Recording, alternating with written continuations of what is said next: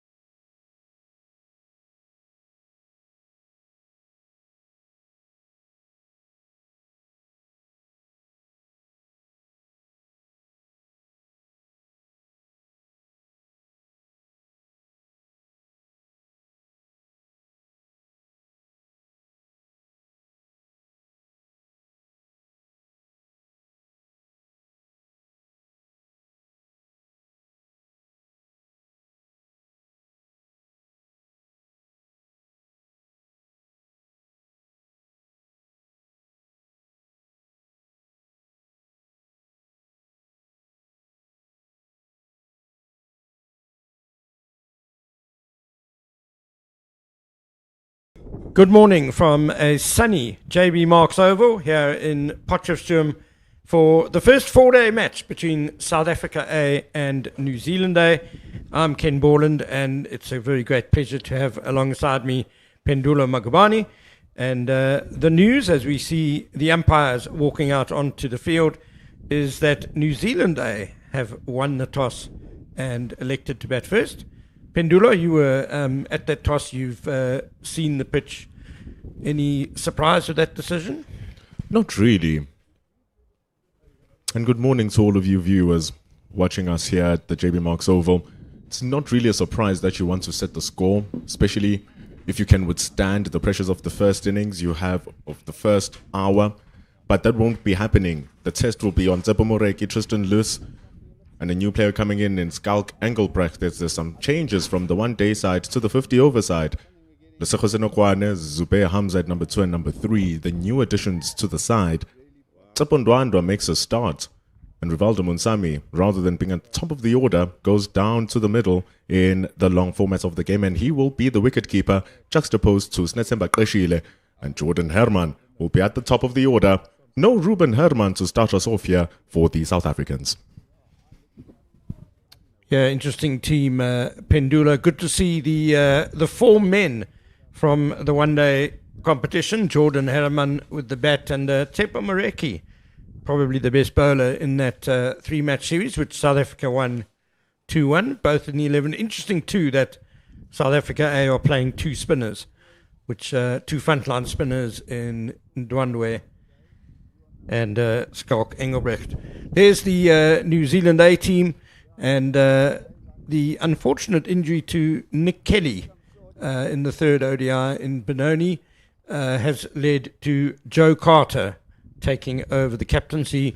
Dale Phillips there, very exciting batter, 147 he made in that last ODI, which New Zealand won.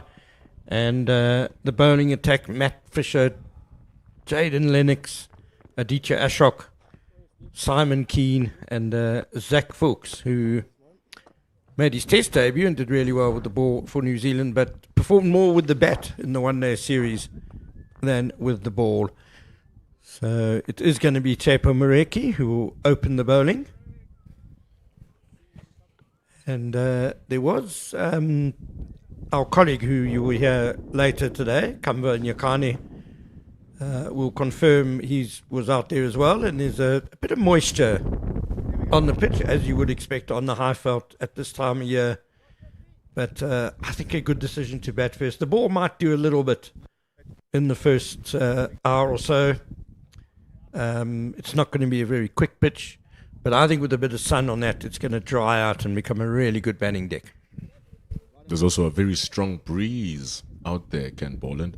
You can see the trees blowing. You can see the shirts from the players. You can even hear it through the stump mic.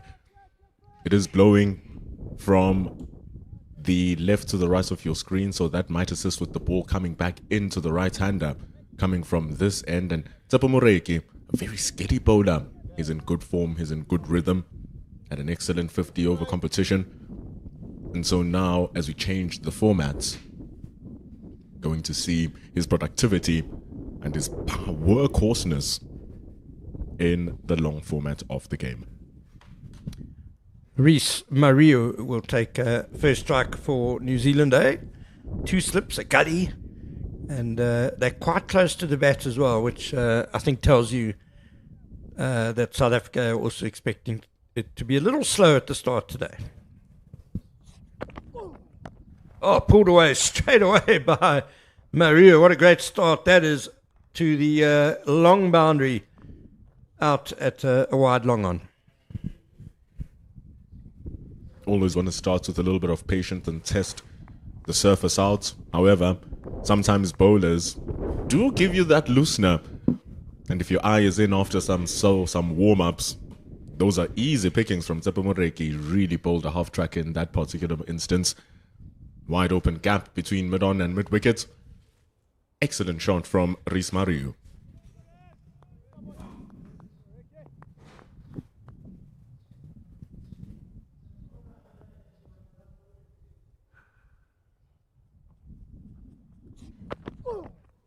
short again by Mareki, and so wide outside off stump that Mario wasn't tempted. A little bit of an adjustment that coming from Moreke, but the adjustment was just a bit overly done. See the ball moving away from Rhys Maru as well. And he decides to let that go. A much bigger threat to play the ball on the offside when you compare to pulling it away on the leg side. Have those two slips being employed by the South Africans, a gully as well. Backward point.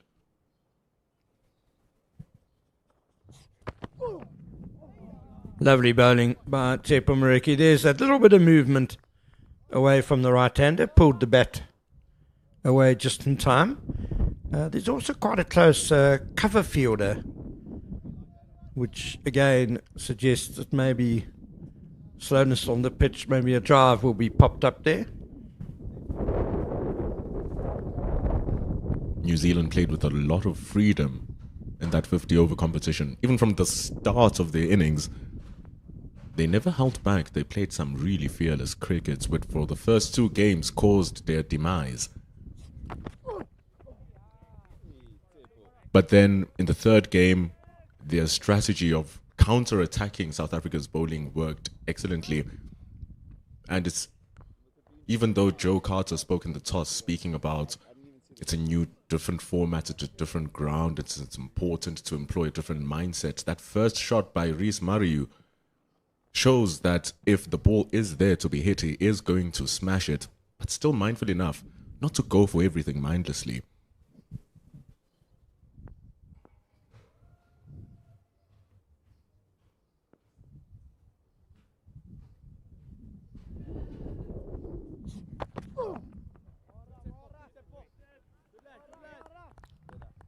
Tsepo Mareki, during that one-day series, 3 matches, took 8 wickets and an average of just 15.37 in a high-scoring series. He only went for 4.76 runs per over. So very much a four-man with the ball for South Africa, eh? It's amazing that he's shown such brilliant performances in the white form of the game, from the West Indies through to the pre-season camps for this, and even in this particular instance, 2 wickets each in the 3 games in the West Indies and 8 in the 3 here. You really do have a player who is in good form, who is in good rhythm. It's just that first ball, Ken, that let him down, but he seems to have tied it up. We'll give him that loosener. First over gone, 4 without loss, New Zealand, eh?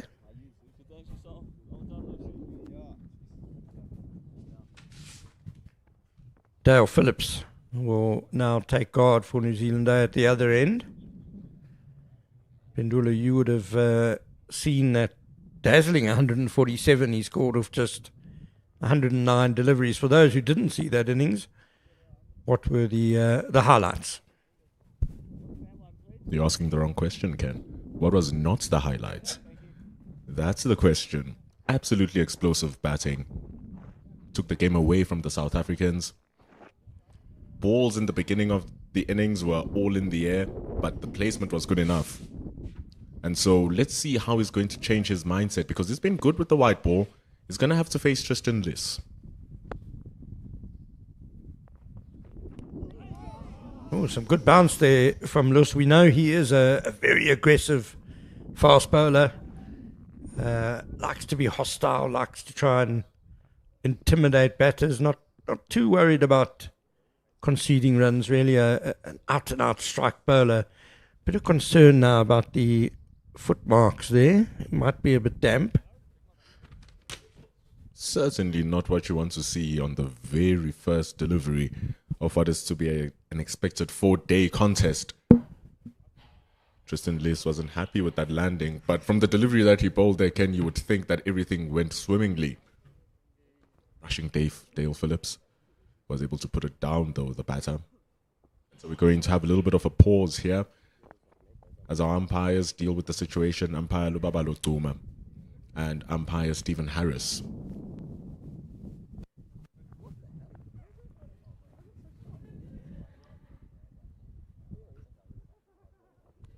Yeah, certainly something wrong with the front mark there.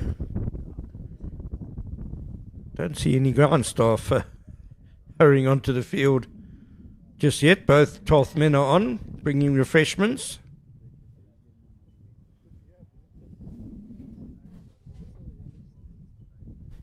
The surface does look good to hold up for the rest of the 4 days. A lot of grass coverage to hold up, and then the moisture underneath to ensure that that grass doesn't die off willy-nilly, and then you have a surface that breaks apart. So it does need a lot of application from the batters to start off. If you saw that extra bounce coming from Tristan Lees, Moreki was getting to dance around as well. So Marcus Ackerman did speak on the toss about using that moisture that's on the surface and trying to execute those plans that you would want to put in place at the start of the innings with that new cherry. Yeah, that's correct, Pendula, because I think by this afternoon it's going to be hard work bowling.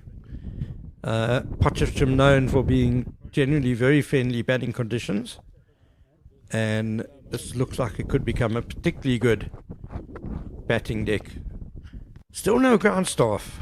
The umpires are waving towards the main pavilion, where I imagine the ground staff are usually in the bowls down there.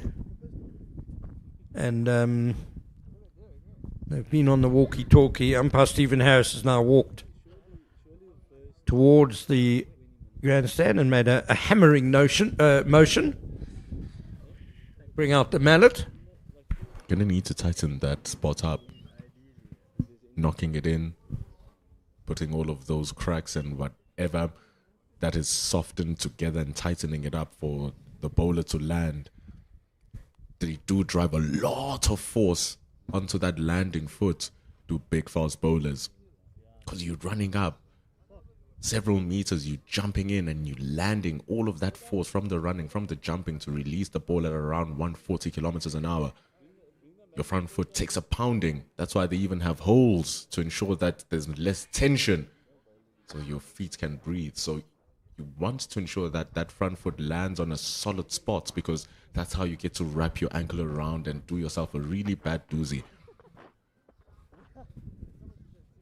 And especially Tristan Luss, he's a really big lad, big strong fella. 2 ground staff are rapidly approaching. That's the good news.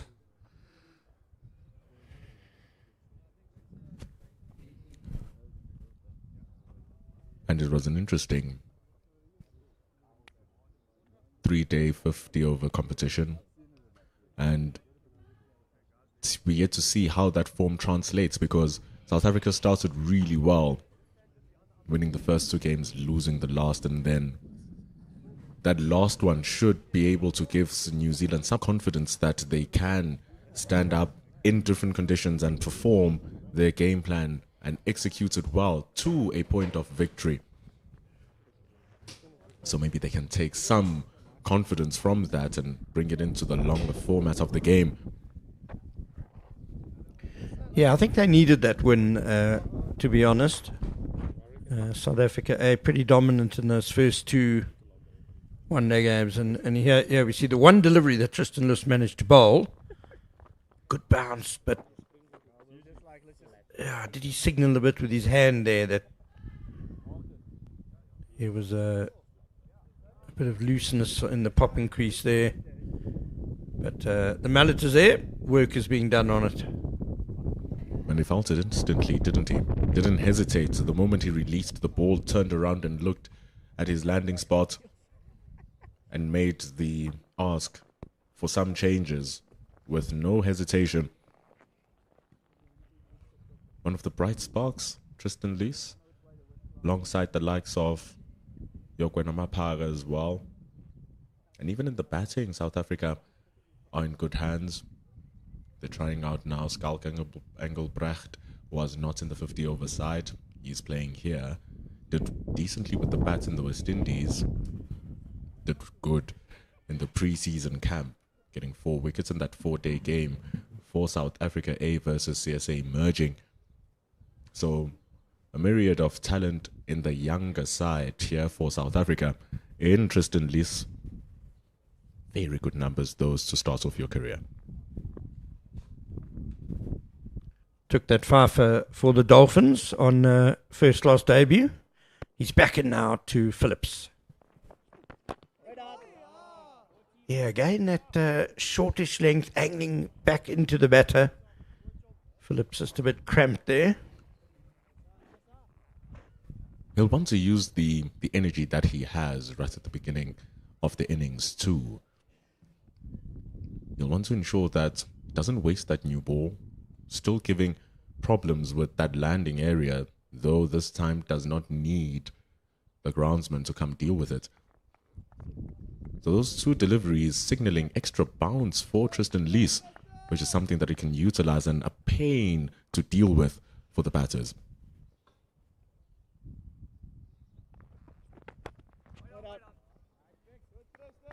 Smart work in the gully by Lesejo Senekwane. Perhaps he's sort of a gully, sort of a fourth slip. I guess you spoke about that bounce, Pendulo, and it will be on this first morning a bit more tennis ball-y than really coming through quickly.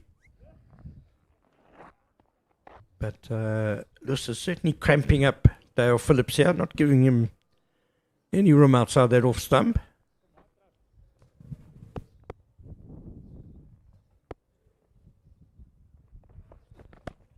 Oh, just as I said it, he gave him a short and wide one. 4 runs down to third man. The demolition job he provided in Benoni is fresh in the minds of the South African A team. And those wide deliveries and those short deliveries were meals to Dale Phillips. A little bit wide from Tristan Lees, and you saw how well he dealt with the deliveries that were cramping him up. So the moment you offer him any inch of width where he can free any form of his arms, he does it with such good control. Snacking back into the right-hander again. That looked a bit painful. It's going to be a lot to deal with here for the New Zealanders. But they chose to bat understanding what the task at hand for the top order batters are. And even if you are South Africa who wanted to bat first, when things change, you have plans for bowling first as well. And so far, so good from Tristan Lees. It's just that loose delivery that he'll want to tidy up throughout the course of the spell.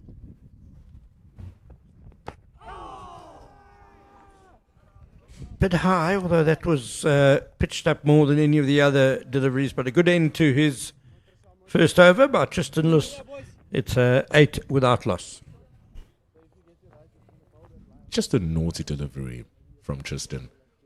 All of his balls are coming back into the right-hander.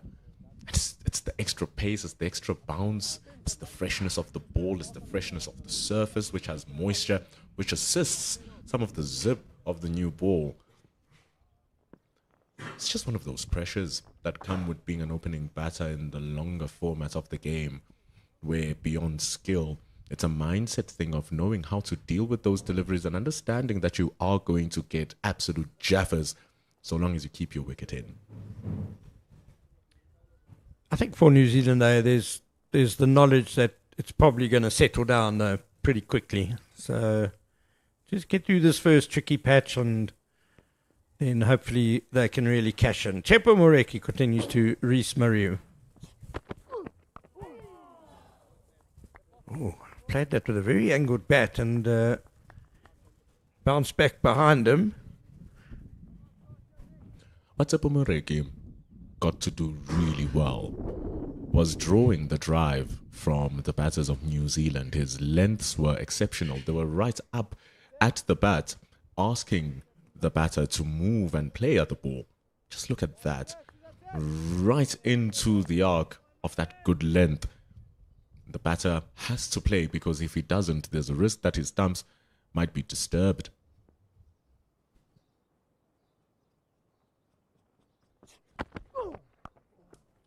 Little bit short by Mameraki and very nicely steered away by Maria with a minimum of fuss for another boundary. Nicely done from Rhys. Right between the gap of backward point and the gully. But then, Snesa Makreshila standing at extra cover, applauding Tepa Moreki for drawing out the stroke. The margins are very minimal from both bat and ball. That time, the bat's winning. But he wants to keep that particular line, Ken. Maybe just fill up that length and send it closer so you can activate those two slips and that gully. Yeah, I think that's a bit too wide. Wants to get a bit closer to that off stump. Now a bit straight and nicely put away past mid-on. Is this going to be another boundary? Yes, it is. So New Zealand are dealing exclusively in boundaries at the moment. That's the fourth one, 16 without loss. Hard chase for Jason Smith, and that's the longer side of the boundary as well. Playing on a deck much closer to the left-hand side of your screen. Tepa Moreki there. Going for the stumps, or for compensation as you had mentioned there, Ken. An easy shot from Rhys Maru.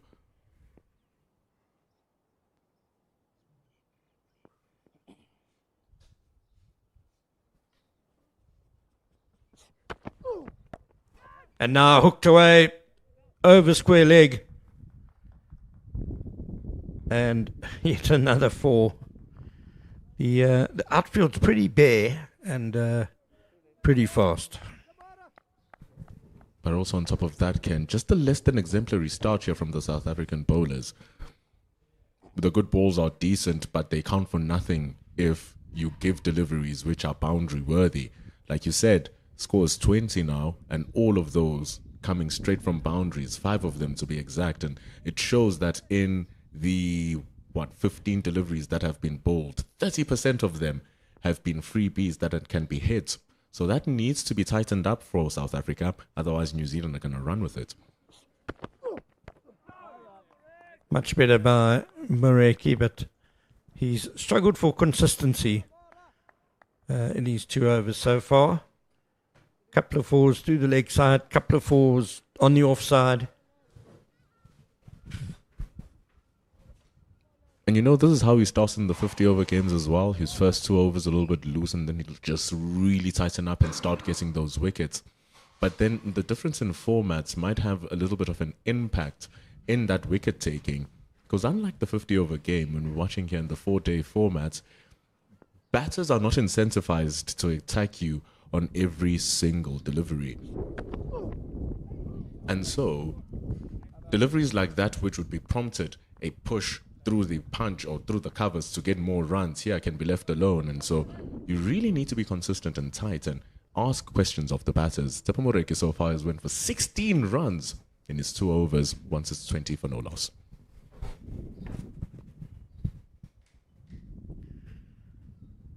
I wonder if Rhys Maru and Dale Phillips have mentioned the rugby yet to South Africa.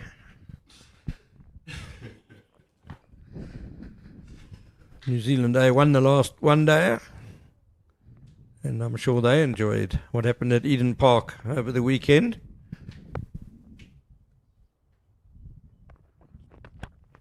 It's a bit cramped, that cut shot, but Phillips has got it past backward point. It's going to be another boundary, but a little bit of risk attached to that stroke. Tristan Lewis, he doesn't seem too unhappy about that. More than conceding the boundary, he sees the opportunity of almost getting a wicket. Look at how it came back. Even though Dale Phillips had control, he lost a majority of it when that ball zipped back into him and really cramped him up for room. But so good was his positioning that he was able to just deal with the change of that delivery. Very good bowling from Lewis. Well dealt with from Phillips.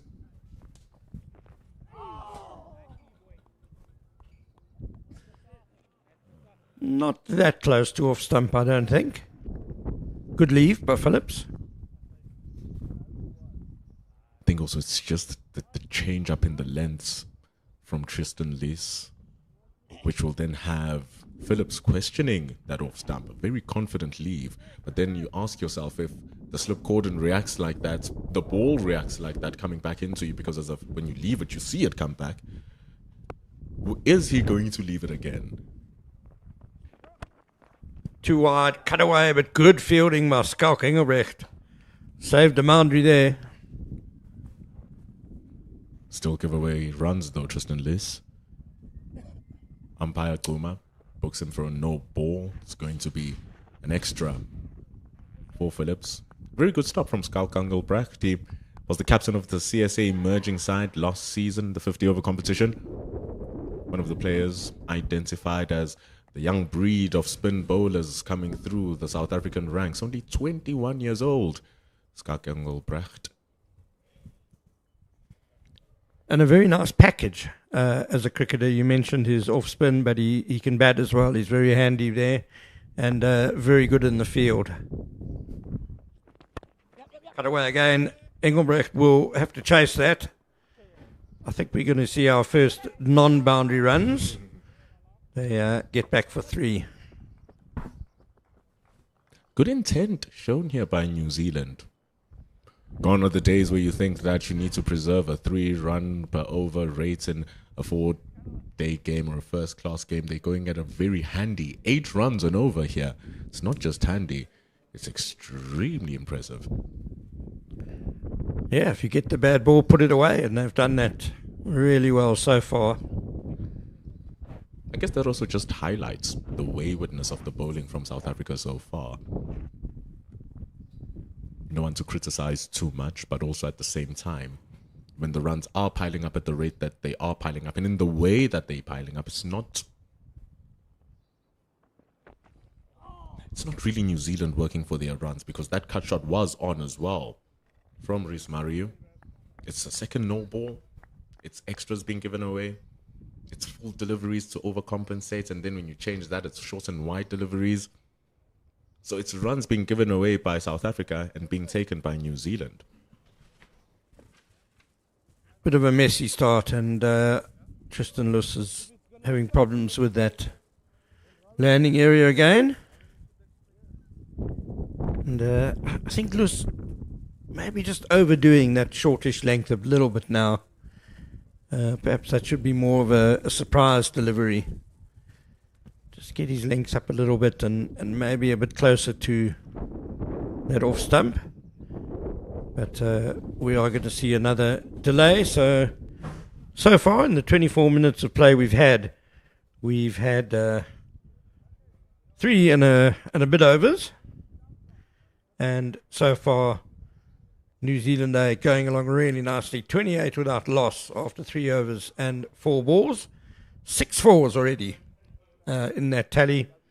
Rhys Maru is 16 not out of 13 balls. He's got 4 of the boundaries off Chepa Mareki. And Dale Phillips 11 not out of 10 balls. High rates of scoring. And it allows you to just settle into the rhythm of your innings, and not even settle into the rhythm of your innings. It allows you to dictate the tempo of the innings right from the onset in that first session. And the thing is, even though there were oohs and ahs coming from Tristan Liss, from the cut shots from Dale Phillips, you cannot help but say that Dale Phillips was in good control of the balls enough to send them to the boundary and not allow chances for South Africa. So it's not just a thing of New Zealand getting these runs at a good rate. It's them doing it without giving South Africa a sniff of a wicket so far. And they don't want that to be a continuous rhythm here, South Africa. Otherwise, the game might get away in the first start of the session. Yeah, for the bowlers, there hasn't been much to get too excited about. Tristan Luss's first ball, and I think the last or penultimate ball of his first over did hit Dale Phillips from a shortish length. There was that one slightly cramped cut that was a bit aerial through gully backward point area. And Rhys Maru, the only sort of half mistake I can remember is when he defended with an angle bat and the ball bounced back towards the stump, but still quite a long way from off stump. So good to see the South African team gathering in a huddle there. They haven't made the start they would have wanted with this new ball. Need to get it together. And New Zealand will be happy with their start that they've currently put in place here in foundation. Without the services of Nick Kelly, he's still around, Nick. His arm on a sling after that injury in that third ODI where he dove to his right and landed on top of his shoulder. He's been ruled out of the rest of the series. Captain of the 50-over team. And also a valuable batter for the team last time they were in Bangladesh, winning that series 1-0 against Bangladesh A. First match being won, the second game being drawn. And in both games, Nick Kelly contributing with very valuable centuries. Would have been wanting to carry on with that form here. Nick Kelly maybe raise his hand for the New Zealand team that's going to go to India to play some test match cricket. Alas, he sits and watches on Rhys Maru and Dale Phillips with a good start here for the New Zealanders.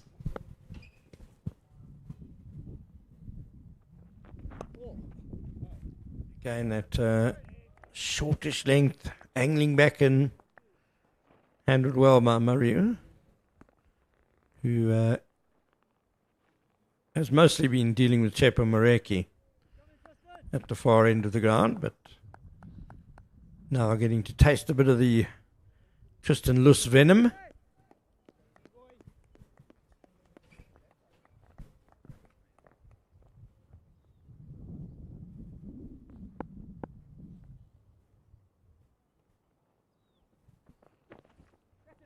Very wide again by Rhys Maru. Has missed out there to end the fourth over. It's 28 without loss.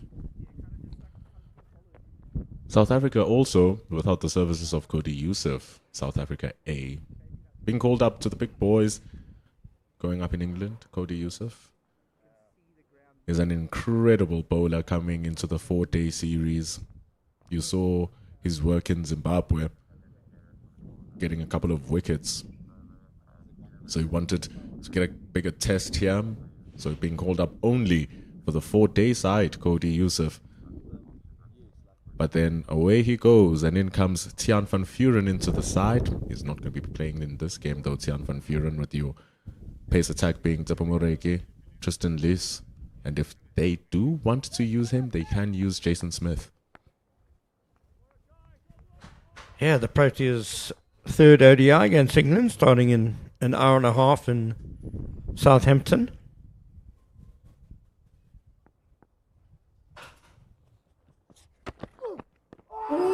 Snaking back in, appeal for LBW. Perhaps just doing a bit too much, or was there a sliver of an inside edge there? Very good ball from Moreki. That looked really close. Beating the inside of Phillips' bat. Just hitting the inner thigh. Could be missing the top of leg stump as well. Maybe doing a bit too much they can, but it was a good shot nonetheless. Yeah, absolutely. Good delivery too from Tsepo Mareki. He'll be wanting more of that.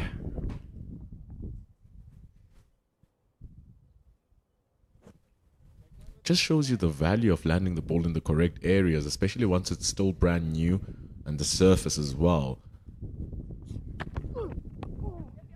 Bit shorter this time and tucked away. Nicely about Phillips. You heard him there. Just deciding about the second run, and yeah, very much on.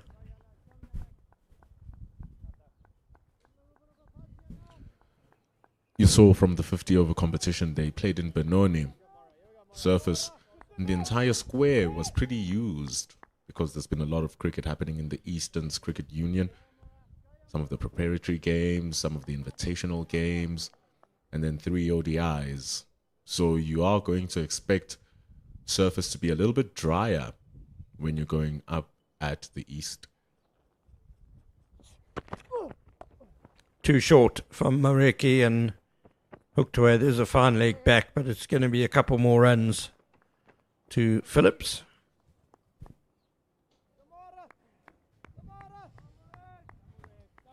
But as Kamva had said just before we started the broadcast, hasn't been much cricket happening here at the JB Marks Oval, and you can just see how fresh the entire square is.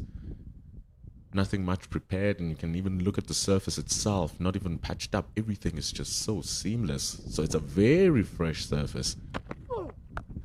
Pulled away beautifully by Phillips. Lovely shot. He'll collect 4 more. Very classy shot. Even though the surface is fresh, even though the surface is good, you still need to use it. And the moment you don't use it, it becomes fresh and good for the batter. Ball comes in nicely, it bounces nicely, and all he needs to do there, Dale Phillips, is swivel across the line of the ball. He's already in top form, and he's continuing with that surge. 19 from 14 deliveries now. The score 36 for no loss. Yeah, it's an easy paced pitch. You really can't be dropping it as short as Tepa Moreki did there.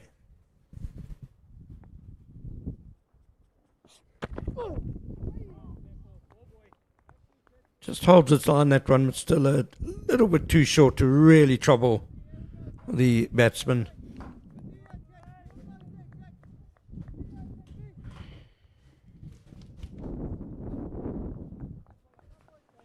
You can hear the wind still blowing strongly here in Potchefstroom. It's a lovely day though. Blue skies, a few scattered little fluffy clouds around.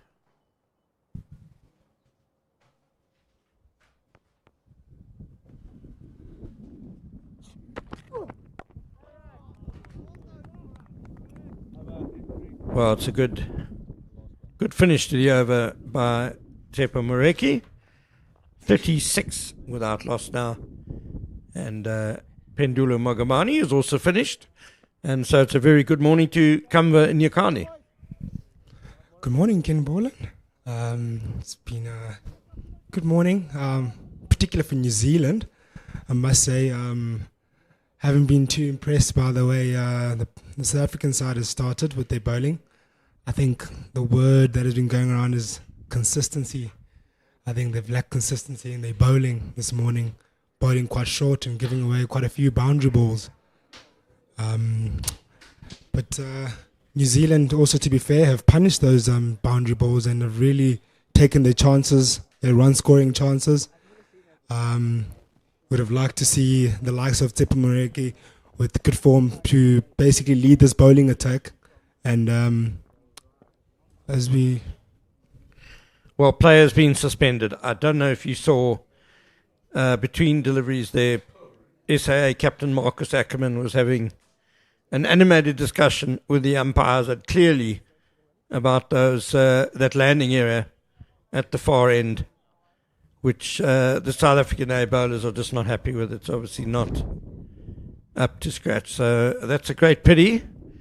After just 35 minutes of play, play has been suspended for the ground staff here at the JB Marks Oval to try and sort out that issue. So 36 without loss. Kamva, yes, you were talking about the disappointing start with the ball.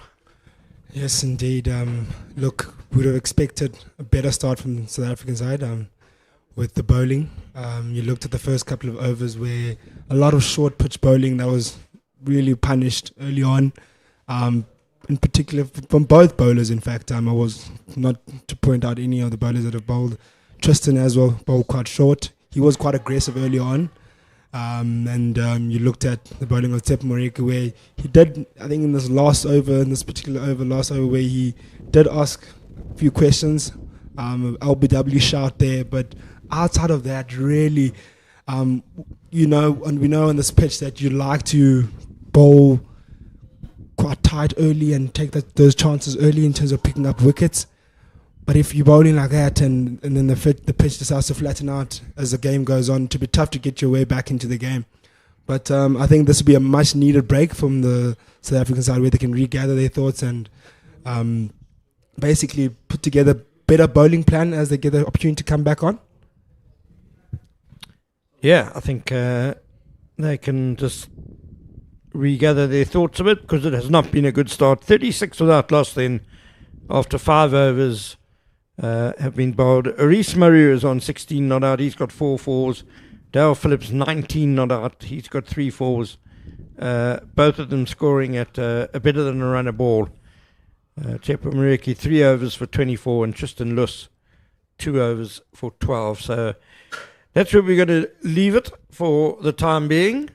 Unfortunately, no one likes these delays, but player safety, of course, is paramount, and yeah, not really fair on the fast bowlers if they can't feel certain that their front foot's going to hold steady charging in there. So do join us as soon as the play is resumed. We'll have all the live action for you again.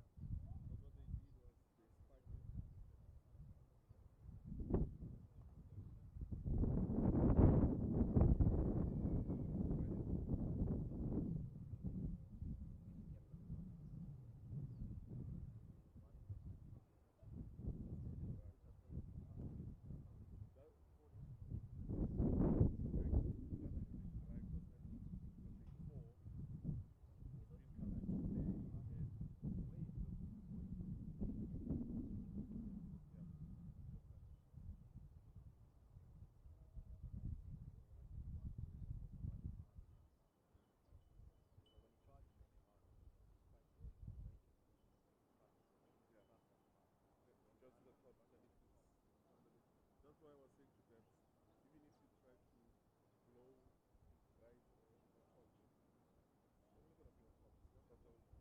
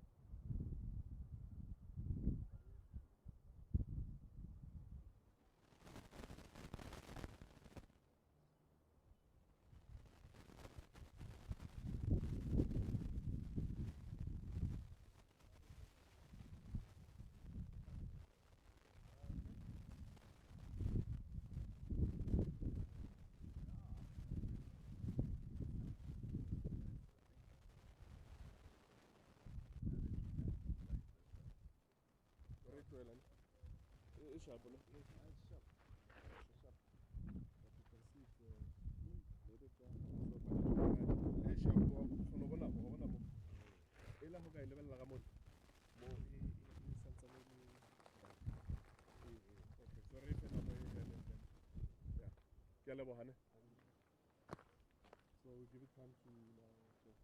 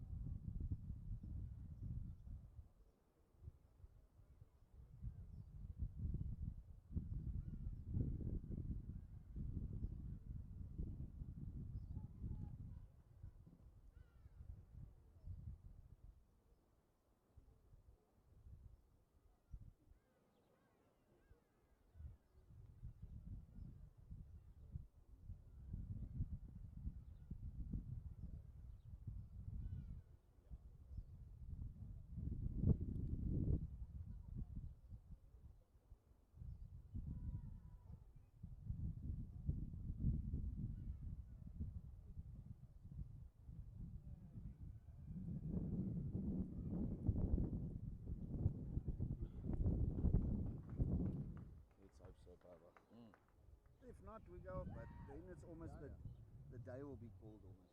This whole session will be. Yeah, the day.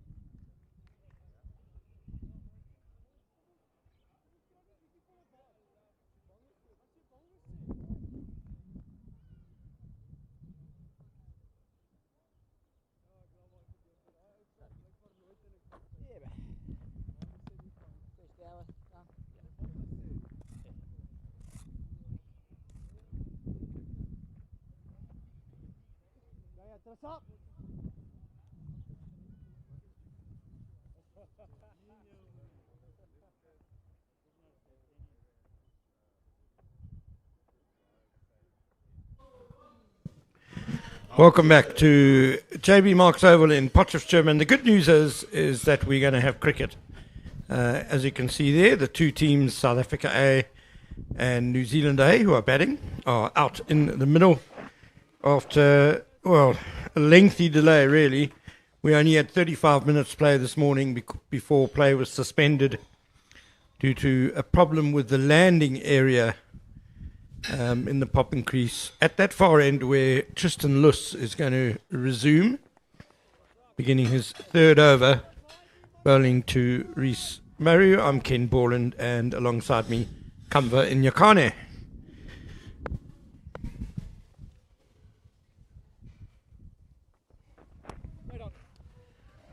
That's been Luss's go-to ball for most of the match so far.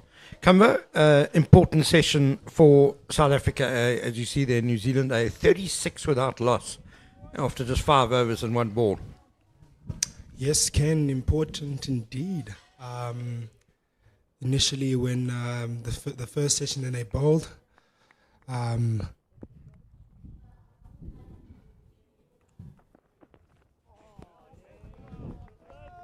South Africa A wouldn't be too happy with the initial bowling. They would like to tighten it up now. In the second session, there were a bit of loose deliveries that were bowled to the New Zealanders that allowed a lot of boundary hitting. Hence, you can see the highest scoring rate at the moment. But I'm sure they would have spoken about that. They would have spoken about tightening up that bowling coming into the second session.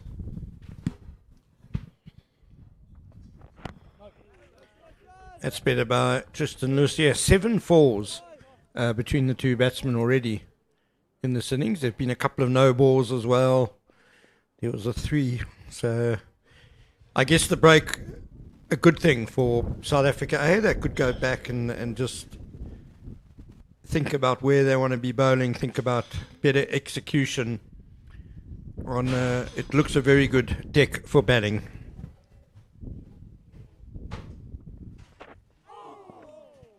Left on length over the stumps. Already looking better, I must say, compared to what we saw in the first session, where a bit of wayward deliveries that were bowled wide allowed them to cut for 4, in particular in between that gap between gully and backward point. A lot of about 2 or 3 boundaries went in the gap, which showed that they were bowling a bit wider. We're really seeing now tighter lines, cramping them up for room, which is a good sign.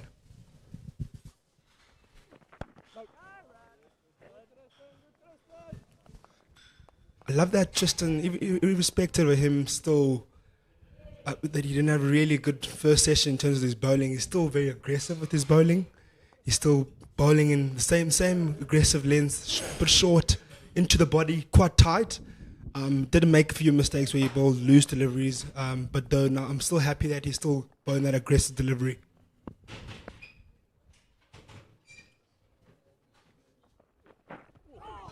Nice steep bounce there, and Maru nearly getting into trouble there, trying to cut away a delivery that was very close to the body.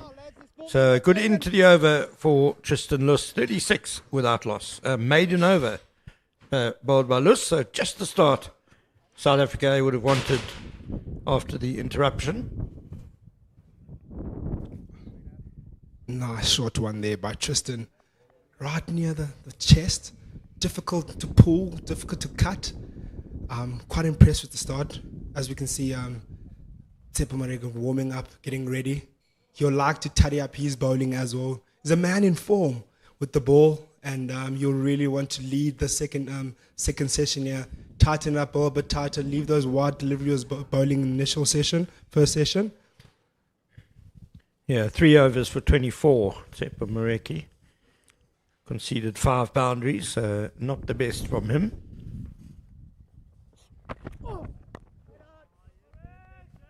That's a good line, just outside off stump. You can see, I'm sure there was definitely good conversations that took place during the break. They had enough time to chat, eat some lunch, and have some good discussions on how they want to bowl, how they want to apply pressure to these New Zealanders. And one way I can think about it, especially with them having bowled very loose deliveries initially, that allowed for high scoring, I think the conversation was definitely tighten up the runs, apply pressure in that way rather than searching for wickets.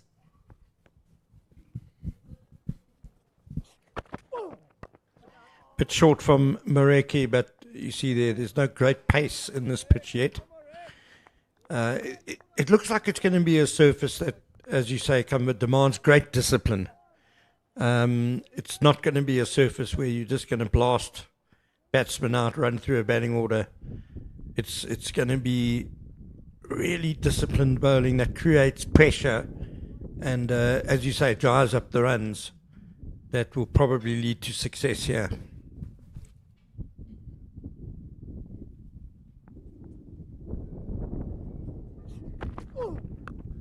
Bit short again from Mareki, and it's evaded Skalk Engelbrecht running from backward point and a boundary.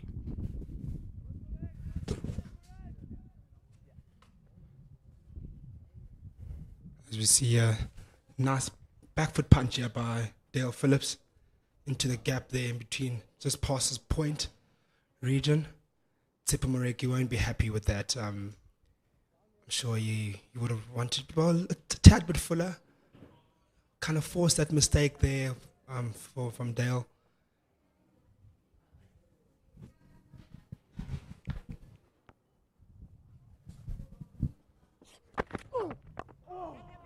Bit of the inside half of the bat by Phillips. He's probably going to get 2, yeah, comfortable 2, as Jason Smith does the fielding.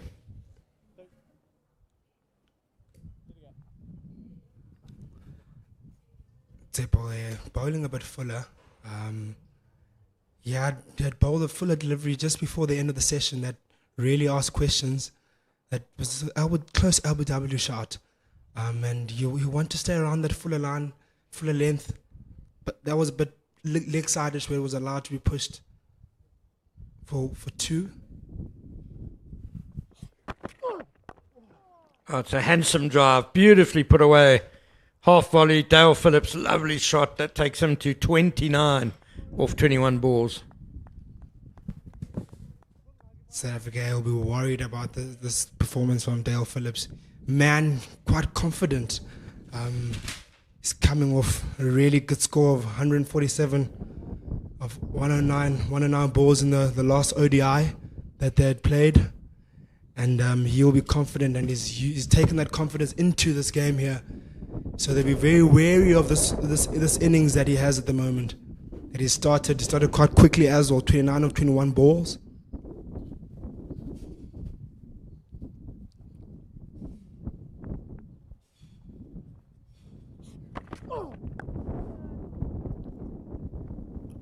Bit of delivery to end the over from Tsepo Mareki, 46 without loss. Dale Phillips is the younger brother of New Zealand white ball star Glenn Phillips.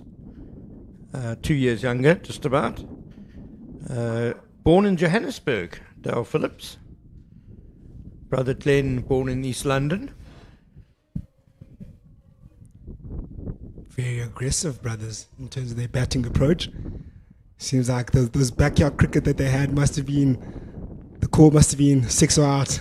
That was the only option that they had there with their batting, and you can see with his older brother that they really like to play in aggressively in aggressive nature. And yeah.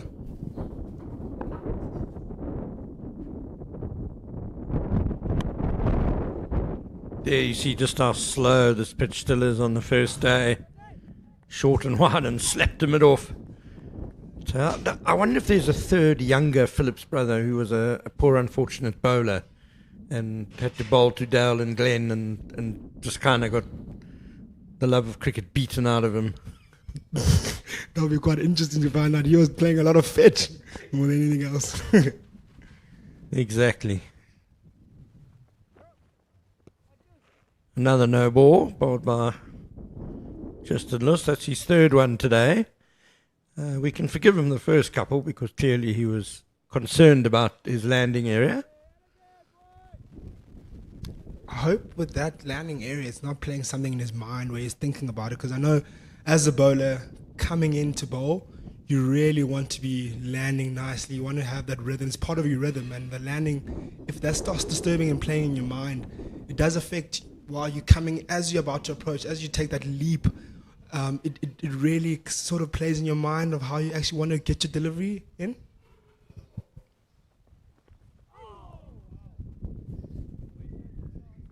Though I must say, they have sorted it out now, the groundsmen. They've done a lot of work during the lunchtime break on that area and a lot of hammering of that landing area. So we haven't seen any issues with regards to that. And Tristan was the man that had a lot of issues with that. And he seems like he's running in quite nicely on that patch. But still, must say, must be playing something on his mind at the moment.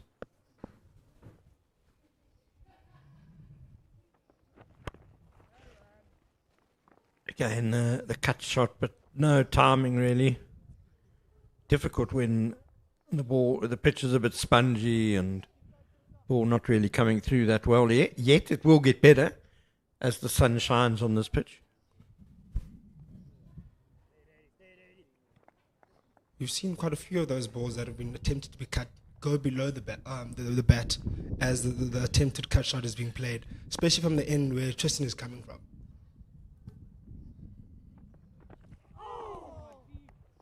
That's a tight leave, well judged.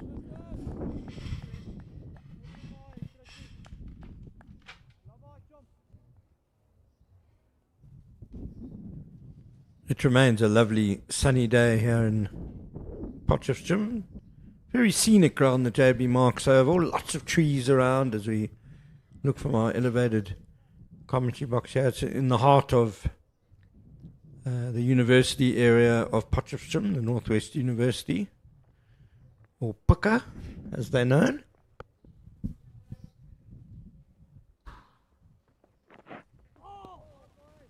Another good leave by Maru.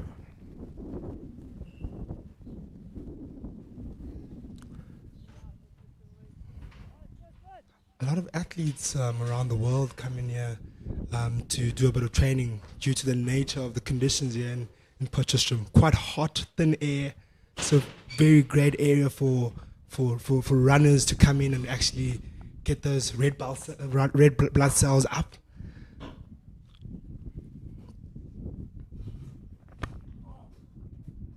Loose trying the Yorker there. As you alluded to, Kumva, earlier, that is his nature. He's an aggressive bowler. He likes to take wickets. He's going to try things. And not a bad option there. End of a tidy over by Tristan Luss. Just the no ball coming off it. 47 without loss. Yes, high altitude training here in Potch. Very popular amongst athletes and even teams. I know the Australian cricket team, any sort of World Cup here in South Africa, they like to be in Potch, and they like it here.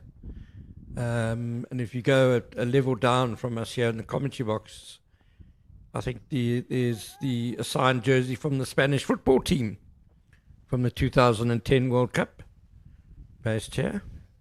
Spain, we're based here, not the whole World Cup. Nicely punched off the back foot by Phillips, but can't beat the ring.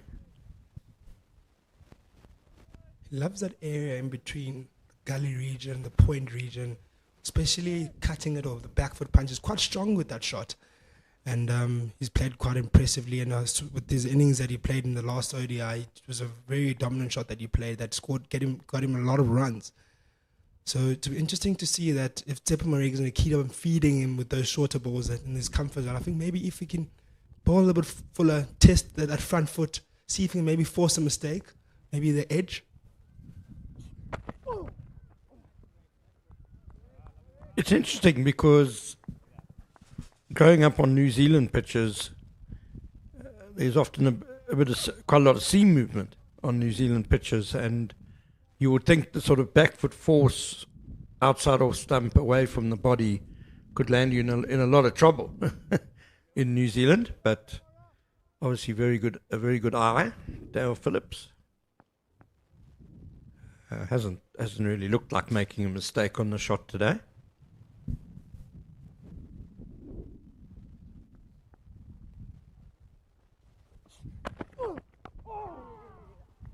Yeah, Mareki, every now and then he's quite slippery. He just gets trying to duck back into the right hand, ducks back in late. I think Phillips had that covered, but it was more of the inside half of the bat. And Ken, and that's the delivery I'm talking about, that he needs to kind of bowl more consistently. In the first session, he had bowled a really good delivery there, full, that hit the pads, but unfortunately didn't get the call to get the wicket. But if he can stay in that area, you can see the ball is jagging back in quite a bit when he does bowl a little bit fuller. So I think maybe if he hangs around near that fourth stump line and allow the ball to do the talking, maybe he might have a chance. I agree with you, Cumber. Yeah, exactly right.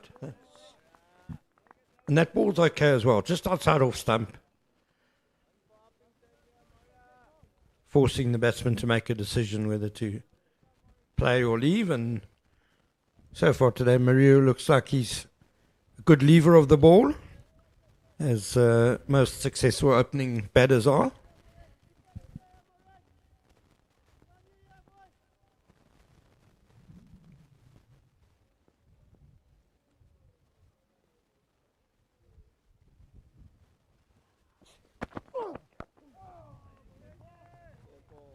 Much better over this from Tepa Mareki. Much better indeed, and we haven't seen much runs scored off the front foot here today. And it just maybe might be one of the reasons why I suggest that maybe bowling a bit full is not as easy to play strokes here on this pitch. We've seen that the ball, when it is bowled short, the ball doesn't really shoot through on the shorter delivery, and it's easier to play. But when maybe you are bowling it fuller, it's a bit of a trickier delivery to deal with. We haven't seen, as I said, we haven't seen much runs scored there. There's a bit more questions being asked when you bowl a bit fuller. So hopefully that we do see a bit more of that from Tsepo.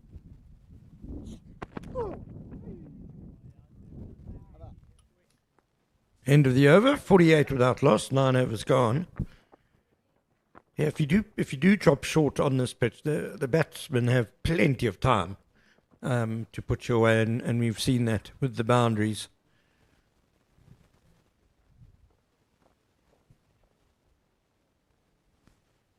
Due to the long break we had, these opening bowlers can probably go a bit longer than they normally would. Bowl longer spells, thanks to the break. Yeah, they'll be still quite fresh. They didn't bowl much before they were pulled off. So the Tristan and Tsepo will probably be going quite a bit after this.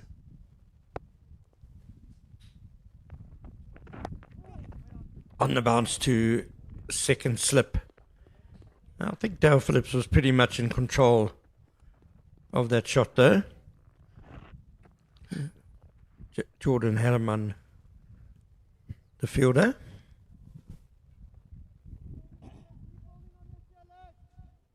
And as much as Tristan is still bowling that shorter length that we spoke about, that aggressive length, the difference now is that as much as earlier in the first session he was bowling that short length, it was wider. Now the difference is he's bowling it a bit tighter to the body. Yeah, you see there, Phillips trying to manufacture something because he can't get it that way on the offside. And it looked a little bit awkward going to mid-on.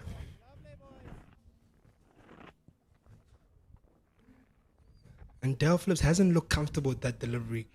If you looked at it earlier, the very first ball Tristan bowled hit his body, and Tristan is still bowling in that area, and Dale hasn't looked comfortable at all with that shorter ball and with that aggressive bowling line that Tristan is in bowling.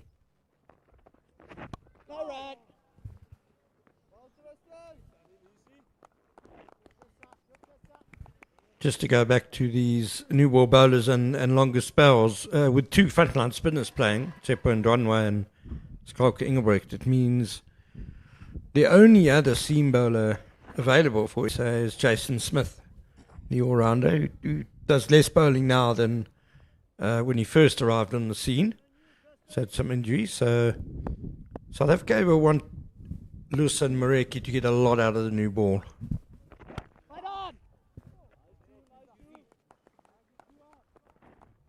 Indeed, and definitely they didn't get that right initially, but now they are making their lines tighter, asking more questions. The question is, will they be able to pick up those wickets that are needed? I think that's what we'll have to see as the game unfolds, because they'll really be important in terms of applying that pressure and picking up those wickets so that the spinners can be effective. Because if they're not doing their job correctly, it may make the spinners less effective due to the time when they come in, what type of positions where the current batters are at. If they come in maybe at a score of maybe 75 for no wickets down and they're quite comfortable, they're seeing the ball quite easily, it might be a bit easier for them to play the spin. But if there is a bit of pressure applied and coming in with few wickets down, it might be a different thing that you'll be facing in terms of their spinners.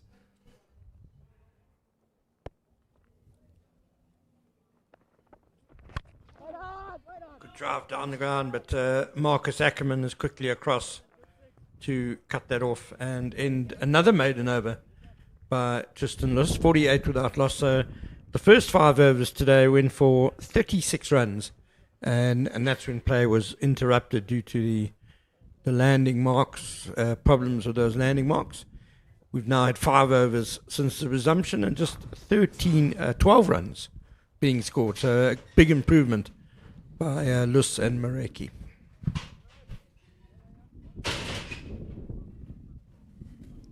No, definitely big improvement. Much tighter bowling for them, and I think that is definitely the conversation that was happening in the changing room. That bowl tighter, a little maybe tad fuller, still stay aggressive in terms of, obviously we can see they still got the 2 slips in the gully, which I'm happy with, that they're still aggressive about their bowling, and the ball's still fairly new as well, so there's no need for any changes.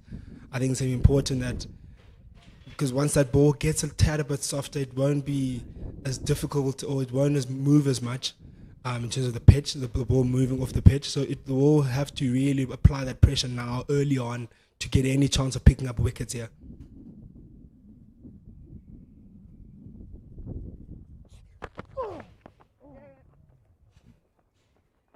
It's going to be a leg bye, I would imagine. Umpire Harris, yep, there we go. And just from a New Zealand A point of view, winning the toss and electing to bat first, absolute perfect start, 49 without loss, exactly what you want your openers to do. There was a little bit of moisture around this morning, as there often is in the morning in the Highveld. Well, the interruption actually worked in their favour a bit, because we had an hour and a half of no cricket and just the sun burning away the moisture.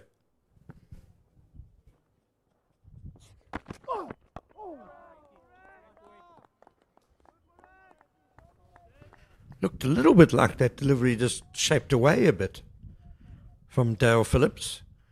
Mareki's predominantly been bringing the ball back into the right-hander. And there has been a consistent pattern with these fuller deliveries where they're just doing something. And I just love for them to just bowl in that area consistently, because that's the delivery that is asking all the questions, really playing the mind games with the batsman. I know they pulled out their slip, but I still would put in my second slip there because of how the fuller delivery is working for them.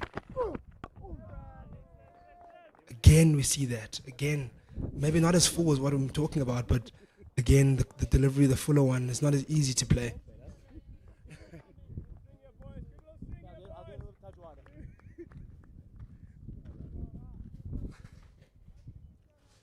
Chepa Mareki and umpire Stephen Harris having a good laugh about something out there.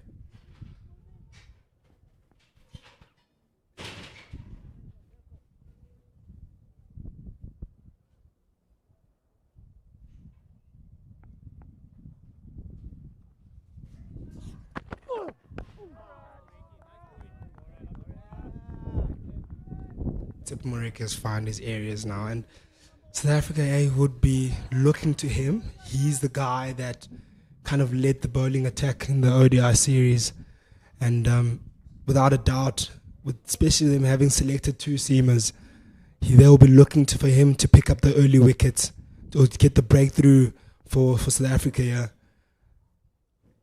And Tsepo, without a doubt, he'll want to take the responsibility upon himself, especially with him being the man in form.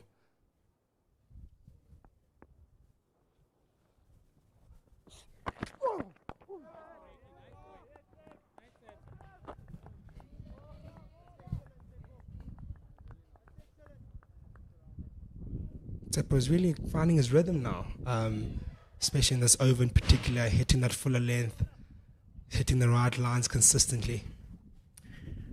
As well as he bowled in the one-day series, our colleague Pendula Magabani did point out earlier that in that series, Moreki's also his first couple of overs were a bit scratchy, a bit messy, and obviously he gets better and better as he carries on. Looks the same today.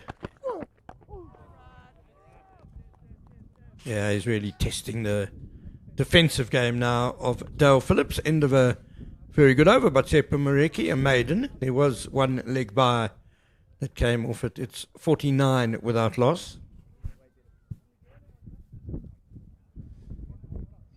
Nice crowd that has built up here since the lunch break.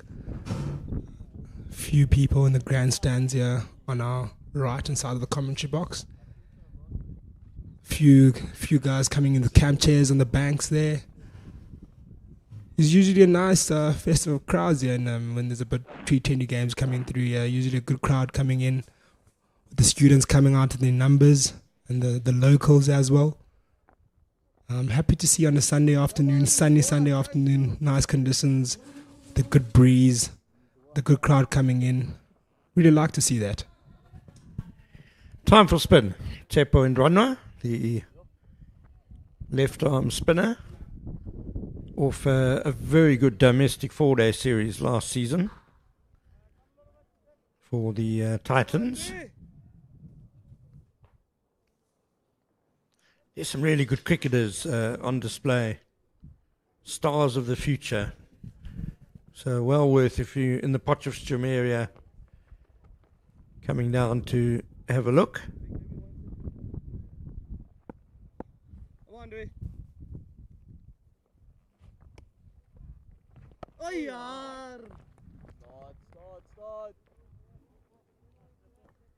Donovan's got a slip. Be interesting to see if he gets any turn on this first day. It's about it, sir.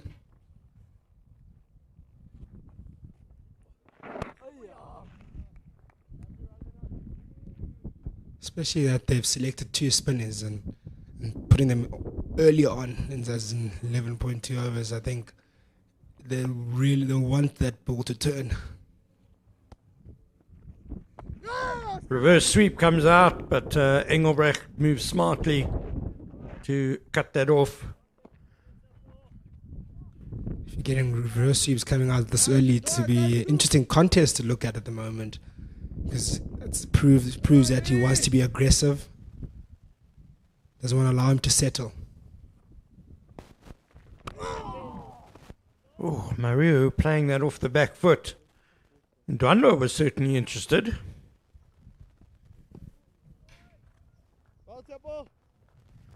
50 up for New Zealand, 50 partnership for the first wicket. Partnership that has given New Zealand a really good start here, just in 10 overs. Yeah, just over an hour's actual batting time. 72 deliveries. 9 fours.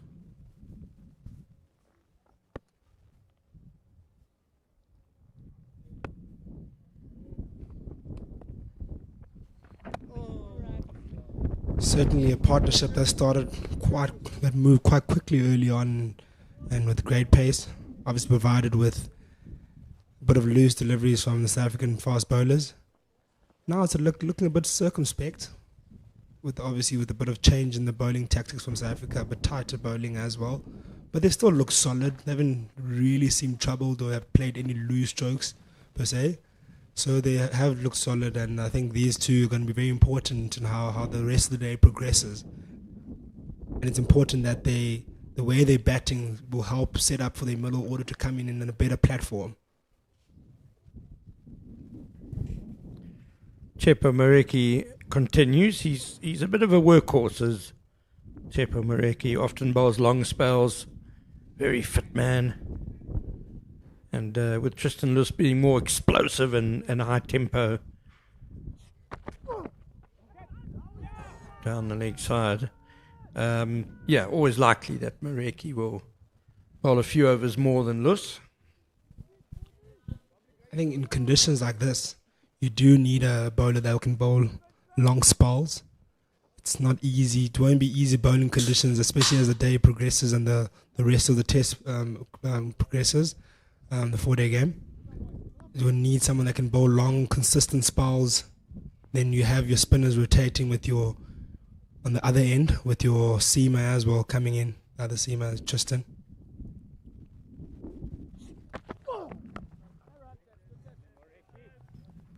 I think we could see, we've already seen New Zealand aren't going to just simply allow the spinners to settle. They're going to take them on a bit. And I think in any case, there's a likelihood that Jason Smith, the all-rounder, will bowl a fair bit as a sort of holding seamer.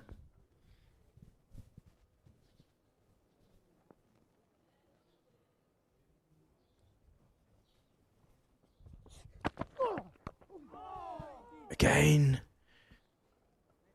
in the morning session, there was an incident when Maru defended with an angled bat and it bounced backwards like it did there. That was a bit further away from off stump. This one, I think, might even have bounced over the stumps. Exactly, quite close that was. I think I would love to see that again. How close was that to the stumps? Nerves.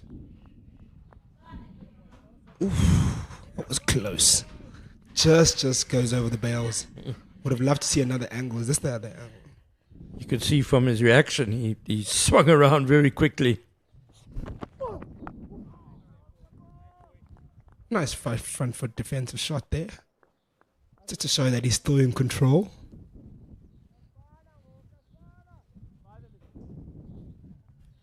Well, that does seem like a little technical issue, though. Again, there he defends with a very angled bat. If you look at the angle of the bat,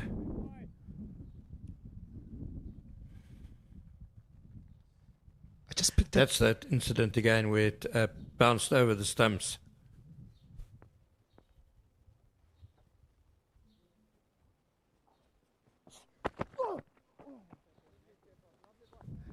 Interesting to pick up on the stump mic here, and it's closer. I don't know, it might have been a point field there saying to Tepmore, we are spanning, which means you're at work now, and indeed he's at work, and he's really putting a lot of work in this last 2 overs where he's asked quite a bit of questions, hence you see the ball just going over the stump.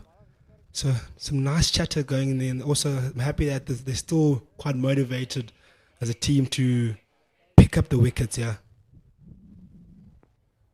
Not allowing these New Zealand batters just to settle in and just go about their batting as they did in the first session.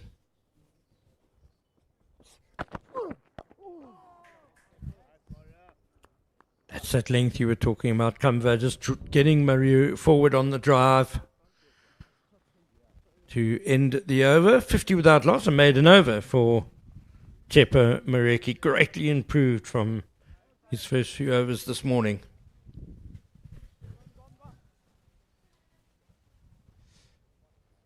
Interesting to see how this over progresses in Randwaya. Saw there was a reverse sweep that came out in the first over when he bowled.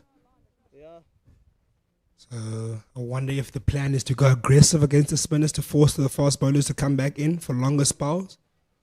That could maybe be the thinking. Nice start there in the over.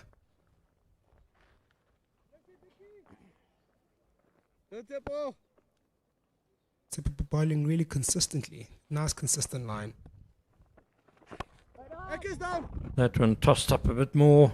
Good fielding by the home side.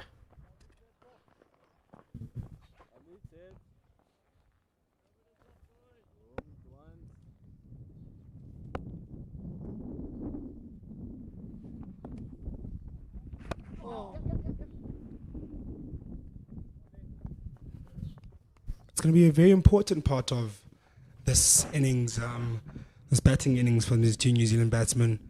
They've already probably done really well already, I must say, with the rotation of strike. But with the spinners being on, I think it's going to be an important part of their game and of this partnership as well, to continue applying pressure to the spinner.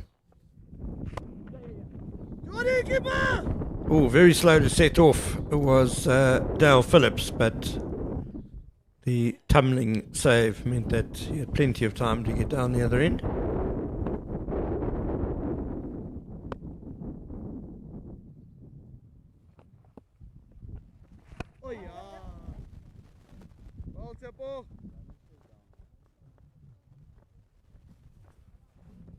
Ticking the scoreboard over now, New Zealand A against the spinner. They'll be happy with that. 3 singles.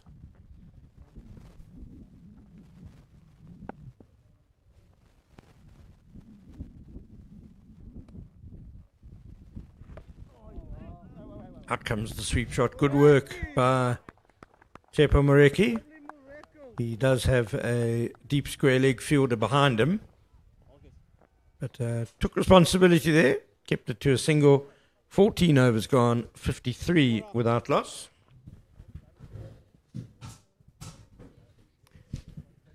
And I'm going to hand over now to Pendulo Magubani.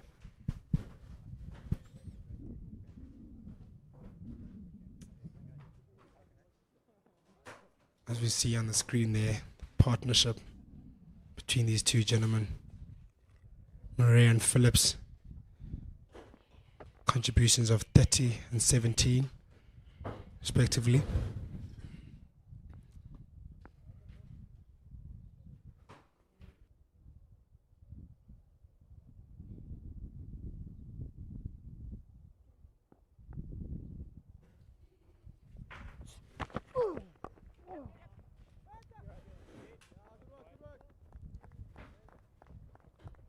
Nice push for a single there by Dale.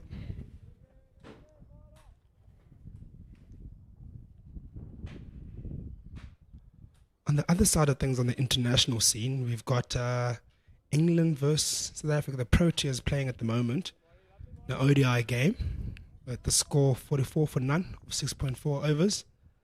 Interesting series. South Africa obviously already leading in their 3-match series, 2-0 already. Having an assailable lead there.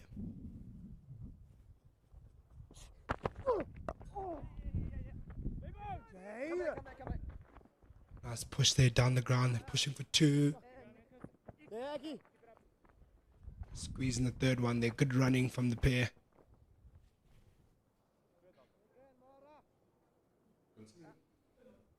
Considering the fact that Joe Carter chose to bat first, he's going to be happy with the return that his team is giving him here. 57 for no loss after 14 overs. And after that blitz start in the beginning of the day, they can now settle into a rhythm here in New Zealand, and they're doing it so easily. And it's problematic here, South Africa, since they haven't gotten a wicket as yet.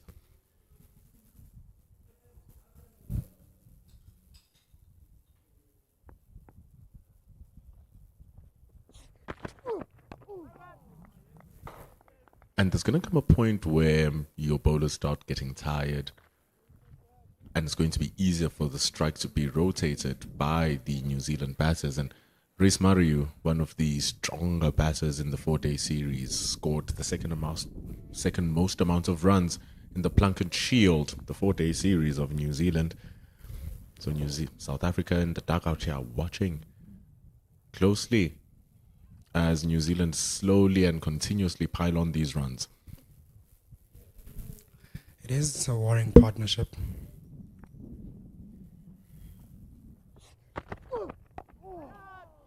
Nice delivery there by Tsepo. And yes, it is a worrying partnership because you got a guy that has just scored coming off 147 in the previous game, and then second top run scorer. It definitely is a worrying sign with someone that has really played two guys that are confident in terms of this format in particular, and also are hungry for runs. Great opportunity for them to raise up their hands and maybe make themselves back into that New Zealand side. It's what these A games are for, after all, Gamba. Can come in here, can play. There's not a tournament. It's not an award-winning game. It's a game where you are testing yourself out with the best players, or the next best set of players in the country after the national team, and means you're also playing against the next best of the national team of the other side here, being New Zealand. And you want to show that I can be a part of the best team in the country. And if you make undeniable performances here in the A series, you are able to then raise your hands and get the selectors to take attention towards you. And so this is a very good start for both Rhys Maru and Dale Phillips. And it's a good return, though, from Tsepo Moreki as well. 58 for no loss after 15. Yeah, talking about these games and talking about the magnitude of these games, you like to think that a lot of people maybe watching right now might be thinking, oh, it's just SAA, but it is big because it's guys that are hungry to put their hands up, as you've mentioned already, guys that really want to be part of that international setup, want to be involved in the big stage. And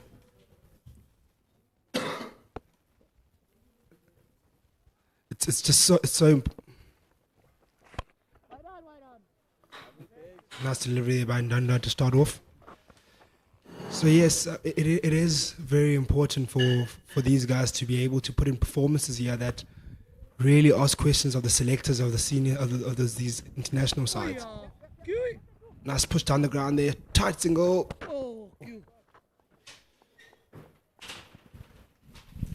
On top of that, you look at the New Zealand team, and even you look at the South African team. These are teams which are made up of players who've won their domestic or their domestic tournaments.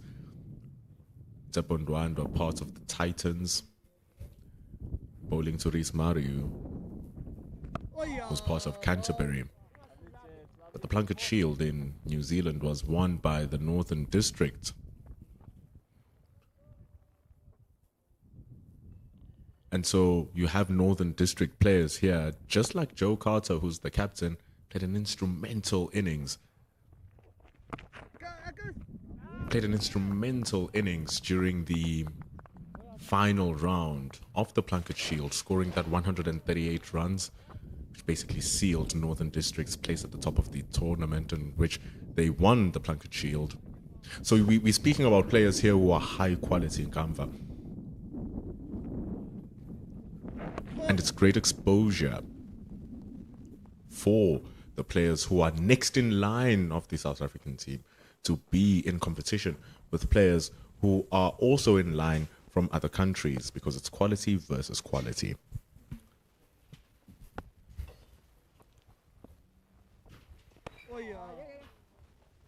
Nice push there by Dale. 100% quality, because it's guys that have first put up their hands domestically to be here and to be selected here, and then now from both ends, guys that have really been performing. So the standard is very high.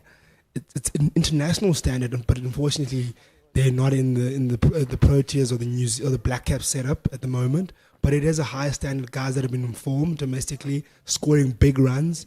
So the standard is high. So when you come in here as a player in the SAA side, you know that you are facing the best of the best from the opposite side. So you really want to prove yourself and make sure that you belong here at this level. You look at who's coming at number 3. It is the captain, Joe Carter. Then it's going to be followed by Curtis Heafy, another Excellent batter, Curtis Heafy. He was brilliant in the Ford Trophy, the 50 over competition of New Zealand. And then there's Mitchell Hay. Excellent batter, wicket keeper. So even after this opening partnership, which has delivered 61 runs so far, you still have a myriad of players to come next for New Zealand who are just as strong and just as capable. Like I was speaking with Ken earlier, there's no rush to score runs this time. So they can take their time and play themselves into a good rhythm and into a good tempo. And especially with a good start set up by the top order batters, it's going to be very big problems if South Africa are not able to get into that top order and into the middle order as soon as possible.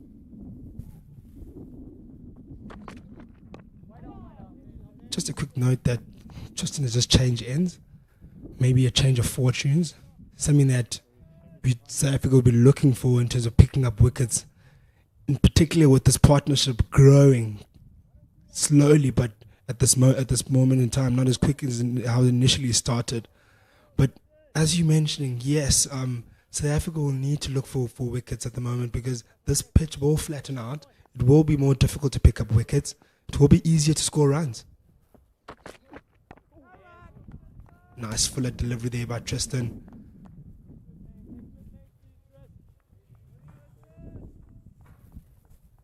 Really like the areas that they're bowling though now. They were a little bit guilty of being too short every now and then giving deliveries which had a little bit too much width.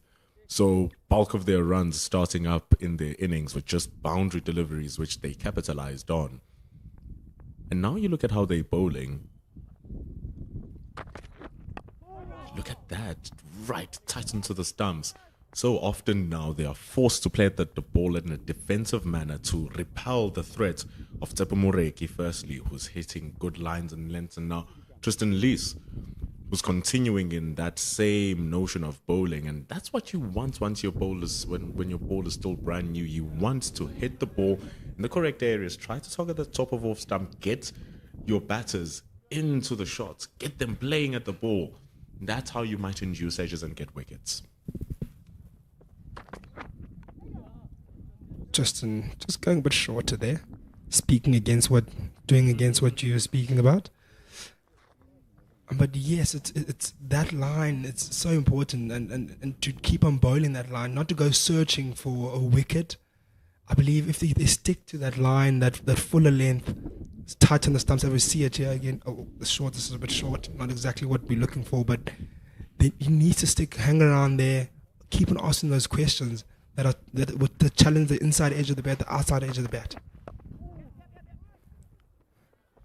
Put two leg side edge there. Dale pushing for two. Might go for a third, yeah. Nice running there versus pair. It's been a trend there with their running, where they've been running really well. Especially when they've got the opportunity to pick out that single or pick out that 2 or 3. They push, particularly on the right side of the field, where it's a bit of the larger part of the ground where you can push for more runs. It's going to be important. It's going to be important, isn't it? We're on 64 after 17 overs now. Still not a wicket loss for New Zealand. Bulk of their runs, like we said earlier on, were those boundaries. And now they're starting to take the ones and twos. You look at the mathematics, 36 of the runs were coming from boundaries. And once the score was before 30, all of those runs were from boundaries. And so you look, 30 odd more runs now are coming from them taking singles, pushing ones, pushing twos, showing diversity in the manner in which they score their runs. But most importantly, being able to extract ones and twos even when the balls are good enough to beat dots. I think that's the most important thing, keeping the strike rotating and keeping the runs ticking.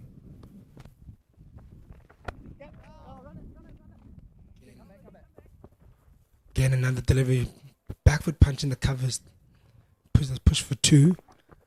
I think that the big question now is, how does the SA side respond to that? Because we've already seen in the first innings where the New Zealand side they applied pressure by scoring boundaries. Now South Africa bowled tighter and they responded now by scoring singles, putting the balls in between gaps. How did now they respond to that? And that's the big question now.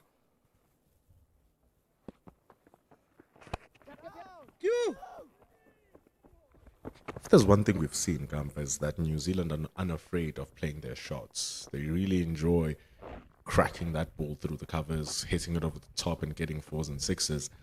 And the idea with a long version of the game is to remain boring, so I suppose. Remain boring. Do the same thing over and over again.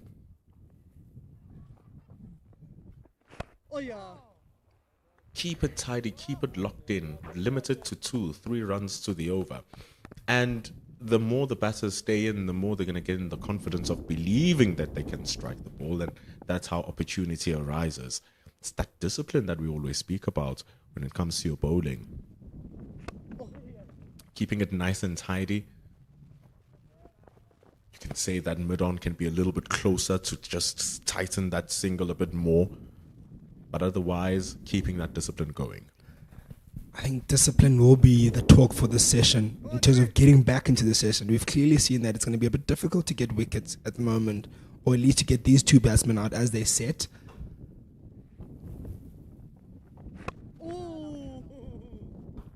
Nice delivery there again. But it's going to be important for, I think, even with the bowling a bit tighter, we've seen that this pair has been really aggressive with their running. They're really pushing for those singles, those tight singles.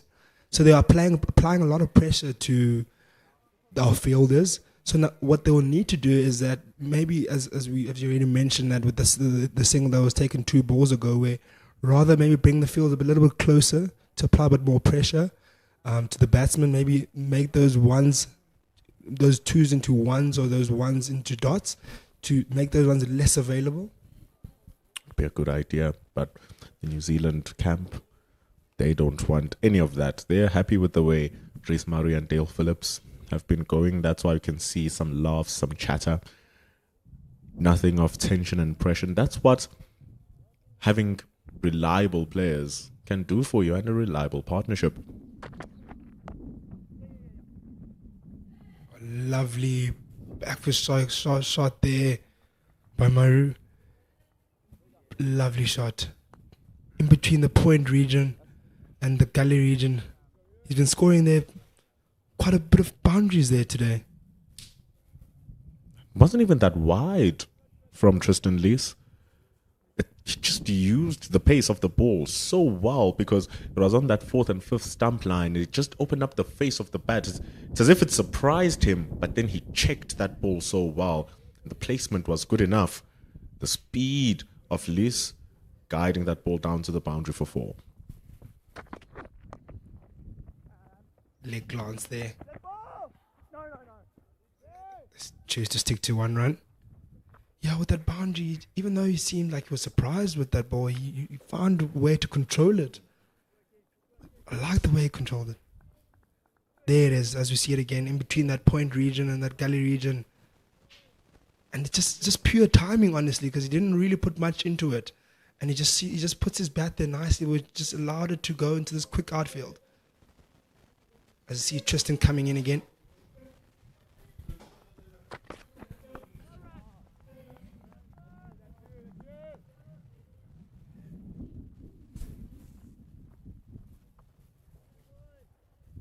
It's a good contest here, though. When the bowlers are getting it right, they really force the batters to also get it right. And if one does not get it right, the result tells instantly. It's either you're going to go for a boundary if you're a bowling, and you might lose your wicket, or get oohs and ahs if you're batting, if you don't apply yourself properly. Just like we were saying, if you're not applying yourself properly, you're giving away runs. Very loose delivery there from Lees. Rivaldo Munsami just catching his arm a little bit behind the stumps, the ball bumping unfavorably in front of him. And that's been the frustrating part about the bowling of South Africa at the moment. As you see this delivery that goes down leg, is the lack of consistency. We've seen the good balls that they've bowled. We've seen the potential that they have in this particular session, where they bowled a bit fuller. They've seen the change in plans, but they haven't stuck to the plan consistently enough to keep the pressure on, of which is allowed to the pressure release deliveries. Again, we see the delivery that we need consistently, but it's the follow-up delivery that is the main issue. It's the one that comes, the one after that. And if we can string a few of those overs that are a bit tight, we'll start seeing those mistakes. It's always the idea, isn't it? It's always the idea with applying that pressure. It's a long game, quite literally. It's not a setup that's going to happen in 1 over and 2 overs. It's a spell thing. And so you construct overs piece by piece by piece in your 4 or 5 over spell. And then all of a sudden, it all comes together with that one magic delivery or that sequence of magic deliveries that break the shackles. But Tristan Lees bowled one poor delivery. Otherwise, not so bad. It's just that New Zealand are flying with it right now. 74 for no loss after 19.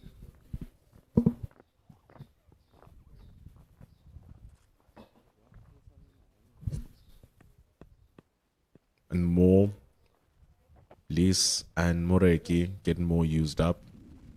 We will see Skalk Engelbrecht come in soon enough, wearing the number 7 jersey for the Proteas. And it's a nice little mixture for the South Africans there. Because you have short, stocky Tsepondwandwa, who comes in with his left spin. And then you have tall, lanky Skalk Engelbrecht, who's much taller, coming in with his right spin. So it's going to induce that extra bounce. Really crafty bowler.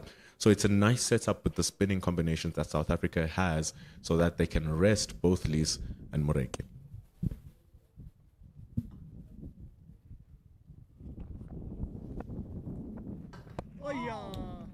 Tsepondwandwa with a nice delivery there, forcing Dale on the front foot.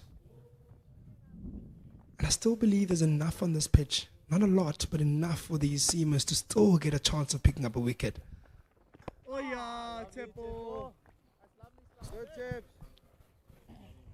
And you have every right to feel like that, Gamva, with the moisture that was on the surface. You did say when you came in the morning, have a feeling just around the square. Touched around the square and you felt that moisture. You spoke to the groundsman. He told you that there's a lot of moisture. Hasn't been enough sun and enough wind during the winter to dry it up that quickly. So there's still moisture there. There's still that grass coverage if you look at your screen properly. And so if you are able to hit those areas, the ball's still quite alive, less than 20 overs old. You are going to get something if you land it where it needs to land. Nice sweep there. Very convincing sweep that goes down a square for 4. By Rhys Maru. He's playing the sweep quite often. And it's been it's been successful for him. Few shots that went to fielders, the reverse sweep in the previous over. But it's actually working for him and it's applying pressure onto the spinners.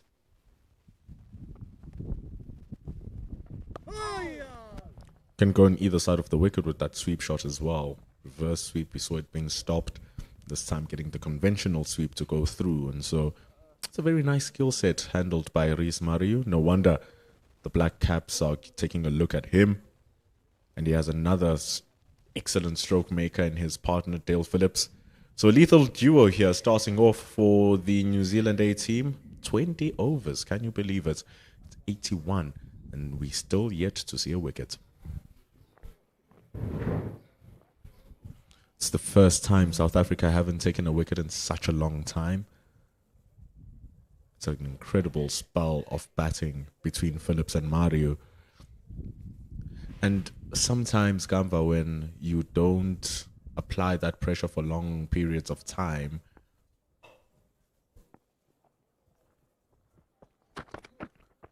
when that boundary ball comes and then they score the boundary, there's no need for them to attack any other deliveries that you bowl, regardless of how good they are. And so if this is a pattern that continues for 5, 6, 7 overs, the batters feel comfortable in their work and they don't feel at risk because you constantly give them pieces of runs. That's why you see 45 from 67. How are you going to get him out when you have allowed him into the game? And it makes it so much harder, what you're saying. It makes it so much harder to manufacture those mistakes from the batsman, because you bowling, even if you do bowl the right delivery, it's hard for him to make that loose stroke, because he's had the boundary in the previous ball or in the over, or he knows the boundary ball is coming. So he can play a second spec shot where he can rather block it or leave it with no worries of that he needs to score runs. So it's so important for South Africa to keep bowling tight, because there is that wicket ball or wicket delivery at least that's coming. Very shocked by not really shocked, surprised by the makeup of the team that they only took two seamers, two out-and-out seamers to be part of the team. And the all-rounder that is in the team, like Ken had said earlier, Jason Smith, hasn't done much bowling this year. And so you wonder, you have Tepa Moreki, you have Tristan Lees, and you only spin bowlers at Ndwandwe and Skalk Engelbrecht.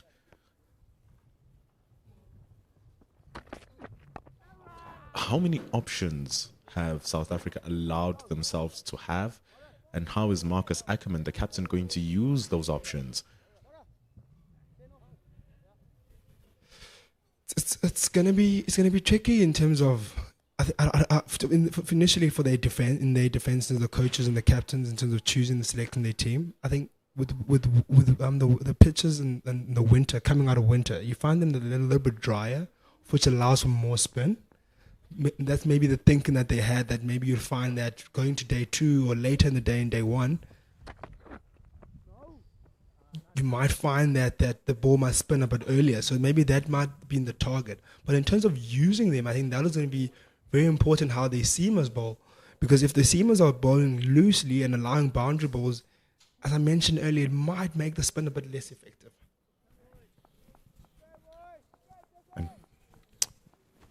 Speaking about them bowling loosely, 2 of those deliveries now from Tristan Lees have exactly acted that way, far down the leg side without pitching on the surface. Then it goes wide. Gets absolutely cracked here, Tristan Lees. You couldn't see the ball. No one saw it, but we definitely heard it. Into the boundary for 4 to end over number 21. It's 85 for no loss. Dale Phillips is on 49.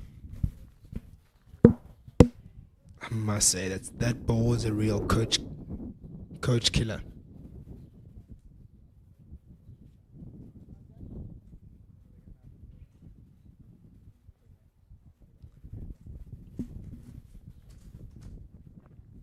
Can't set up for those. Bowled it way too wide there. Tristan Lees overcompensating. He actually struggled with that over. Tristan Lees never really said he found his rhythm.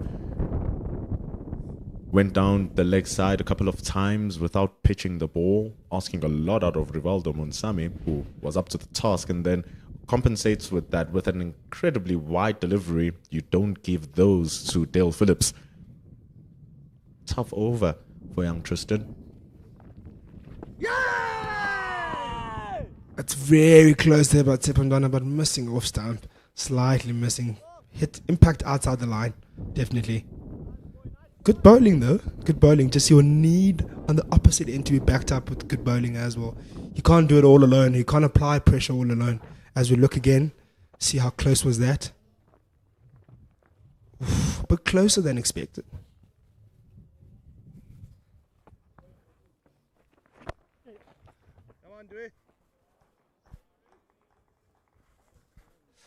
Fortunately, there another boundary ball punished.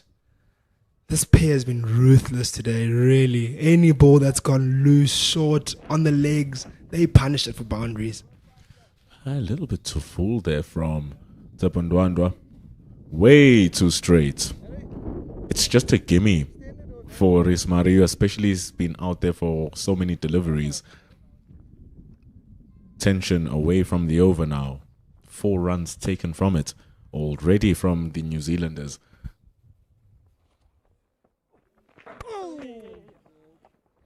It's much tighter. That's what you need as Tsepondwandwa, but that is not what you need as South Africa. Lackadaisical fielding there from Marcus Ackerman allows the second run to come through. Oh, you really want to have your body language at least being up enough, because you can sense that they are desperate for a wicket. You can sense that they are unsuccessful, and you can just see that New Zealand's upper hand is squeezing the South Africans.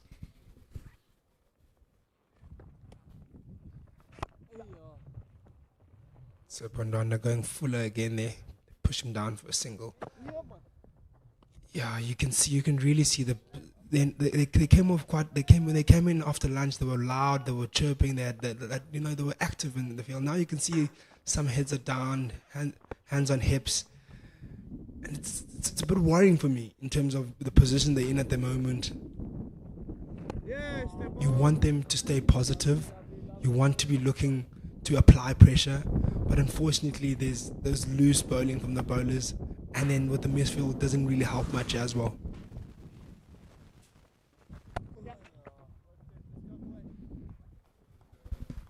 They're going to need to work to keep it tight here, the South Africans, because New Zealand are going swimmingly. They take 8 runs from that Tsepondwandwa over. 22 have been completed. It's 93 for no loss. We're going to have a commentary change up here. Ken Borland comes back and joins me for the next 30 minutes.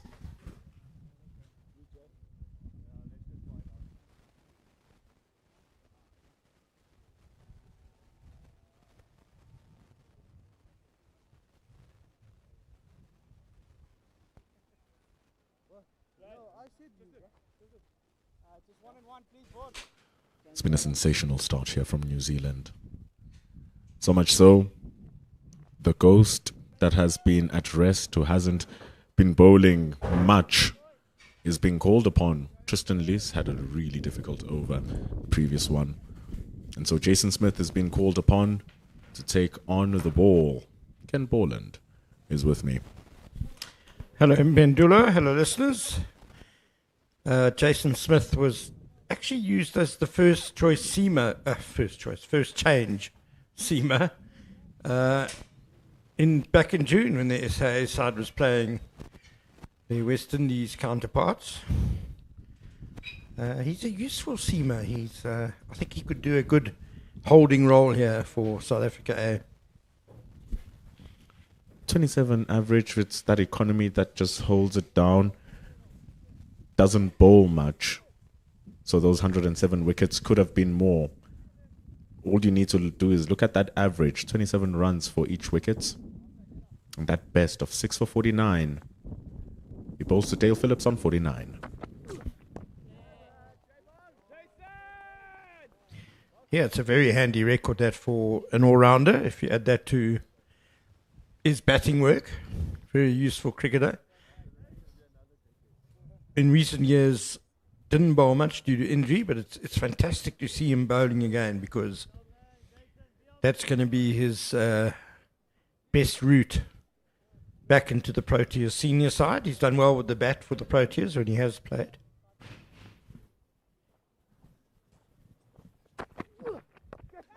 The importance of secondary skills now, Ken, is so paramount. We even see Jordan Herman, previous couple of games in the 50 over, him turning a few balls in, getting a couple of wickets on top of his mountainous amount of runs.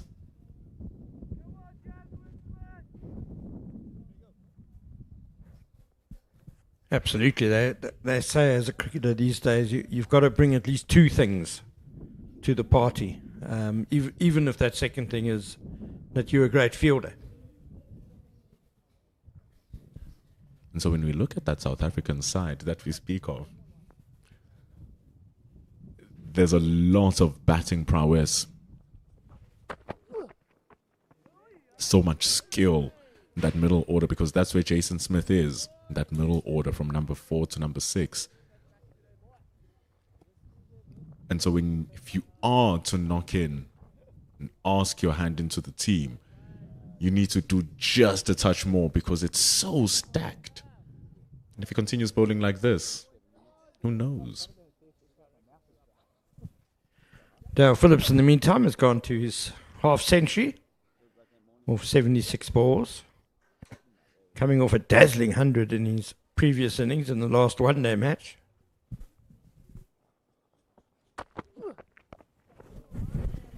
Form is certainly transferable.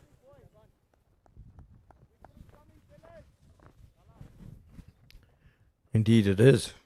Confidence too. Form is form, yeah.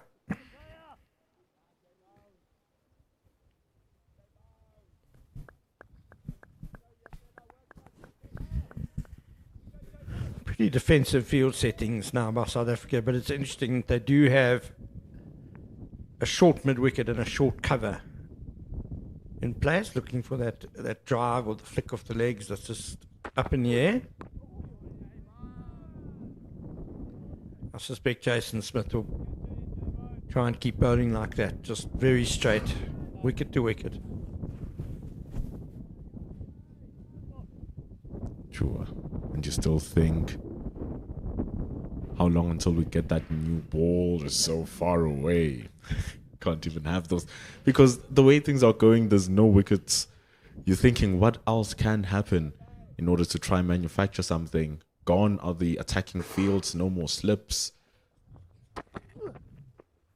Understandable that you'd keep your gully in there to try and take advantage of any stroke play that might come New Zealand's way.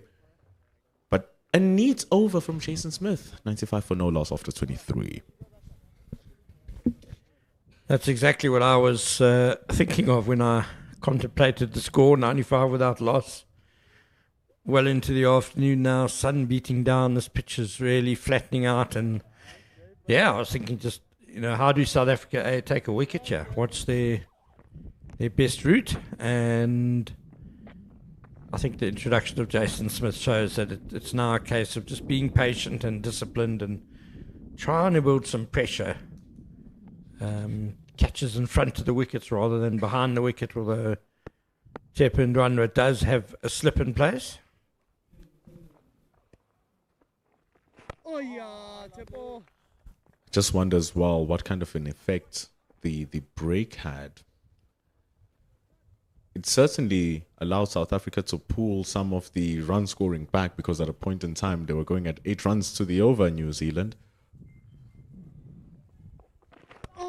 But also it has really allowed New Zealand to settle into a smooth rhythm here. A worrying rhythm if you are South Africa. Yeah, I think there was good and bad caused by the break, certainly from South Africa's perspective. Oh, cute. Have to be quick here. Oh, boys. And you can just hear wicketkeeper Rivaldo Moonsamy groaning as that's gone for 4 overthrows. Criminal. Nice kill. It was definitely worth a shy. Definitely worth an attempt to take those down. No one backing up though. Deep backward square is not square enough or not deep enough. Ball goes down for overthrows. Jason Smith's at short fine leg. Perhaps he was thinking about his bowling. 100 up for New Zealand, eh? What a good opening stand this has been.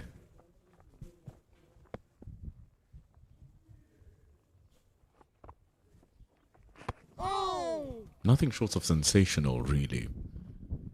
It's been unproblematic. And they've been capitalizing where they have their opportunity. So it's unsurprising that this partnership has gotten to where it is. First time we've seen Maru come down the wicket.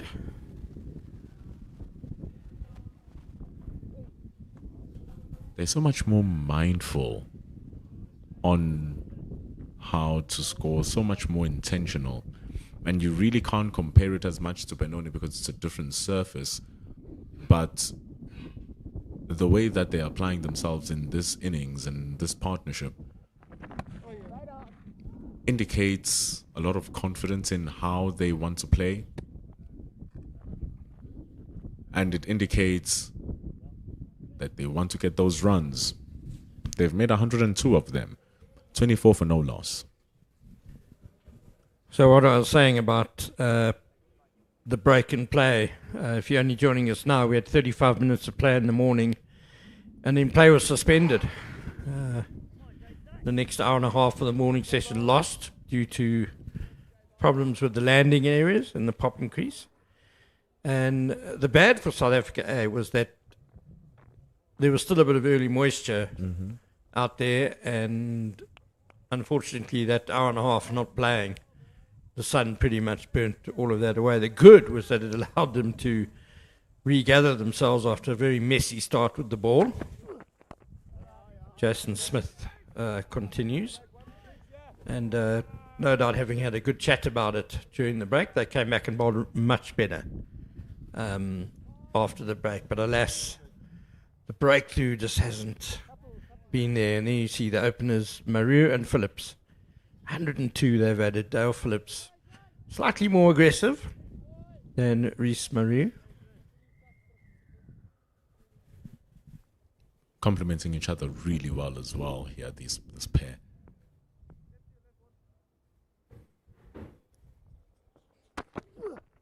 And given that the pitch is playing the way that it is, and you have Jason Smith in the attack, those signs of slowness that you were speaking about earlier on are indicated by the two fielders. Very short mid-wicket. You can see him right in front of Dale Phillips, who's standing 2 pitches away. And they're trying to stop this man from running away with it. 56 from 80.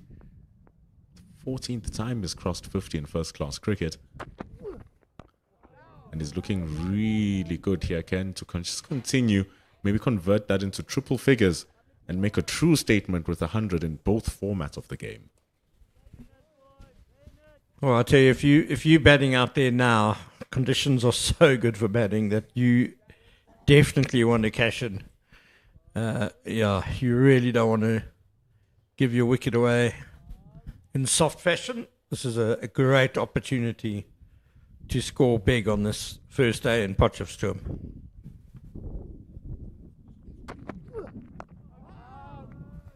Tidy stuff from Jason Smith. 4 dot balls now. Speaking of not giving it away too easy, it's so easy to pop the ball to that short extra cover. It's so easy to pop that ball to that short mid-wicket as well on either side of the wicket, especially where Jason Smith is bowling, because the ball is just tailing back into the right-hander a little bit. So firstly, when you're driving against the movement of the ball, which makes the ball heavier on the bats when you're trying to drive it, and makes it easy with the ball coming back in to just flick it to that short mid-wicket. Speaking of tailing in, the outfield is very dry here at the JB Marks. Well, there's some bare patches, and I just wonder if reverse swing might not come into play a little bit later on. We're only in the 25th over.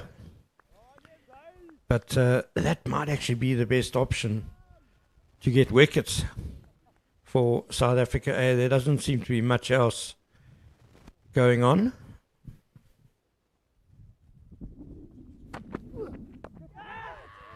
Oh, it's just eluded.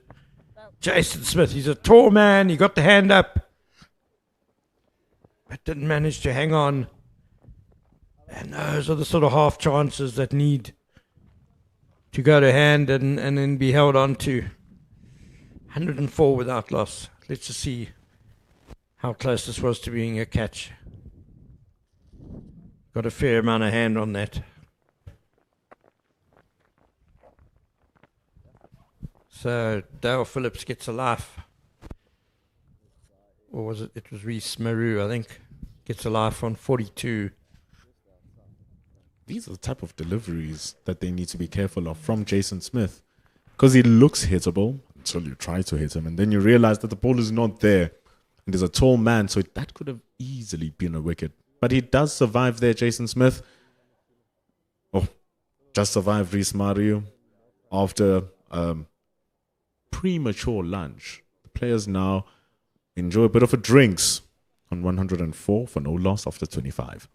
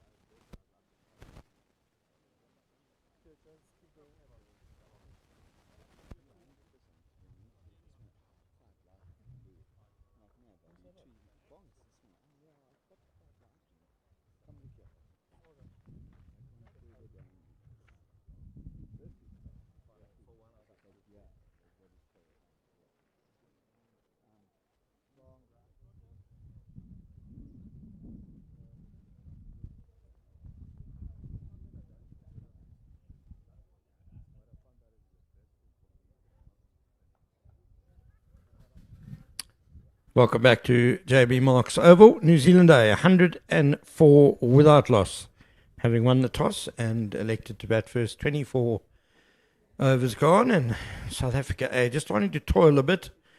But the ball before the drinks break, exactly what Pendula Magubani was talking about just moments earlier, about trying to drive Jason Smith on this slowish surface. And that's what happened. And you see, it's the first time a batsman's tried to go through with the drive against him. Wasn't quite there. It popped up. And Jason Smith got quite a bit of hand to that, but just couldn't hold on. So half chance for South Africa A, just to make that long awaited first breakthrough, and unfortunately it wasn't taken. Sharp chance, no doubt. Not the easiest. And often after a little break in play, you might create even more chances. And having created one, you kind of have a feeling that maybe others might be at play given how you created that.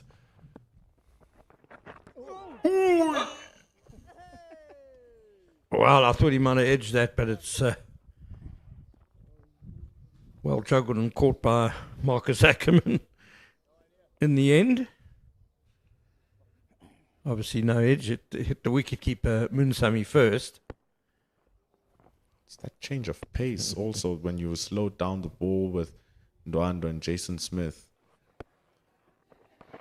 They're really taking advantage of the slowness of the surface, that grippy nature, because there's so much grass on it. You're not surprised that the ball will grip like that. And so when you remove that pace that Tristan Lees and Moreki brought in earlier, so does the run rate regress.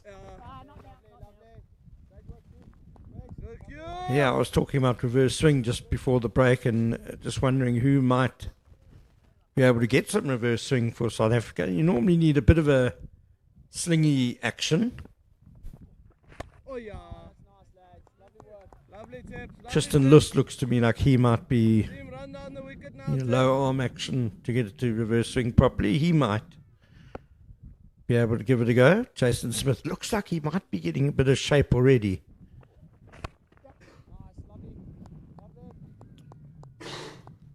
Tricky conversation when it comes to reverse swing because so many things need to be in place in order for it to happen.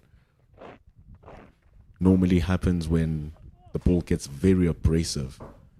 So that requires very dry and rough square, a tough field, maybe concrete around the boundary. Quicker from Ndwanwa, and Maru nearly getting himself into trouble there. Yeah, so you can see the square is nice and green here at the JB Marks Oval, but the outfield is definitely very dry. Just coming out of winter, we can see some bare patches, and it's just watch this delivery again, the last ball of the over.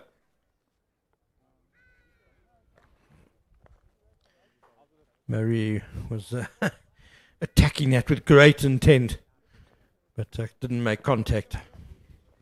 Seems like he misjudged the length slightly. It's either the ball didn't pick up as much, or the ball, or he just played a little bit too high, because Rivaldo Munsami also had his gloves a little bit higher than normal, so the ball hit him on his midriff.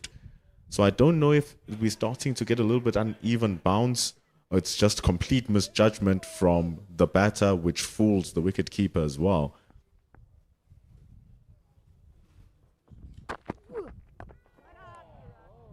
But the operation from Jason Smith is exactly what South Africa need from him. You can say that, yeah, go hit top back of a length, try and get these wickets, ruffle them up, but that's not the job that he does, with the speed that he has, the skill set that he has. Just keep it up as full as possible without being a half volley. Get the stumps in play as much as possible. One that straightens in might miss the bat, one that moves might create a mistake from the batter. So this is excellent work from Jason Smith.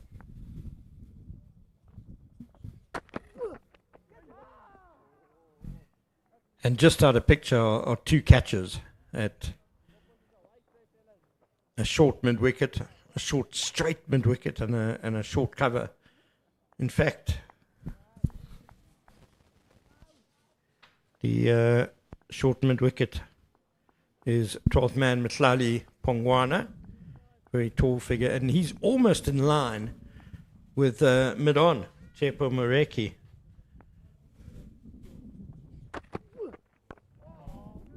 This is one thing we've been seeing over the past couple of games of South Africa A, is the creativity and inventiveness of Marcus Ackerman and his captaincy, not sticking to conventional norms if things are not going his way. And you can see him having a conversation with his teammate from the Dolphins, Marcus Ackerman, the current captain of SAA, Jason Smith, that you're not going to get wickets behind the wickets unless if it's an edge to Rivaldo Munsami. So let's try to bring the front of the wicket in play as well.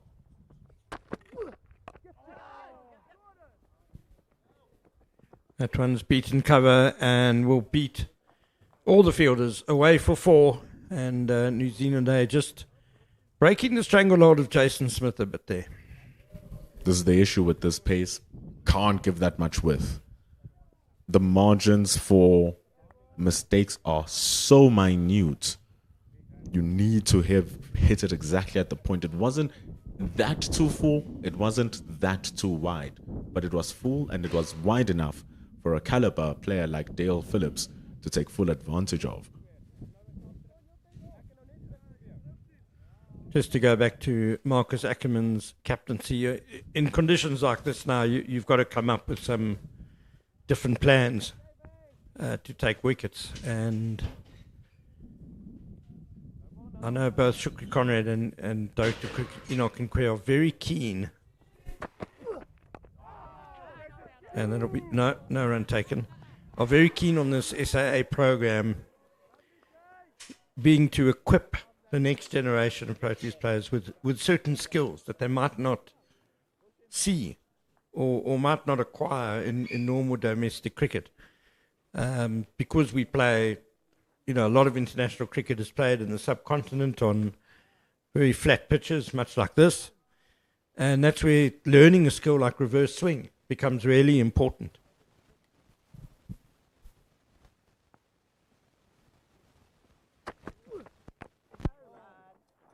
We all know that we don't play enough first-class domestic cricket. So there's not that much opportunity for guys to pick up those skills. And, the other thing is, how do you get wickets in flat conditions like this when everything's stacked in favour of the batters? End of the over, 109 without loss. The Knights getting relegated back to Division 2, arguably the flattest track in the country, the most batter-friendly track in the Mangaung Oval. Potch might fight you for that, huh?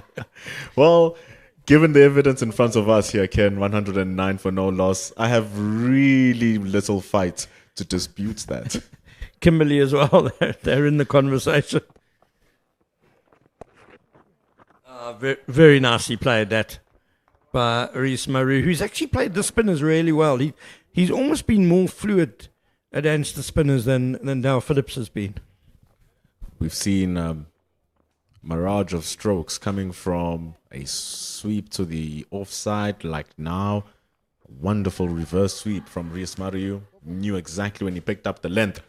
We've seen sweeps going conventionally as well.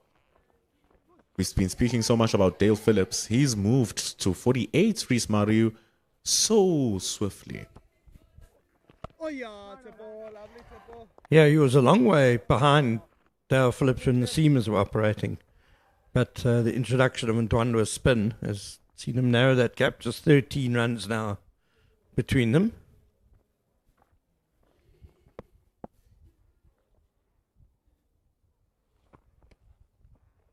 Oh, what was that one? That was the arm ball. Ndwanda reckoning it might have just brushed the front pad before it hit bat. Umpire Guma is not interested. You understand why Marcus Ackerman brought Tsepo Ndwanda into the attack. Left arm spinner, two right-handed batters getting the ball to shape away from the spinners. And dare I say, there is some sort of turn for Tsepo Ndwanda out there. Down. Just needs to pitch the ball properly in the correct areas to allow it to effect that spin.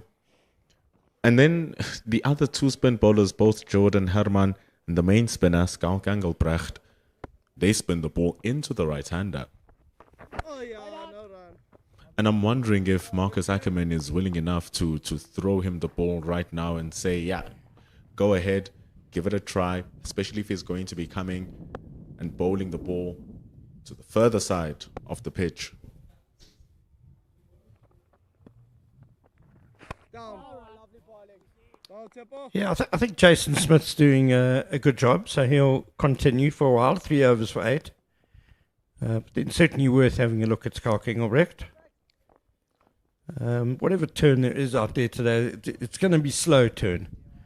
But as you mentioned earlier in Pendula, there's a healthy covering of grass on that pitch. So it's dry grass, dead grass, but there will be a bit of grip.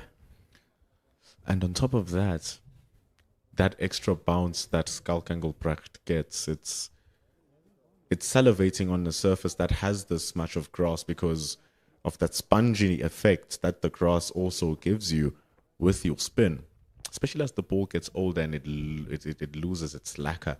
It's no longer going to skid and slide through the grass. It is going to just hold up a little bit. It's not to say Jason Smith is not doing an incredible job, because this is very good. But there'll come a point where you want the overs to rush and quicken up and have your spinners operating in tandem. Too short by Jason Smith. Lucky to get away with that one. And look, should the time come where both Engelbrecht and Ndwandwe are in operation, and you still have Rhys Maru and Dale Phillips still batting when that happens, it's going to be a big psychological blow, because now you've gone through all of your bowlers with the new ball and none of them have been able to get the breakthrough. So New Zealand continue on for the rest of the day knowing that they have such a solid upper hand.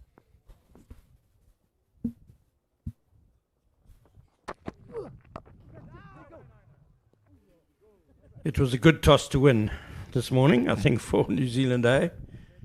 And South Africa A, unfortunately, did not use the early window, where there was some moisture and movement around, bowled poorly, and then were unlucky that, after just 5 overs, they had to come off the field due to the problem with the landing areas.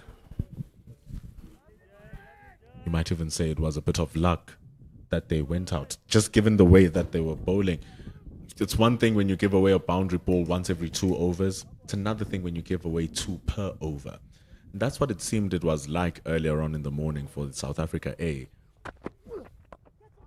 So it could have been that if they continued playing, the damage would have been much more by the New Zealanders. The brand new ball, because South Africa were really not utilizing that early assistance from the surface. Certainly 2 ways of looking at it. That's true in Pendula.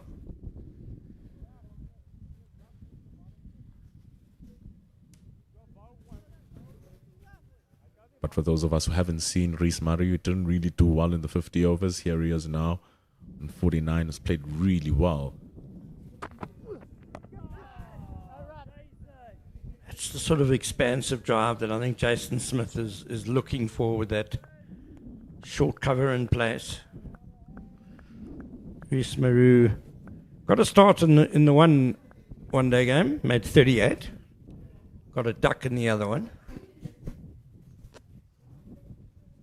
Suppose you're as good as your last performance, isn't you? But that's not... I'm kidding. Rhys Maru is absolutely fantastic, like we said, averaging over 70 in the Plunkett Shield. Second leading run scorer just by 2 runs. Second to Nick Kelly, 749 versus 747. Ton loads of runs to score while still having such a strong average. Rhys Maru. Nick Kelly, of course, the appointed captain of New Zealand A for this tour, but unfortunately injured himself in that third one-day game, a shoulder injury. Will take no further part in the tour. Joe Carter has taken over the armband.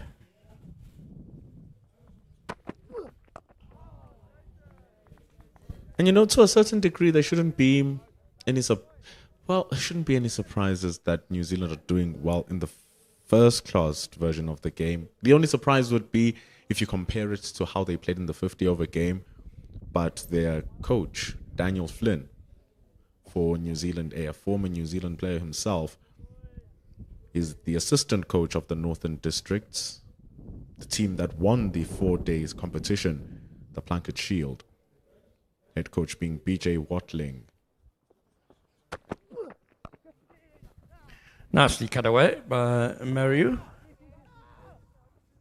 Easy little couple there, and that's his half century. Well batted, Rhys Maru, 82 deliveries. Looked very easy from Rhys Maru. Never looked trouble, except for when he almost pumped the ball straight back into Jason Smith's hands. But apart from that, it has been clean batting performance from Rhys Maru. 51 from 82. And the fans in the crowd having an easy Sunday here at the Northwest University, celebrating 50 runs for Maru. Lovely afternoon to watch cricket. Lovely blue skies, a few fluffy clouds around. It's not too hot.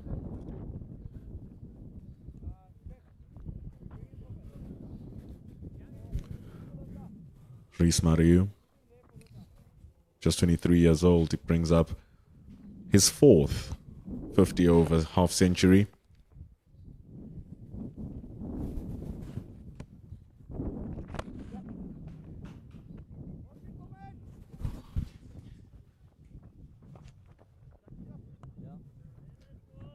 He has 4 50-over centuries and a half centuries, but this is his 8th first-class century. My producer almost giving me the death stare as I'm talking about his 50-over statistics. His first-class statistics, that's his 8th. I was also wondering, Pendula. Thought you were going to link it somehow. An apology is a great link. Oh, tip ball. Ball tips. But it's been really good, Rhys Maru, in his first-class career. You look at his 50-over career, averages just 28. His first-class career, averaging 55. It was the 31st time he's batting Rhys Maru. And boy, is he doing it well, Ken. Boy, oh boy, is he doing it well. Probably the loosest delivery Ndwandwe has bowled though. Leg stump full toss and very nicely put away for 4. Ndwandwe just every now and then overpitches the ball. Every now and then bowls it a little bit too straight and gives easy pickings. Unlike him to be at this expensive.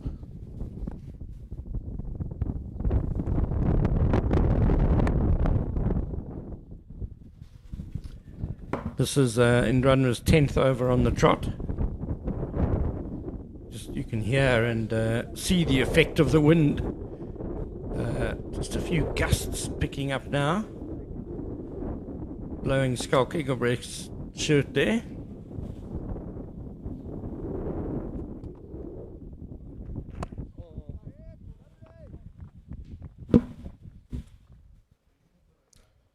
You'd be hoping that maybe there'd be a touch of drift for him as well. Maybe that's why he's giving the ball so much flight and giving it so much airtime. But then there has to be a point where the ball pitches. Catch it, Johnny. Lofted by Maru and well wide of the mid-on fielder. 4 more runs for Maru, who's now celebrating his half-century in style. Stand and deliver. Overpitched once more. Half volley from Ndwandwe.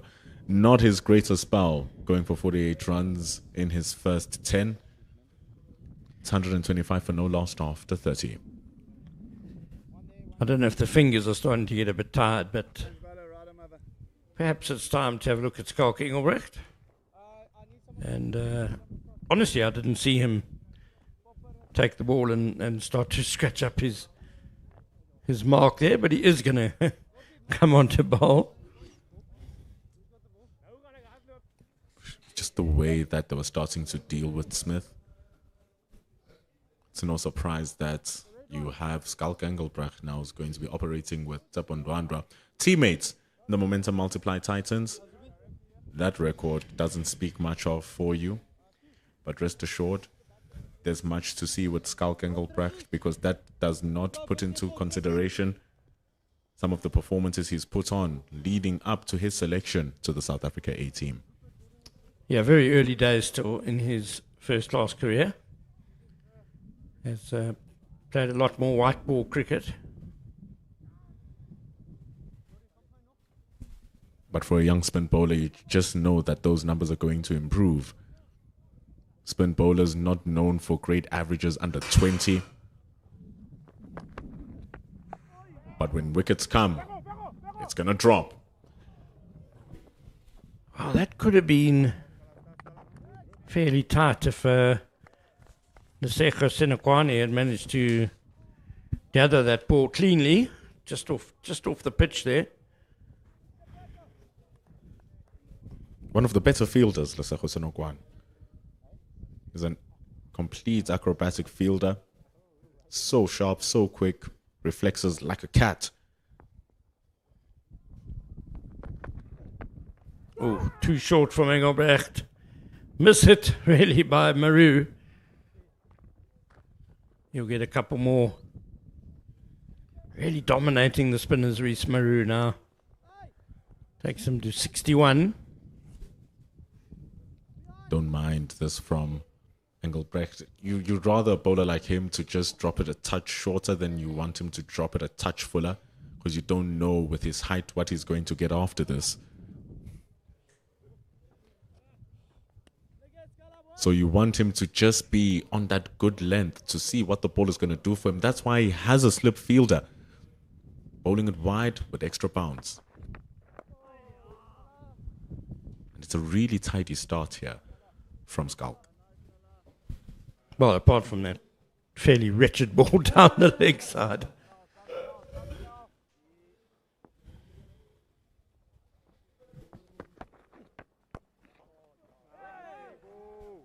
Nicely tossed up and excellent fielding by Senokwane there. A little bit overpitched from Engelbrecht. But remember, it does have that slip fielder there. That's the length, Ken. That is the length. Even if the previous delivery was at that length, you bring your slip fielder into play. That's where he needs to be. And if he does get some purchase, you bring the other side of the bat into play as well. Potentially bowling the batter through the gate. Not sure there's that much turn on offer though just yet, but we'll see.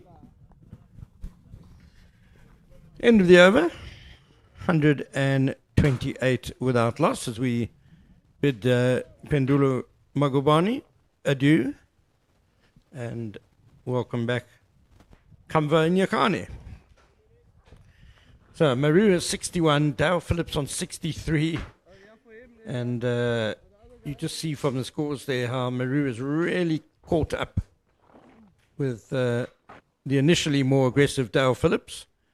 Maru playing the spinners particularly well, as we see Marcus Ackerman just having a chat with Tepo Ndwanwa, who took some punishment in the previous over, 9 runs off it.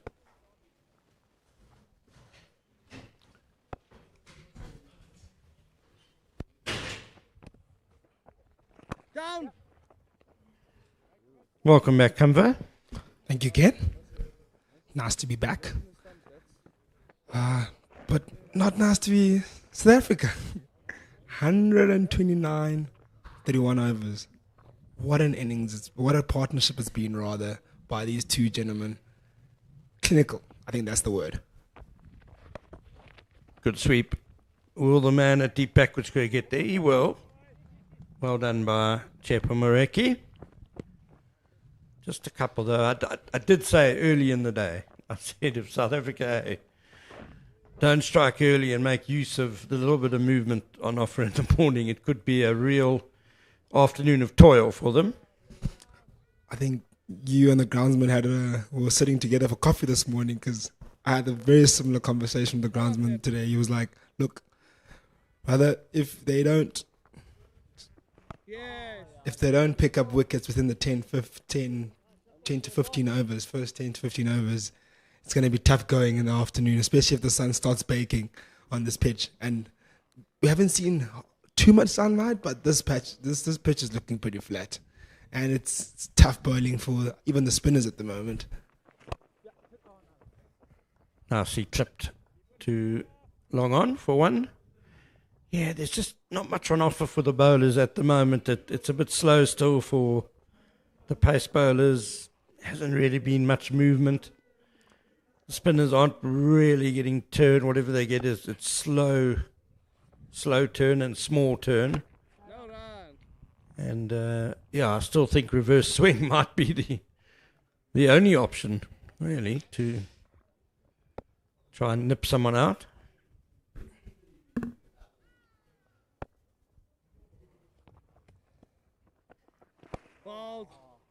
But reverse swing is easier said than done. It's very easy just to say, bowl some reverse swing, but conditions have to very much suit it. Several parameters have to be in place, and you've got to have bowlers who can bowl reverse swing. It's not something that you just born with. It's a skill that has to be learnt. I was about to say again, do they have the quality of bowlers to, not that there's no quality in the bowling lineup, but do they have the fast bowlers that have the skill set to bowl reverse swing? And I think Pendula just mentioned recently, I think just before he left the combox, said the square is a very important part of reverse swing. It is, but I think the outfield can do the job here. It's a very dry outfield, and just looking below us here at the commentary box, it's there are definite bare patches there. I think this goes back to how important that first session was, because that first session really set New Zealand A side up.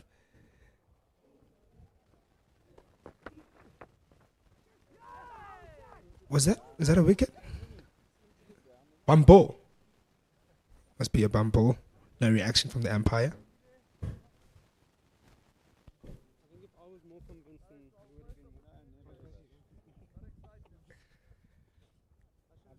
Interesting. Let's have a look at that again. Oh no, they're not showing it again. Oh, there it is. Let's see if that was a bum ball. It looked close. I'm not too sure. Not too sure about that.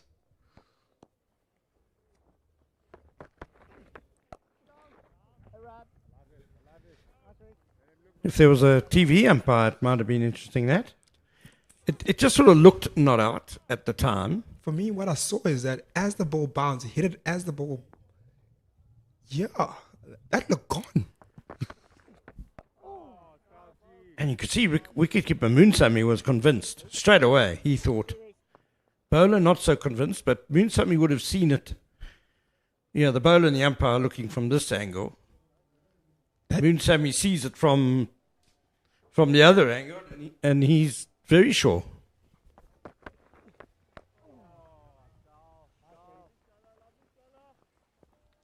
Both batsmen just for delivery on 64 not out of 99 balls, so Maru has caught up brilliantly. But just nothing really going South Africa's way today. Mario pushes for a single, maybe for two. Down deep square covers that before it gets to the boundary. I was mentioning, Ken, that it just shows the importance of that first session, those 10, 15 overs, the initial overs, how important they were to South Africa getting a sniff in this game. At the moment, they've been pretty much dominated, if I could put it that way, because they haven't had any answers to how this pair is batted. They started off quite loosely, gave them basically the confidence to get into their partnership. And then soon after that, they tried to come back after the session, after the break we had, after the lunch break, and they tried bowling a bit tight. But this partnership managed to still get those singles, rotating the strike. By the time the spin came on, the pressure wasn't there to work with for the spinners, and hence now. And then Mario, look, he's really played well with the reverse sweeps and the sweeps, conventional sweeps with the spinners, to be fair. But there hasn't been any pressure on him to play a false shot.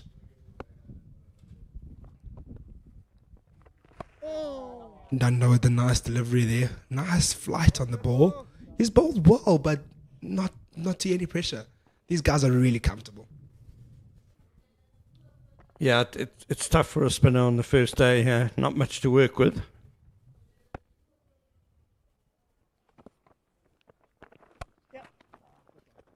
Back foot punch. Deep cover by Dale Phillips. Moves over to 65. They face equal amount of balls, almost equal amount of runs. Pretty much split their partnership into half. And they've shared responsibility as well. I like how Mario has really played the spin and been aggressive against spin, where Dale has kind of showed a bit of difficulty facing the spin. Another sweep shot for 4. Beat square leg easily. As I mentioned, he's been so aggressive with the spinners. He's pretty much released, even though Dale has struggled with the spin, it hasn't put much pressure on him because Mario has just managed to reverse sweep as you look at the sweep again. Takes us on the full. And very well struck and placed. I was thinking about when I was saying much went going South Africa's way today. It reminded me of the rugby. Rubbing salt in the wounds. But the other similarity is like the Springboks, South Africa started poorly today, as you said. So it's a problem of their own making a bit. A lot of similarities.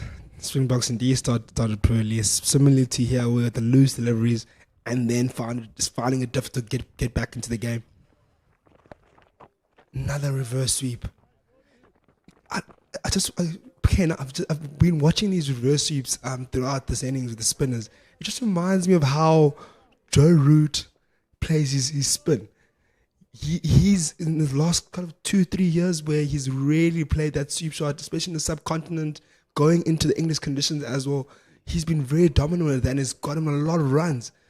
And I'm looking at Mario here and he's doing something similar to the spinners. As he plays a backshot shot into the covers. Yeah, he does look very accomplished. Again, spin, which is handy for cricketers these days, with a lot of cricket being played on the subcontinent. How important is that sweep shot though in terms of playing, and that reverse in terms of playing spinners and applying pressure to the spinners? Because sometimes it's not as simple to play spin, just playing maybe a conventional cover drive or back foot, playing off the back foot. That sweep not just gives you scoring options, but gives you boundary options. And this game here that we've seen here with Mario, where he's played spin with reverse sweeps, and he's consistently got boundaries and singles with that and with ease, not even making mistakes from that shot. I think in these conditions, it's actually a very good option. Another back foot shot cut that might just get to the boundary. Another boundary. Look, the scoring here against spin by Mario has been amazing. Look, you can't fault him at all on how he's played his spin today. This is a bit naive though by Skalk Engelbrecht, as Maru backed away and Engelbrecht pretty much bowled it exactly where he would have wanted it. A bit short. Enough width for him to just cut it away. And to your point, he moved quite early. He could have maybe put it a bit fuller, maybe pushed maybe that slider into the stumps. Another piece of rotation of strike there, Mario. Basically a blueprint of this innings.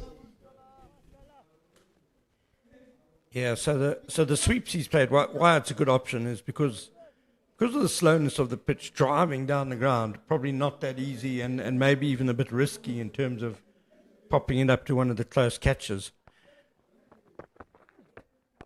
There's really not much turn. So suddenly your sweep shots actually become a good option behind the wicket. There's the fine leg is up. At the moment, there's no third man. There's a slip, so there's a lot of space behind the wicket if you play those sweeps well. Lovely stroke over the fielders. Just one bounce 4. Aggressive shot there by Dale. First shot you've seen over the fielders that's got in the air by Dale with the spin. Well, again, Engelbrecht just allowing the batsman to free his arms.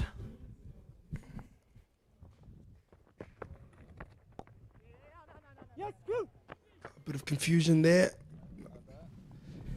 Ken, look, I know you're a cricket expert, but in this situation as a coach, what do you do from here? Look, you are 149 for none, 34 overs. Team is pretty much dominating you. You're behind the ball game, and it's hard. You're finding it hard to get any, momentum or any momentum swing in the game. You're struggling to slow down the runs. What are your options now going forward into the rest of the session? I think it comes down to basic skills that the bowlers have now got to try and string together 3 or 4 deliveries in the right place, just to create a little bit of pressure. Basic disciplines, don't try and be too fancy. There's not really any assistance out there for you to try anything too fancy. So it's going to be decent line and length bowling that's just maybe creates a bit of frustration and pressure. But at the moment, the bowling is just a little bit too loose. It's too many scoring opportunities for the batsman. As Tepa Mareki is coming back on. Switch of ends for him. Hopefully, switch of fortunes. He bowled better after the suspension of play when we came back. I can agree to that. Though there was an element of inconsistency, though, in terms of once he had bowled the stringed a few deliveries and then he had bowled that bit of a loose delivery after that, or a ball that allowed the single or that released the pressure. He did have, I think, 2 maidens or overs that went for 1 or 2 runs. And then again, after that, it kind of got loose again from the opposite end, which released pressure that was already put on. But let's see how it goes through here now.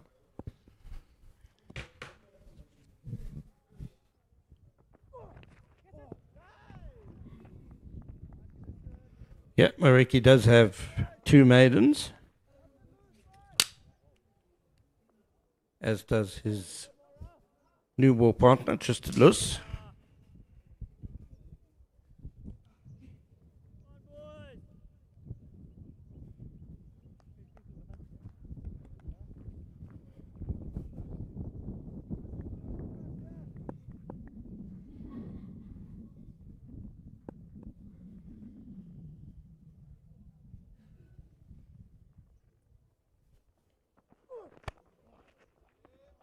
Beautiful cover drive there by Mario.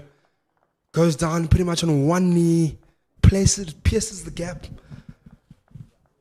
Lovely shot there. He's looking great, Nick, today. One of the shots of the day to bring up the 150 for New Zealand A. Again, too much width from Tepa Mareki. Put away beautifully by Maru.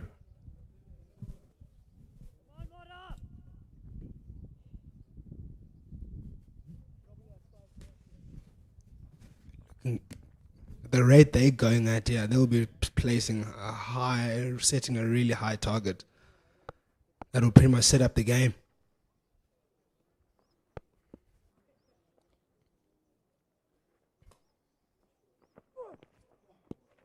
Much better delivery there by Tebo.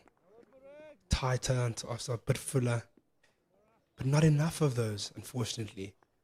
And we've been asking for this since the lunch break. We thought there'll be a change of tactics, change of plans.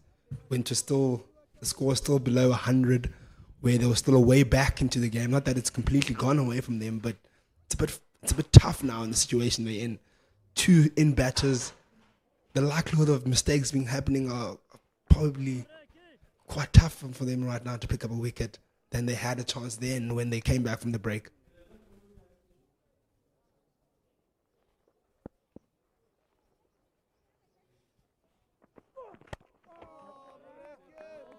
Yeah, I don't think it's a lack of plans issue. I mean, we've seen Marcus Ackerman respond to the slowness of the pitch with having two catches close in front of the bat. He's held a slip for Ndwandwe. So it's more a case of execution that his bowlers haven't been able to consistently bowl in the right areas for the plan that the captain has.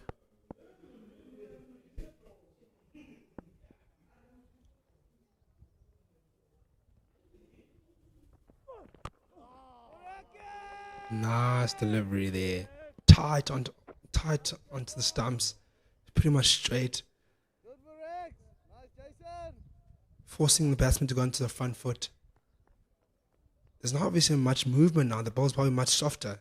But it's still important, irrespective of that, still to bowl those lines, or consistent lines. Maybe might just nip slightly back in or beat the outside edge. Or even, give LBW shot. Oh, and with the surface being a bit slower, maybe if you bowl those ones tight onto the stump, and then that odd one a little bit wider, force them to drive maybe in the air into these close infielders. Marcus Ackerman has just rubbed the ball on Tepa Mareki's back. Obviously trying to get some sweat on the ball. Starting to get desperate now, the skipper. Gave it a good rub after it's the ball, that is, not Tepa's back. That one zipped through from the sweat. Of course, sweat also plays an important role in reverse swing. You've got to load up the one side of the ball with sweat. Anyway, end of the over, 153 without loss.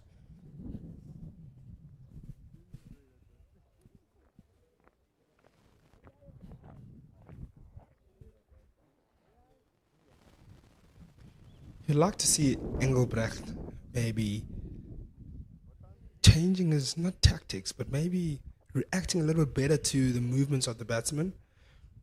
I think they've shown to be, they've proven that they want to be aggressive to him. Bit of a loose delivery there, short, goes down leg side, not what you need at all to apply pressure. He needs to tighten it up. He really does. His team needs him to tighten it up more than anything else.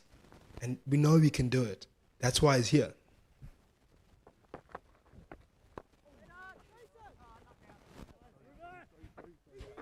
He's bowling kind of like he would in a one-day game. Schalk Engelbrecht.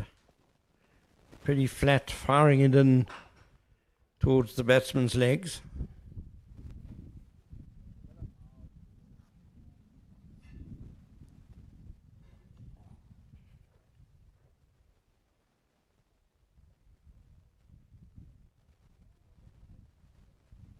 Just wonder what's the plan now going forward with a situation like this. Again going short. Again being punished for a boundary. That's a coach killer, surely. His ball, he's really dragged it short, and you just wonder what's the thinking. You wonder what. I think you already mentioned it. Can you look at that ball again? It's a matter of the lack of execution more than anything else. I'm sure that the plans with the coaches are there, but the bowling really hasn't backed up the plans of the captain, neither of the coaches. And it's a big problem for South Africa, if Schalk Engelbrecht starts going for too many runs. Here's another one through square leg, maybe even two. No, they settle for one. They've just replaced the one spinner at the far end, Tepa and Ndwandwe, with the opening bowler. Don't really want to have the other opening bowler also having to come back on at this stage of the day. I suppose Jason Smith's only bowled a few overs. But it's just a problem if both spinners are leaking runs. And you generally expect when you get spinners on that they are the ones that hold the run rate and they tighten up the runs, but they've seemed to be also being punished as much as the pace has been punished. Another single again, and one of them, not just the boundaries being scored, but the other frustrating part that there's also been singles being scored, and there's boundaries and singles. I understand maybe they were leaking on one side, or maybe there's just a matter of rotating the strike, but the boundaries as well. So it's a bit of both, and you just think to one as a captain, which one are you trying to stop at the moment? Are you trying to stop the singles, trying to stop the boundary options? And unfortunately, the bowling really hasn't backed him at all to even have a proper plan to execute. 4 overs for 21, Schalk Engelbrecht. As again, we have some sweat harvesting off Tepa Mareki's back. Every team needs a couple of sweaty guys, There's some guys who famously just never sweat, who aren't much good to the bowlers when they want to shine the ball. I think Alistair Cook was one who... I can think of one. Hashim Amla. Hashim Amla. When I played, I was certainly the guy that did sweat.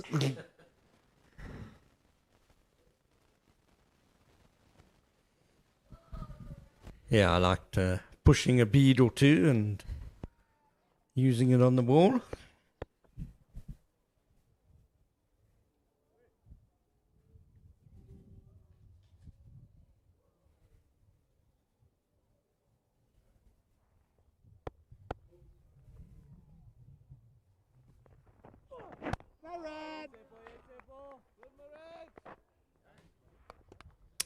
Let's see if Tsepo can get a bit of consistency in this over.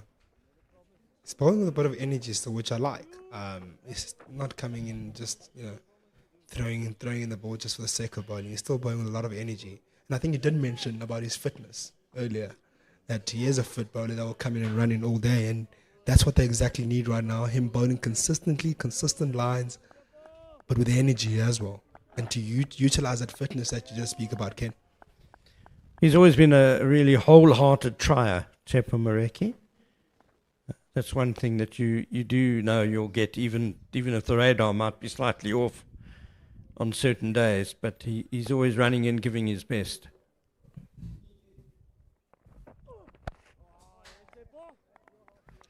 Two good deliveries now in this over. Can he back that up with another two good balls? Try and get that maiden over just to create a little bit of pressure. There's a search for the sweat again.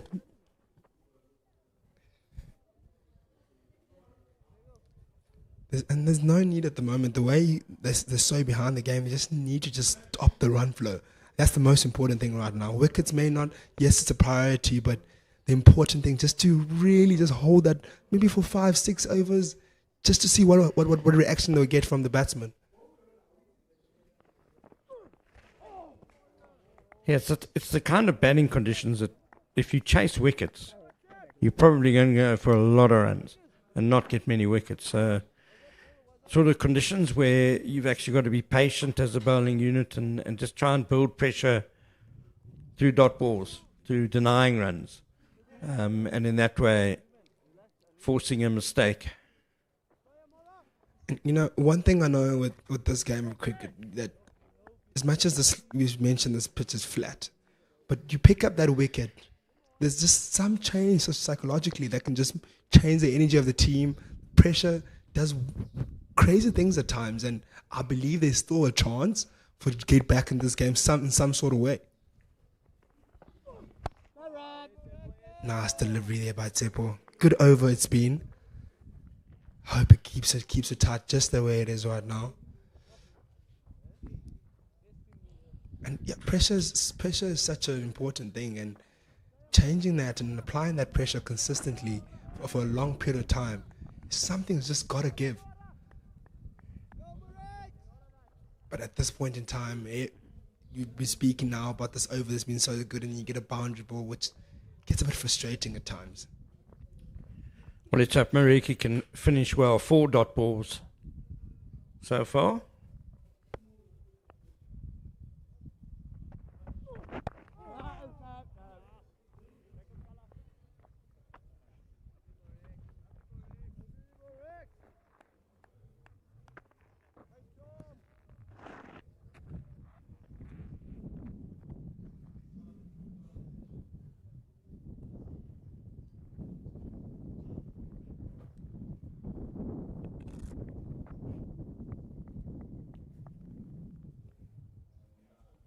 A lot of work going to the ball in recent overs since Mareki came in.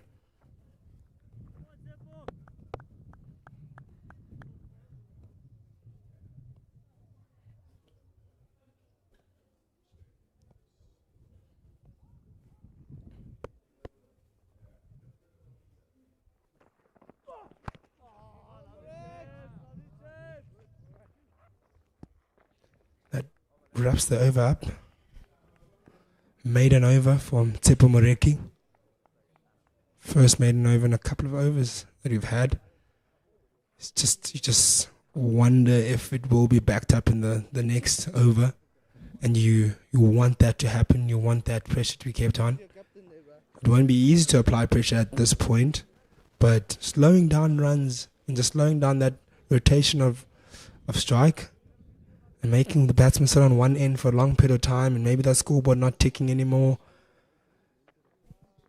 it just gives it a chance. Just gives you a chance to kind of have that answer chance to get another wicket maybe. You've seen in the previous over Engelbrecht bowling a bit short, so you want him just to bowl a little bit fuller, force the batsman again to play with the front foot. The last maiden over was the 26th over, so we've had a dozen overs between maidens, and it speaks to the steady flow of runs for New Zealand, eh?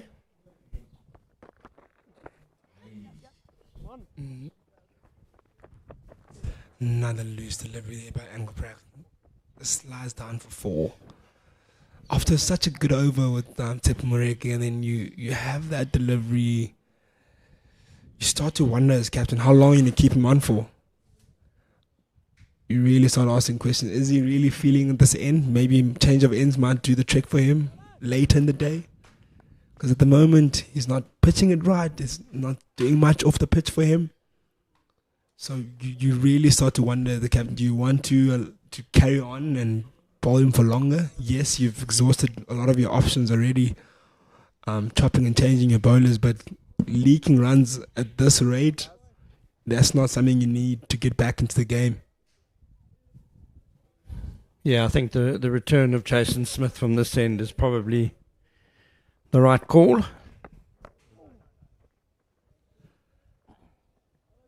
Another short delivery, but a bit tighter.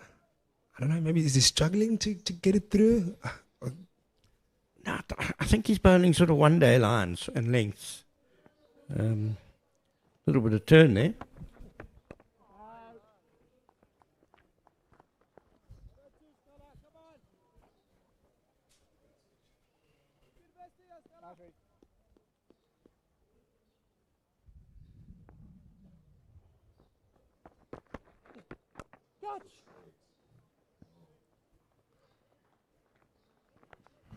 Super shot by Rhys Maru.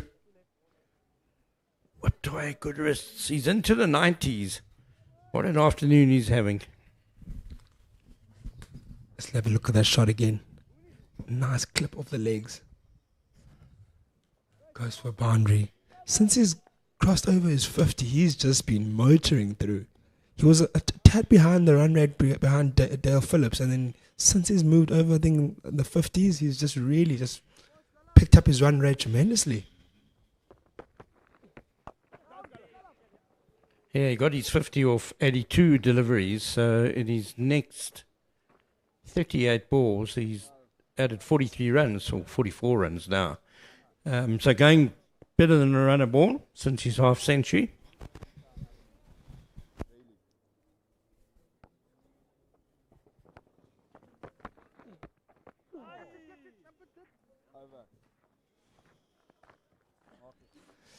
Another over, another expensive over that's gone for 9 runs by Engelbrecht.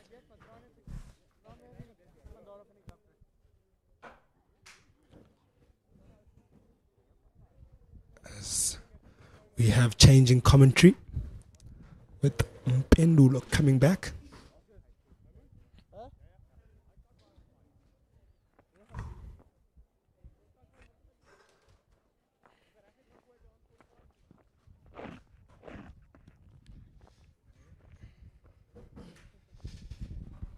Tepu Moreki coming back in, putting in the work again with the sweat on his back. Captain putting a lot of work on that ball, hoping to get some sort of movement out of it. Had a maiden over in the previous over. Been bowling tidily, coming back nicely.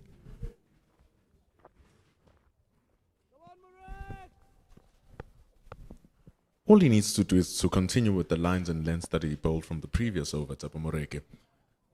It's very difficult to say. It's very hard to do. But that's exactly how he starts off here, Tsepo Moreki. And good bowling, Kamva, charges up. The rest of the fielding team to also work harder for you. It's a whole system that is a team. You mentioned an important word there, team. And team, maybe not in the sense of they haven't worked as a team today.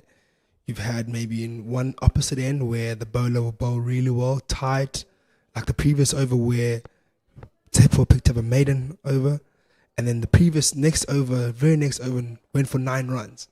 And that's the disappointing part.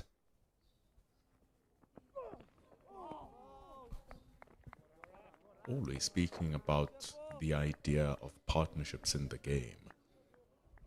Not just batting partnerships, you also want bowling partnerships. It's a spectacular batting partnership here between Maru and Phillips.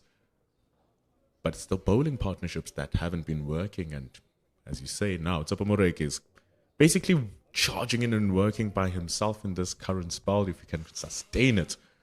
And so you do want someone else to work with him on the other side, just to build up that chokehold on the New Zealanders.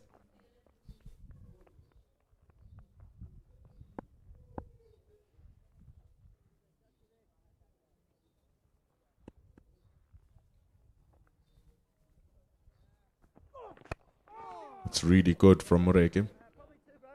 It's a good shot from Rhys Maru. An even better stop from Jordan Herman. All round good cricket. And good running as well in the pair. Something they've done really well throughout the day. Good rotation of strike. In particular when they came back after lunch where South Africa looked to tighten up the runs. They found ways to rotate the strike. They found ways to release pressure off each other, to share the responsibility, which is a very important part of partnerships. And they've continued to do it again.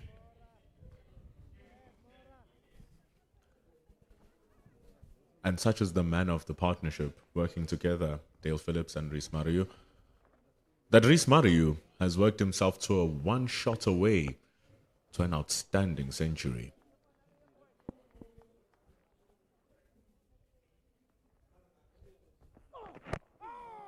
But with the way Tsepo Moreki has been bowling, you're not going to expect that it's going to be easy, especially with the type of ball that he just released now. Let's have a look at that delivery. Tight delivery. Going a bit leg side-ish.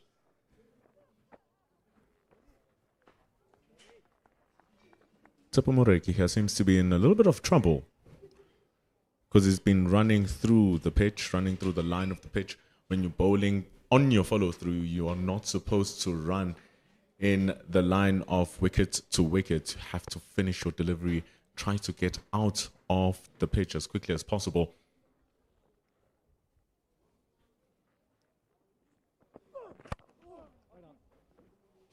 But apart from that little mishap, it's been a really good return here from Moreki. Definitely. And Moreki has come back for, I think this might be his 3rd spell. And he's been so tidy. And I've loved how he's bowled. He's bowled energy. He's bowled fuller, asked questions of the batsman.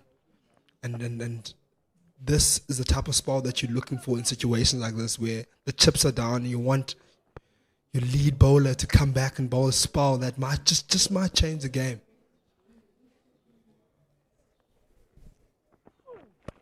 Pulled away, cracking strike from Rhys Maru. A short delivery punished, and a spectacular way to bring up his 5th first-class century. A century that had a bit of everything. He really managed to rotate strike, was aggressive in the century. Let's have a look how he got to that century. Convincing pull stroke.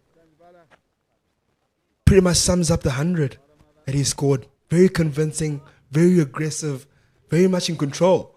There's not a point in this day today where you felt like you might make a mistake. Not a point today that you thought maybe he might give it away. He was just so convincing and clinical with his performance, and he can be very proud of that. Superb batting from the man in the non-strikers end. You're currently looking at Dale Phillips, who's on 71. But this is the man's hour. Rhys Maru had a tough one in the one-day series, only scoring 38. But boy, oh boy, has he raised his hand here. In the opening partnership, even 100 from 126 in beautiful style. What a shot, actually. Just swivels and pulls it quite nicely. And so you called for it. Here comes Jason Smith. Look, you might not agree with me, but I think he's been the pick of the bowlers. He's asked the most questions, and he's probably forced the mistake a bit more. I don't know, maybe because he's coming off a bit slow off the pitch, and he's working with the pitch in that sense. And I like the feel that they have for him. I like maybe for that cover to come even a bit closer, just apply a bit more pressure. Maybe that ball that chips in the air might not carry, so you just want to take every single chance you get at this point. Just like that, and that's the man whom you do want to come closer. And you saw how slow the ball arrived to Dale Phillips, but the moment he comes closer, that's having to wear a helmet territory. But what else do you do, and what else do you want to do if you want those wickets? You take those chances. But that short extra cover, like we said, a superb fielder.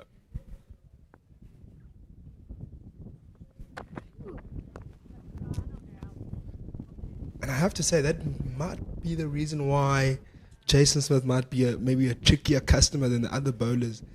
You have to kind of force the pace when you're batting with him. The ball's not coming on as much as the quicker bowlers. So maybe with him, the ball, you can even see the way it's coming onto the bat. It's floating onto the bat. It's a bit of a spongy bounce. And so maybe with that, it might be a bit more difficult to pick. And and it's also coming from a point of height as well. So it might be a bit of a different.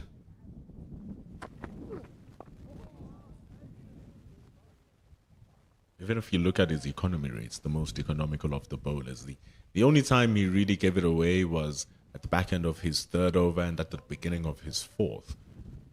But apart from that, he's been really tight. This over showcases exactly the type of bowling that Jason Smith has been showing, and sometimes, even though you brush that bowling aside, you think, oh, dibbly dobblers, I can smash those away on certain surfaces just like these. You can put plans in place to make it work. It's very hard to drive through the ball, like you said, and hit through the line of the ball because you have to generate that pace. It's an excellent point. Because of that, it's so easy for the ball to pop up to the two men who are close to the pitch. And him bowling these tight lines, disallowing any width so that they can slash through the line of the ball and get some boundaries or get some space. They have to hit through the line of the ball if they want to score runs. They have to try and manipulate the ball, which brings those two fielders close into play. I have to say, Jason Smith might just be the perfect partner for Tshepo Moreki. Tshepo Moreki is needing that partner at the moment that is going to bowl wicket to wicket, not leak any runs. Might not be as wicket threatening as the other bowlers or what you'd expect from the other bowlers, but them bowling as in the partnership right now, very crucial time of the day. Things like that can happen. The ball was aerial. Tristan Lees is stationed right next to the square leg umpire, but it's fine enough from Dale Phillips. Closes the over with a single after 41. New Zealand A, 176 for no loss. The most impressive thing for me here, Kamva, has been the consistent rate of scoring throughout the course of the innings. Ever since they dropped from that initial rush before the break, scoring at about 6s and 7s and 8s, they've now hovered around that 4 to 4.5 line. And right now they're stationed at 4.3 after 41 overs. It's really dominating batting performance. I'm a bit confused, sorry, by this bowling change. We've had Tip Moreke bowl really well. I think he's only bowled, 3 overs. You bring on, I don't know what's the thinking behind this decision, but you bring on Engelbrecht that has struggled at the other end where he's leaked runs, and you just had 2 overs that didn't really leak any runs, and you put him back onto the spinner. I'm not too sure about this bowling change. I initially thought that when Engelbrecht is going to come in and bowl, he's going to bowl from that end. Because when we saw earlier on when Tristan Lees was bowling, he got extraordinary extra bounce. And with the height of Skalk Engelbrecht, I would have thought it would have come from that end. But I do hear your echoes that Tsepo Moreki was getting into a really good rhythm. He looked so threatening. He was asking so many questions of the batsman, and then he was about to bowl. He would have had a partner in Jason Smith to bowl the quiet overs at the opposite end. Let's see, maybe there might be You saw that previous ball, though. That extra bounce got the South Africans chatting. And sometimes that just gets the bowlers or the batters thinking a little bit extra on how to play the balls. If that was on a shorter bowler like Ndwandwe, that is easily more playable because it hits the full face of the bat. But because of that bounce Engelbrecht gets, it's mistimed. And that's why I just wanted him to be at that end. But maybe, yes, after one more Tsepo Moreki over, because of the way that he was threatening the bats.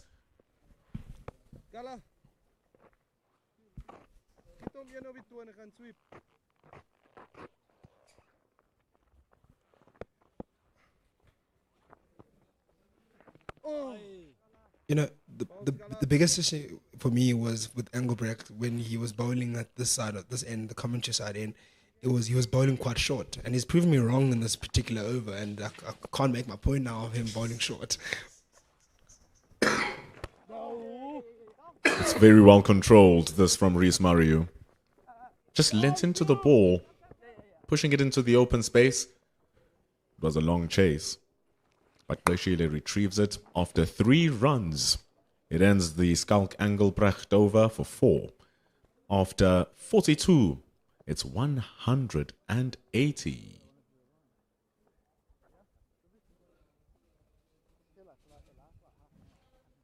And with that, a very well worked session for the New Zealand A team.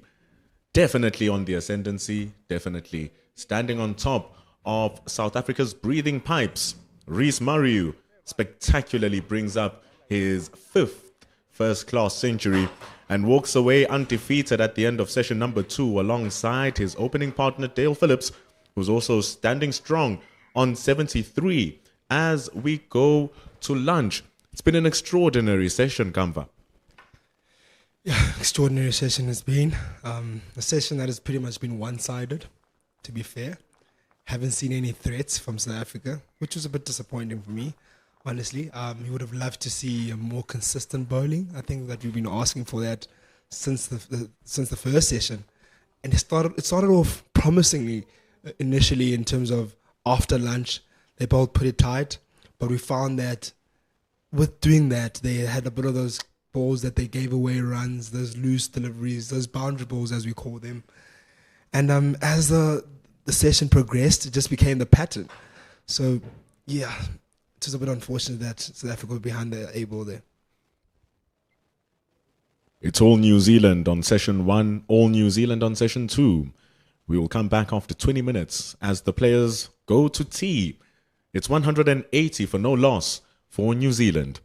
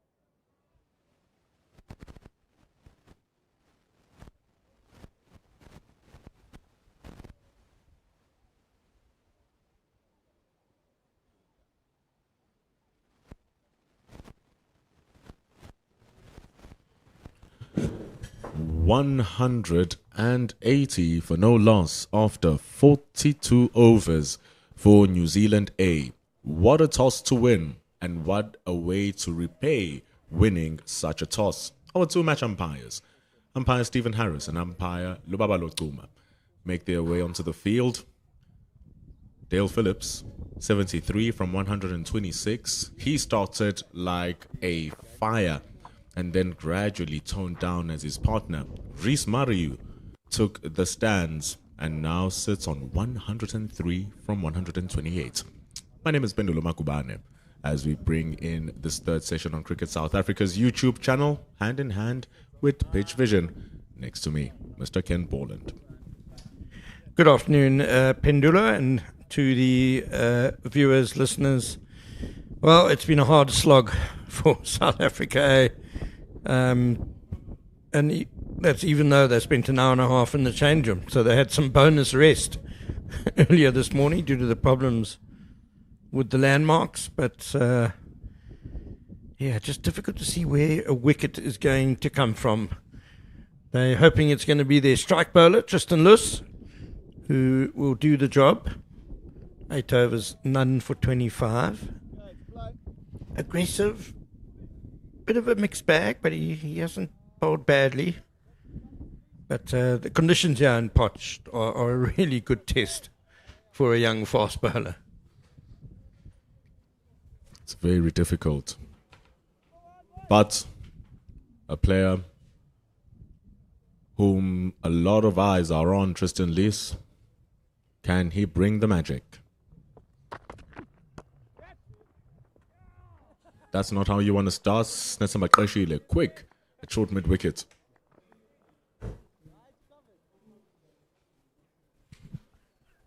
Yeah, Tristan Luss, no one's saying he's the finished article yet, by no means, but it's the potential that's there. He's a genuinely fast bowler. He's a batter who can give the ball a real whack in the lower order. He's got all the makings of a really good cricketer.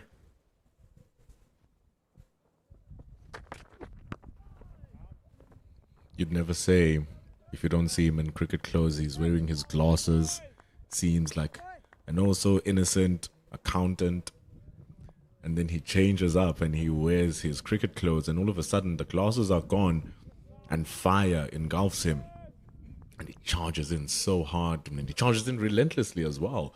That's Tristan Luss. And a fiery character. I mean, it was his debut season in senior cricket last summer.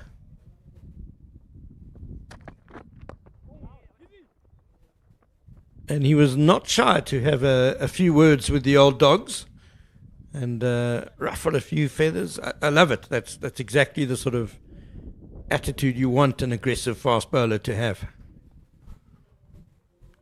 Isn't that the character of the fast bowlers who have been coming through the conveyor belt recently? Nandre Berger, extremely fiery as well, and he charges it up to 150 k's an hour. The Karate Kid, he's even called the Karate Kid because he chops it up. Gerald Kutsia, his eyes go haywire when he's on it.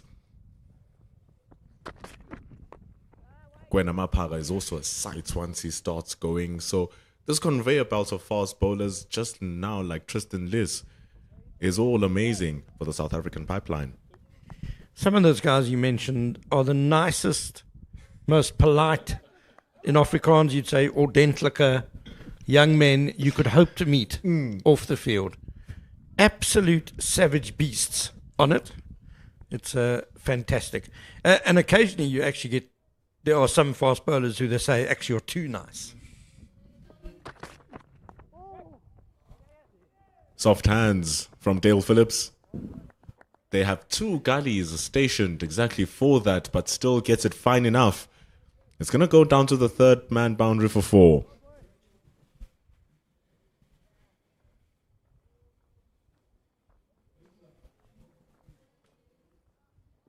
Very straight delivery. You see, just opening up the face of the bat there to allow the ball to be guided down.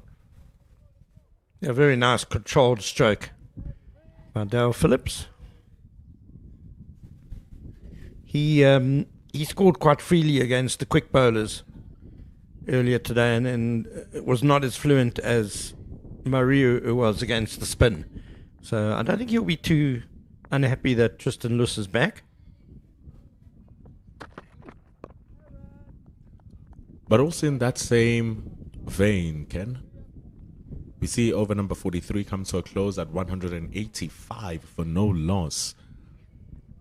When he was coming from the JB Marks end in his very first initial spell against Phillips, he was getting the ball to do quite a bit off the surface. It was jumping up from a back of a length and really squeezing Dale Phillips of any room to play those shots. And so some of the balls that are squirting through that slip cordon and that gully region, though well controlled by Dale Phillips, kind of gave you a sense that Tristan Lees might have something out there for Dale Phillips.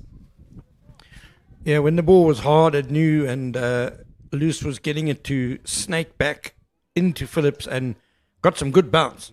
And a couple of times, he obviously likes to cut, Dale Phillips, and it looked a little cramped at times, and a couple did go in the air through that area. So perhaps that's why the two gullies in place looking for a similar dismissal, but the ball's 43 overs old now. But during the drinks interval, you raised up a very important point where we were just making our coffee about the management of the fast bowlers by Marcus Ackerman and ensuring that they remain constantly fresh. Oh, just over the head of Rivaldo Munsami. Risky business from Rhys Maru. It will be tracked down in the deep by Jason Smith. Well, it was great anticipation by Rivaldo Munsami. Saw Maru go down, and look how quickly he moves across to the leg. So he's already going as the bowler bowls. If he hits that any flatter, it brings Munsam into the game. Just lopped over the wicket keeper. Goes for it again, and he's more intentional this time, Rhys Maru. It's just annoying couples that they're getting out here now. And it's a space that he's trying to use so he can kick out Snesemba Qeshile, who's right underneath his hip.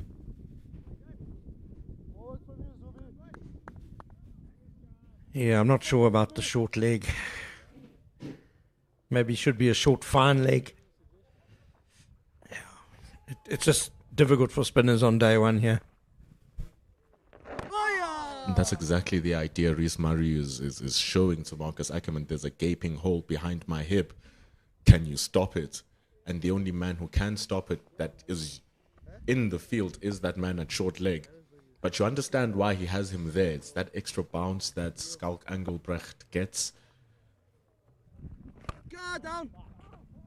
And if that ball is straight enough and it pitches on that off stump and it bounces and it turns towards any of the right-handers, you bring Snesemba Qeshile, who's an excellent glovesman, standing under that short leg. Yeah, it's positive captaincy by Marcus Ackerman. He's held the slip to the spinner, I think, through the day, and now a short leg in place. So he's giving himself options to take wickets, however unlikely it may seem.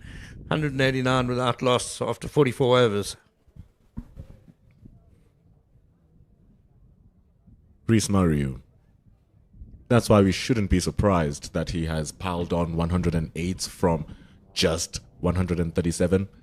Second in the Plunkett Shields run scoring. Look at that average. He kept his wicket and he has averaged 74, but that loss of Nick Kelly at number 1. But just good numbers all round for the New Zealand players who've been selected here. High score of 240 by Rhys Maru. Cut! That's the situation that we've been talking about. Those two gullies and Dale Phillips daring to take on the very tight line of Tristan Lees over that area. He succeeds this time for 4 runs. He made good contact here, and I do just wonder a little bit if those two gullies are a little bit close. It is a slowish pitch, so you can understand it, but it'll be a good catch. It'll come quickly there. Even Dale Phillips is down on that list. Averaged 28 last season, and that's with 100 in the Plunket Shield. Did say that he wants to be an all-round format player. And look at him continue to pile on the runs as well. Loose delivery from Rhys. It guides it down to the fine leg boundary for 4.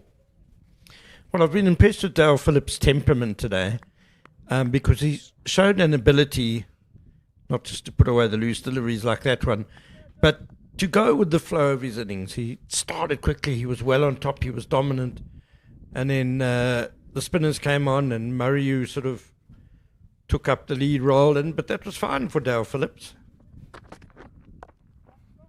Takes that from the offside. Moreki retrieves for 2. Dale Phillips has been really good in the one day and the T20 stuff. Now he wants to get back into good form in the Red Bull stuff. BJ Jacobs not playing in this particular match, but he is in the squad.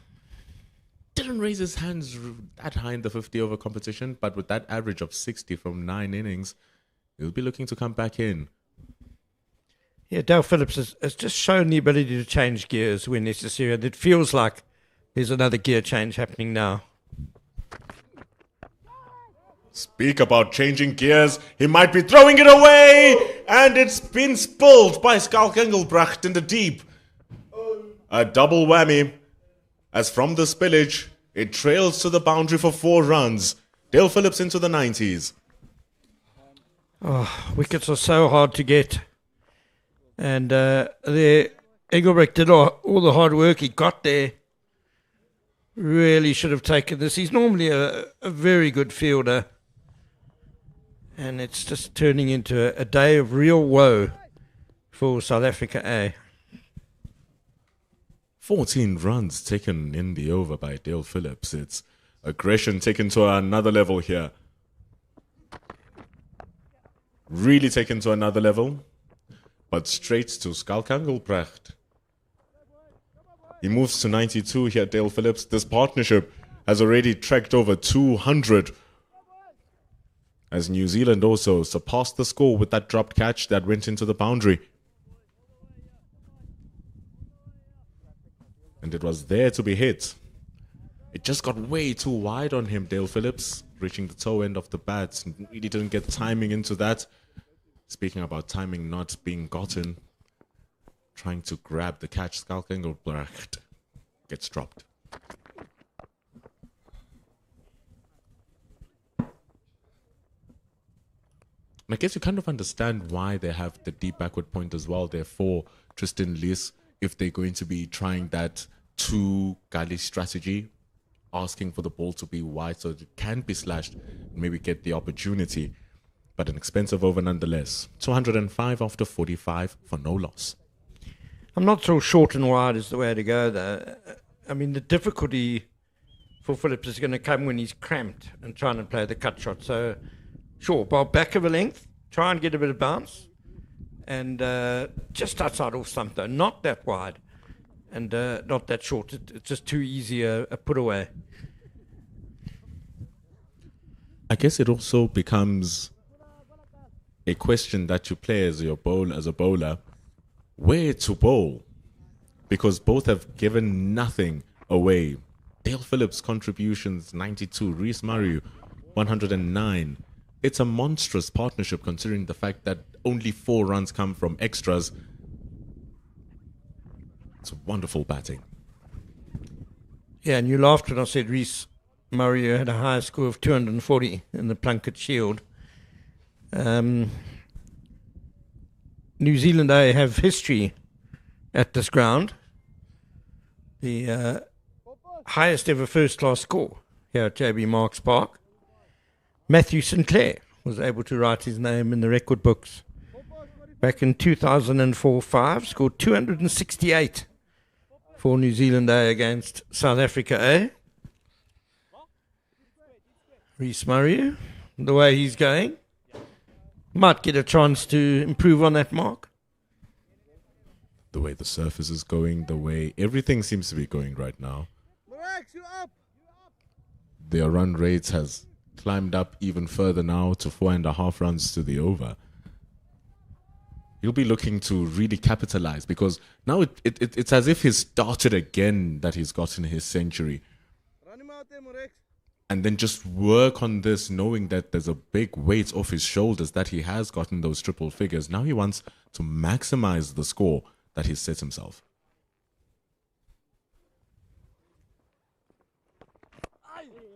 Tsepondwandwa makes his return. Oh, nice Pego. They ran quickly, Good Pego. but it's all safe. Good to hear wicketkeeper Rivaldo Moonsamy still encouraging the boys.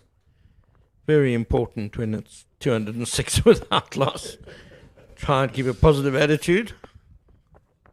No run. We did lose a big chunk of overs earlier on this morning. That's why it's still surprising that you look up and it's 45 overs gone. Normally at this time we're hovering around 60s.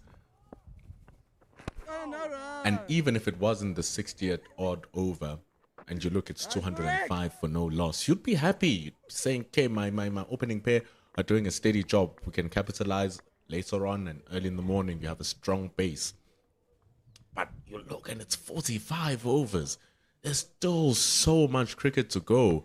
Just tells you the dominance that New Zealand are currently packing.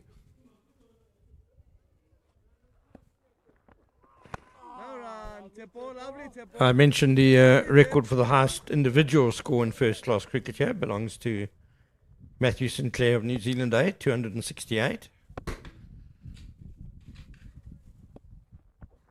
Oh, Akers. Just a single to deep backward point area. The highest first wicket partnership, for those who are wondering, we're on 207 now, is 340 between Mark Brains and Doug Watson of KwaZulu-Natal, now known as the Dolphins, against the Northwest team back in 1999-2000. That could go today. Especially if they're whipping out shots like these. Jason Smith being asked again at fine leg to come and retrieve. 340. They've already surpassed half of that tally that they need to get there.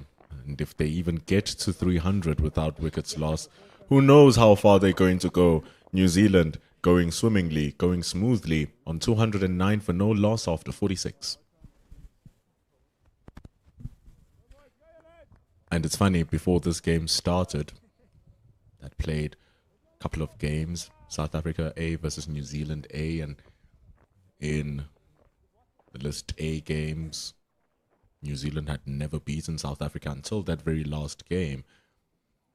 And they batted brilliantly. They were so aggressive to take the game on. And this has just spilled into this in capitalizing with the poor-ish bowling that we've seen for South Africa, because it really hasn't been up to the standard that is required. I think it's fair to say that South Africa had a stronger attack in the one-day series. Bang! That is a superb shot from Dale Phillips. They had a strong attack then, but Dale Phillips whipped them still, and he's doing it now. Well, that was a freebie, really. It's just far too short, far too wide. 97 now, Dale Phillips. He'll be licking his lips to get another one of those. Just on the SA attack in the One Day Cup, it had bowlers who are closer to the Proteas' main side, like Gerald Coetzee, Ngaba Peter, those sort of guys. This attack, Chepo Marek is experienced, obviously, and has played Test cricket and is kind of in the picture, I guess, for the Proteas. Justin Lewis just starting out on his career. Chepo and Ndwandwe is new at this level. They're just battling to find the ball at the moment. I think it might have gone through the palisade fencing onto the soccer ground alongside us. It was a really strong hit. Even our cameraman saw the ball with his eyes. The camera couldn't keep up. It was a really strong hit. But how did it get out of our arena? I mean, there's a boundary fence and a moat and a steep uphill. Punched a hole right through. Either that or the fielder threw it onto the soccer field just to have a break. Oh man, but New Zealand as they stand, 213 for no loss, and they'll be happy with the cricket that they're playing, because from this, it's going to be a bunch of white cricket tours for New Zealand. They'll be playing Australia in a T20 series. They're going to be playing England in a T20 and one-day series. Same thing with the West Indies. And then that big tour as they'll travel to India. So if you're looking at those three series coming up, the style of cricket that you play, that asks for that expression. Third umpire Bongani Jele is brought out the box of replacement balls.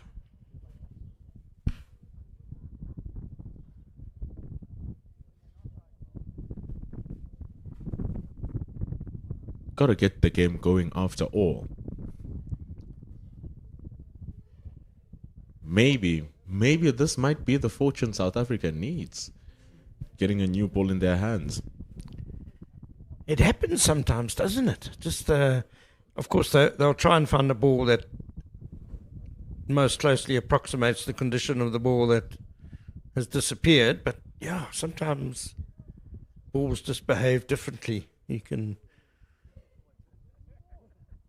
Often teams that are struggling in the field, especially in limited overs cricket, you can see them going to the umpire and trying to get the ball changed. It's out of shape, umpire. It's defective. But I'm still fascinated to know how that ball got lost. It wasn't a 6, it was a 4, so it was on the ground. It was a really strong blast from Dale Phillips. And the thing is, South Africa A had put so much work into that previous ball. It wasn't doing a lot. It hasn't brought them any joy with no wickets in hand. That's the strategy that we were seeing Marcus Ackerman use on Tsepo Moreki. But it seems like they might have just found the ball here. Yes, they have. So we will never know if the change of ball was going to bring about a change of fortune. Umpire Harris will just check that the ball's not damaged in any way. It's had quite a journey, must be said. Oh, unlike baseball where you can keep the ball and take it home, here it is the heart of the game. The amount of work you put on it determines what it's going to do. If I'm walking my dog on the soccer field and I come across a cricket ball, it's going in my pocket, I promise you, Pendula. It's shocking once you discover the price of one little piece. Dale Phillips is on 97. Here comes Tristan Lees. He did have a problem with that earlier on in the morning, didn't he? Some of the deliveries, not pitching, asking a lot of Rivaldo Munsami to dive to his left.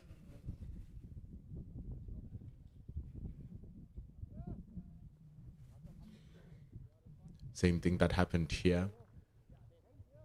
But then when you get cut like that on the offside, you kind of run away from that danger area.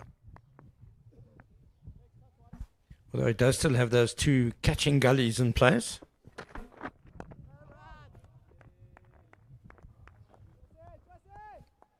Can't be on the nervous 90s. He was on the nerves a couple of days ago. And surely getting over that line just clears a little bit of a screen for him to see clearly what he needs to do to get over the line once more. He's not rushing it. He's pacing himself well here, Dale Phillips.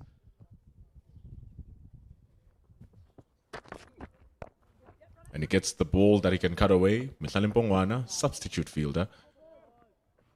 Skak Engelbrecht seems not to be on the field. Second time Pongwan is doing duty as 12th man. We were talking about other options maybe in terms of the selection and the makeup of this South Africa's A side and the attack. I think we agree they need a third frontline seamer. Pongwana might have been an option as an all-rounder. I absolutely loved the idea of a Tiaan van Vuren coming into the team. You have a left armer, can really dish it up, hits the deck hard, and then at the end of the day, when it's time to bat, down in the lower order at number 7, number 8, number 9, he can give you really good hits. He's a strong lad, Tiaan van Vuren. Yeah, I don't think there's too much difference in terms of batting ability between him and Skalk Engelbrecht. But then Tristan Leshover pitches once more. And I think Tiaan van Vuren, as you say, also a point of difference with the left arm. But also he's been playing cricket, his domestic cricket, on these sort of flat pitches, in the Free State mostly. So he's kind of used to, he kind of knows what to do on these surfaces.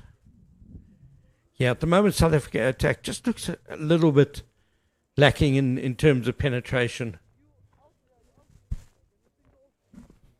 It's hard work. It's really hard work. Have to dig deep. Marcus Ackerman tried to be creative, getting a short leg coming in for Skalk Engelbrecht. That didn't work because the man he moved to get the short leg cost him a couple of runs. And so with Skalk Engelbrecht off the field, in comes Tsepo Ndwandwe. Zubair Hamza stands at slip.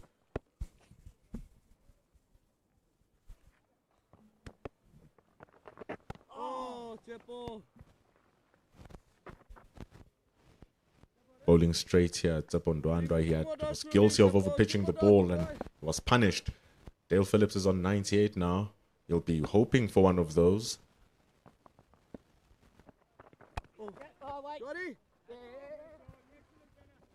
He's able to squeeze for a single, and they're going to come back for two. Jordan Herman with a really good throw.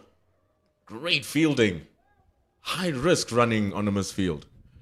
Well, just as well, Dale Phillips changed his mind late, and Rhys Maru did very well to put on the brakes and turn back and make the safety of the crease.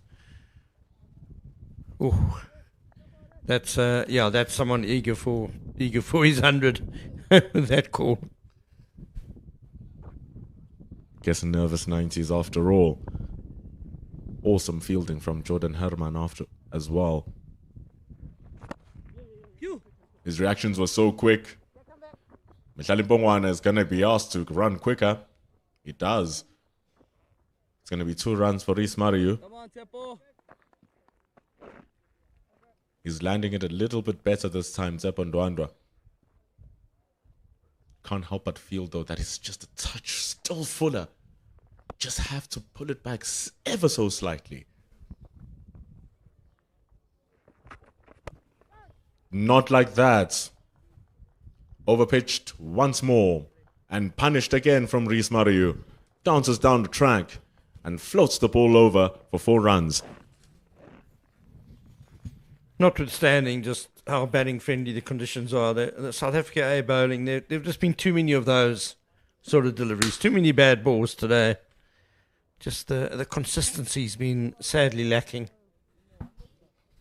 Oh, that's a very below par delivery from Ndwandwe. He did have, like you said, at the beginning when he came into bowl initially, that he had a great 4-day series prior to him getting an injury. Had 2 fifers back-to-back for the Titans. He bowled really well for the emerging South Africa team up down in Bangladesh. after the 4-day series. But here he doesn't have a solution for Rhys Maru or Dale Phillips. It's a level up, obviously, but what really impressed me about Tsepo Ndwanwa last season was he just kept things simple, but he was very accurate, very well controlled. Just did the basic things really well. Loose again, chance for Senokwane. Just dropping a little bit short. The mid-on has been sitting deeper for South Africa, juxtaposed to their mid-off, who's been much closer into the square. There ends the over.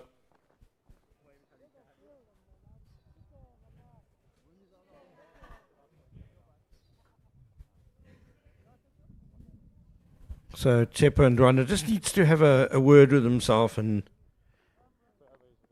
just try and go back to basics. Keep it simple. That's his strength, I feel. He doesn't bowl incredible deliveries, but it's his accuracy and his consistency that gave him a lot of success last summer. He needs to refine that. And as he keeps bowling with that accuracy, one sticks and turns. One continues with the arm and does all these different things for him to give attacking options. But no attacking option has been able to work on neither Rhys Maru or Dale Phillips, as the latter finds themselves on 99 to face Tristan Lees.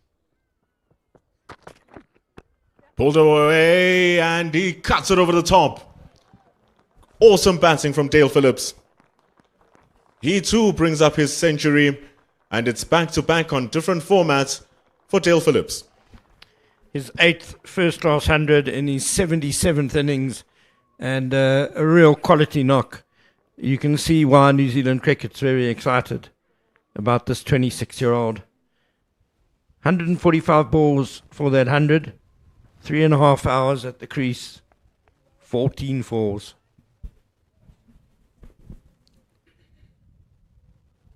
Has been mincing it through the offside. 47 runs through the cover point area. And that 100 was very fitting. It's the 8th time he's done it, Dale. And now he's going to look to pile on from here. Yeah, very strong through the offside. Dale Phillips likes the cut, likes the back foot force. But he's played very well indeed.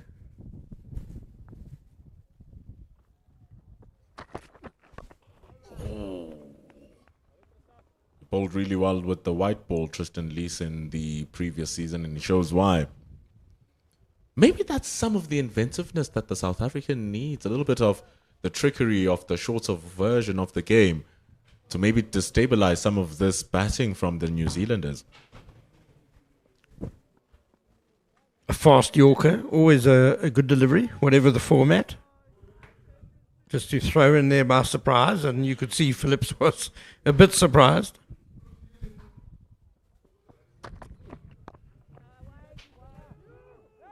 Good fielding from Qeshile, with the shin pads even. And even that shot from Dale Phillips just shows how good he's been in judging which balls to play and which not to. He's been defending very strongly on the front foot. His front foot defense has been impenetrable.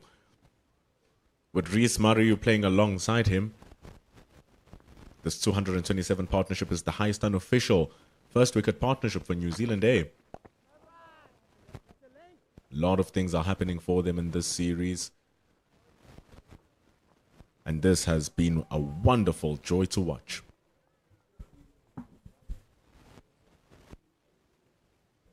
.103 from Dale Phillips, 120 from Rhys Maru. Only 4 extras. So much work coming directly from the bat.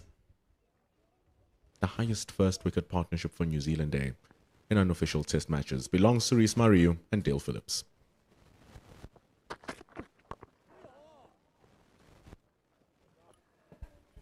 Good by Tristan Lees, another Yorker. If the first one is a surprise, the second one in the over is almost more of a surprise.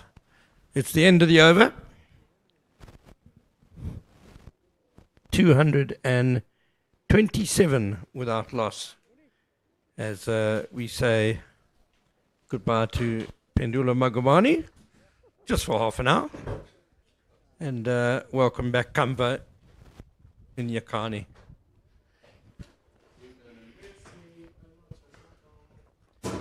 Tsepo and Rwanda is going to continue from the JB Marks end. Had a few problems in the previous over with his control. Story of the day for most of the South Africa A bowlers. Come in between deliveries here from Ndwandwe. Just how much have you enjoyed the 100 by Dale Phillips? Oh, what 100 by Dale Phillips. Find something, boy.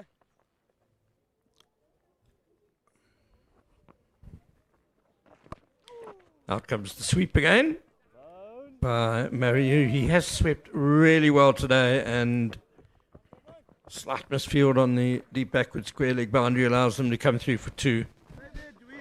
What a pleasure it's been to watch this 100 by Dale Phillips. Started off very aggressively and then showed a lot of control at some point after the first session where things slowed down, and he kind of really went according to the pace of the game and started holding it up again once again now. Catch it, though! Moraki! Thank you, Rivaldo Munsami, for identifying the fielder. Commentary assistant, the wicket keeper. They often are. 100%.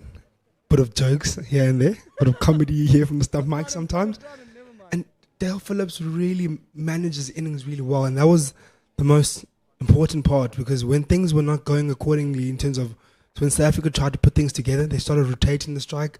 And that was so impressive.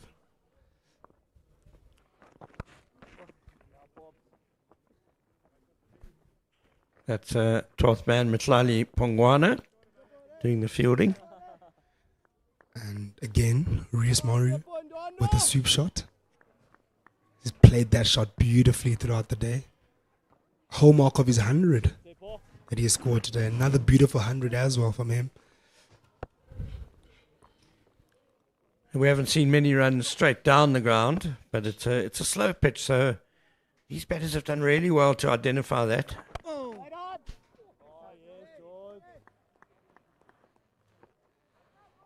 But what a pleasure it's been to watch this partnership. It's had aggression, it's had good defense, it's had rotation of strike, picking the gaps in the field. They've just been really good in terms of all departments of cricket and batting. I've been impressed by this partnership. And just to say, yes, South Africa have given them some freebies early on, but also they found ways also to, when things were a bit tighter, they rotated and run really hard, put pressure on the fielders.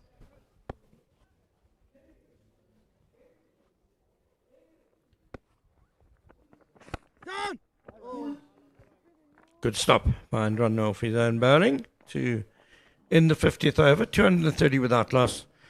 And so they're going at 4.6 to the over, but exactly what you've said, Kamba, the feature of this partnership has been the pacing of it and how they've been able to change gears and not ever get frenetic, not ever get carried away.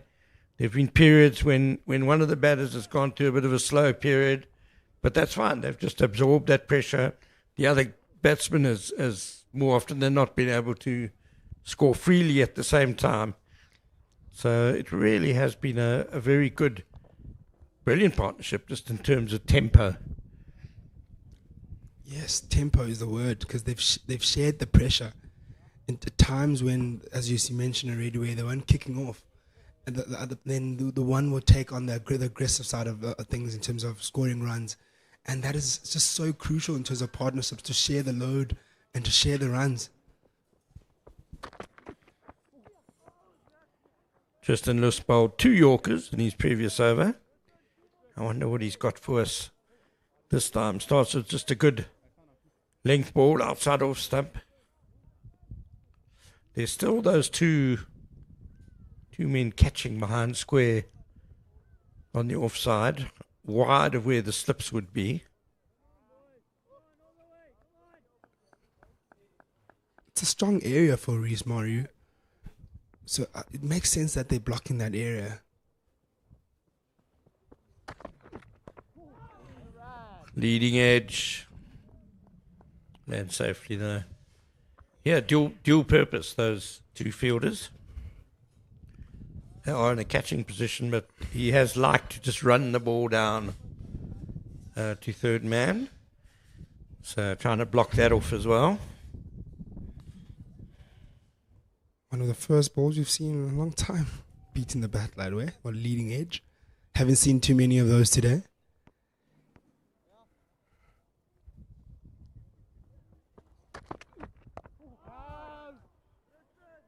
I wonder if maybe Tristan Lush should try a couple of cutters.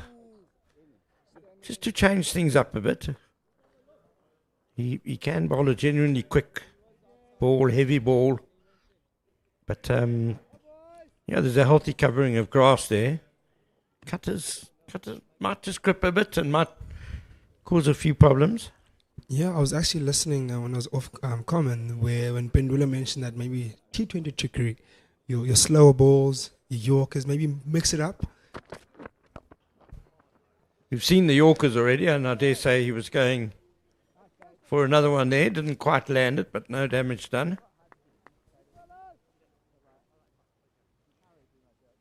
Yeah, I think it will really require for them to think outside the box here.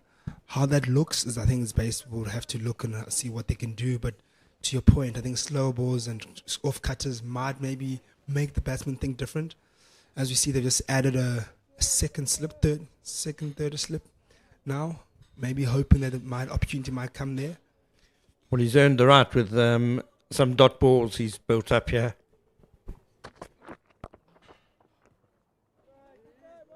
$230 without loss.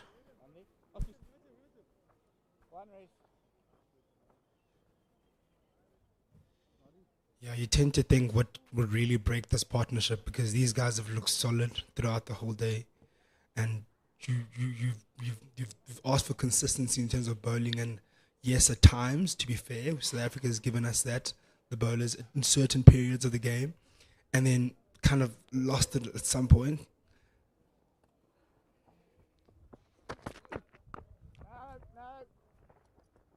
That might have been a bit of a cutter, actually.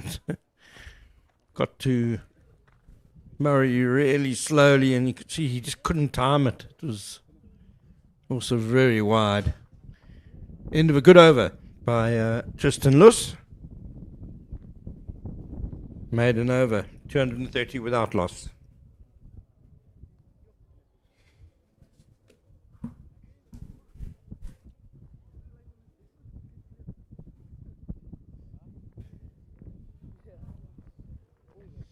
Looking at how they've gone on now, yeah, Ken, if you were on the New Zealand camp, on the New Zealand side, what score is a good target here in terms of to look at? I know it's still very early on in day one, and you can't really, it's got 4 days to go on, and if you are looking positively, looking to win the game, and you want to force a result out of this, what are we looking at in terms of the score now, especially that the run rate is quite high, so you can afford to kind of look at that target a bit sooner than usual? Well, theoretically, there are 39 overs left in the day. I think we're going to get to 5:30 today. Take the extra half out because of the time lost in the morning. And run with the arm ball again, but Phillips didn't seem to be in too much trouble there. Rivaldo and Sammy pleading with everyone not to bowl that again.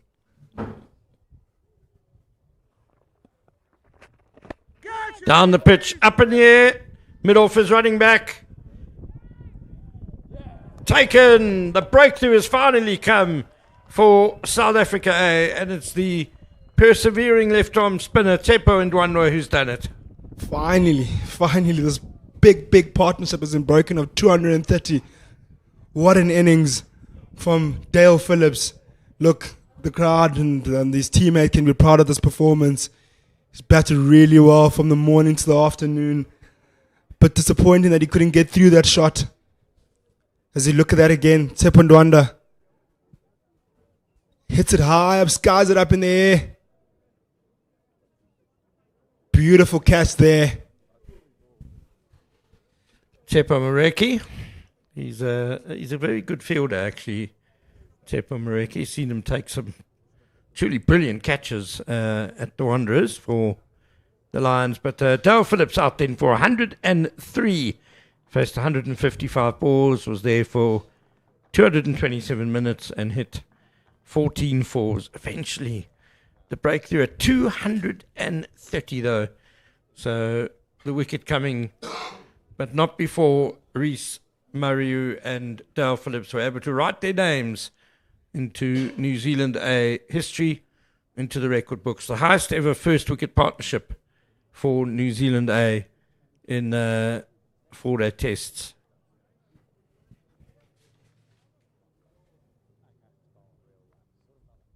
As we see Joe Carter, skipper, coming in a comfortable position, coming in at the average of 36.4, the 32-year-old, with the runs, first-class runs of 4,751. That comes with 26 50s and 1100s, the highest score of 197. Man with loads of experience, and you'll be looking at to get a bit of runs as well. As we see the wicket again, the missed time shot. Look, I have to say, Ken, these catches usually are very difficult. One's over your head. Beautiful catch there by Tepo Mareki. Yeah, very well done by the opening bowler. Joe Carter, as you say, very experienced. 32 years old. Actually born in England, in Hemel Hempstead, which I'm sure is famous for some other reason than Joe Carter being born there. Good cricketer that he is, though. I like the move here by South Africa, putting in the short leg, the new batter, going aggressive, putting the pressure on, and they have to press on from here, try to pick up another wicket, maybe a third one before the end of the day. Good shot, one. Ooh, close. No matter how flat conditions might be for a new batter, there's always some nerves and always need to get your feet moving, and yeah, the first few deliveries from a spinner can be a bit nerve-wracking. Down. Oh, full toss by Ndranwa, and you can hear Moon Sammy telling him, come on. Don't want to let the new batter get going with no pressure put on him.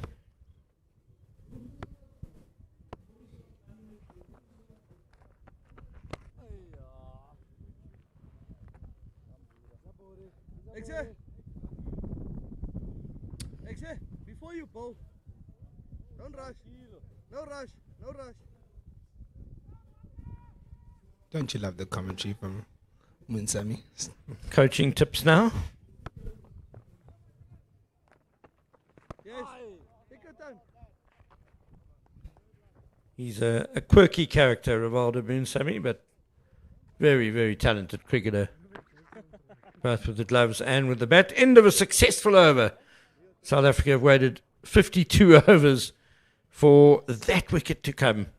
And you just see Tepo Mareki doing a fantastic job running back from mid-off, taking the catch over his shoulder. Yeah, Munsami coming off 73 of 88 balls. The last ODI that they played in Benoni. It'll be important to South Africa's batting. And they get the chance to bat eventually.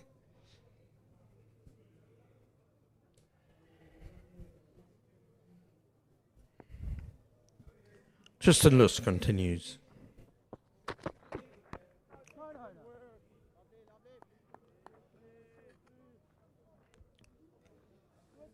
this is the opportunity South Africa have been looking for throughout the whole day, which was picking up that first wicket.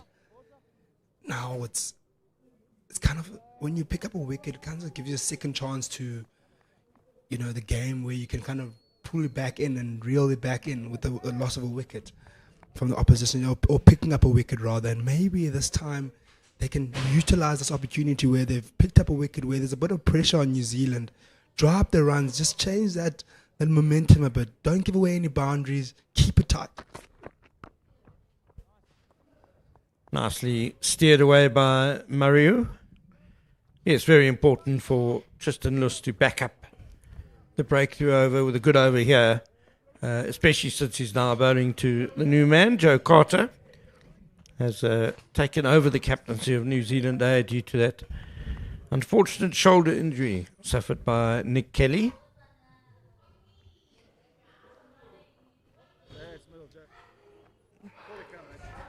Joe Carter's only 4 balls in here, and I like this field setting as well. Ball that wicket to wicket line. It's not doing much, but just make him play every single ball. Don't allow him to leave any balls. Keep that pressure on.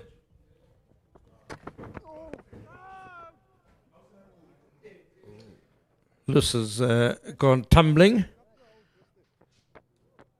He had the main problems with the landing area at the JB Marks end this morning. Led to an hour and a half suspension of play. And don't tell me we're going to go through this again at the university end now. Umpires have signalled to the ground staff again. Justin doesn't look comfortable there at all. Yeah, down on his haunches. He tumbled over straight away after delivering that ball. The groundsman must be saying to himself, Justin's the problem. Yeah. To be fair, though, he is, the big fast bowler in the team. Good to see him give a thumbs up to the physio, who's just coming onto the field to check on him.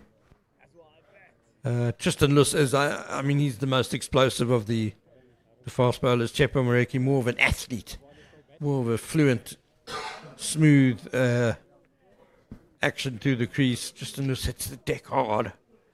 Big, tall man. A lot of pressure on that front foot there. Heavy landing. So probably a lot of pressure on that ankle, and with that soft, maybe the pitch is not hard enough, maybe his foot is slipping. So as we have some more repair work done on the pitch, just to run through what's happened so far today in the 52 previous overs. New Zealand A winning the toss, a good toss to win, electing to bat first, and they raced to 36 without loss in the first 5 overs.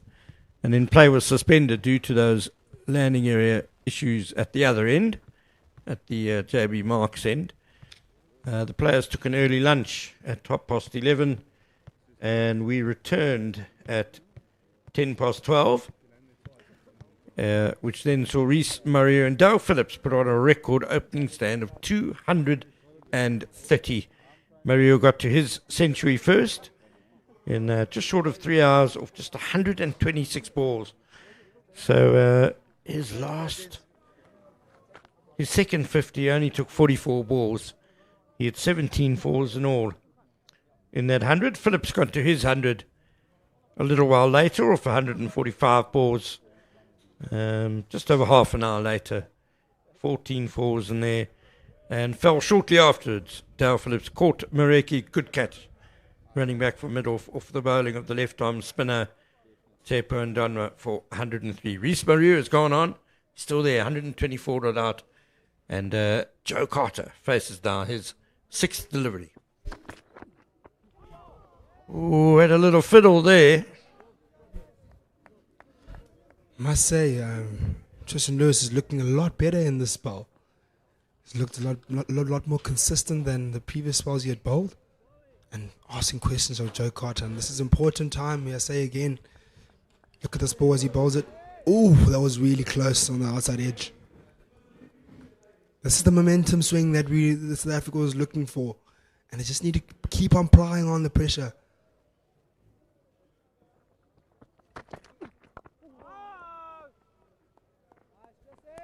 There was just a little bit of movement away from the right-hander, that previous delivery. Just shows if you get enough balls in the right areas here, things can still happen, even though it is a pretty flat deck. Indeed, this pitch has shown that if you land in the right areas, it will ask the question of the batsman. It might not be a completely threatening delivery, but at least it will play those mind games which will push the full stroke. Edged! It's dropped just short of first slip. Pretty nonchalantly picked up by Zubair Hamza. They are quite close, those slips. I'm not sure against a bowler of Lewis's pace if they can come much closer than they are. But it was good soft hands by Joe Carter. Just short. Bounces just short. And it's just those tiny little margins that I would have loved for that ball just to carry into the hands of Zubair Hamza. Well, credit to Carter. He kept the edge down. Good batting. Soft hands. Let's have a look at that again. Beautiful delivery, by the way. Again, Tristan was getting a little bit of nip away from the right-hander, even though the ball is 53 overs old. And a little bit surprising, we're going to see a change of spinner at the JB Marks in. Tsepo Ndwandwe, who made the breakthrough just a couple of overs ago, is replaced by Skalk Engelbrecht, who's had a few struggles today, 7 overs for 38 runs. He's going to have a leg slip and a conventional slip in place, it looks like, to Rhys Maru.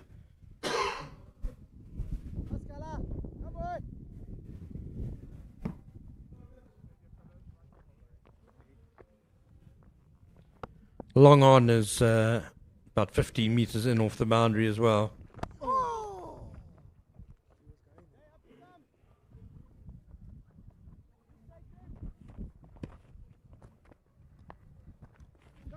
Cheeky back foot shot there in the point region, deep point.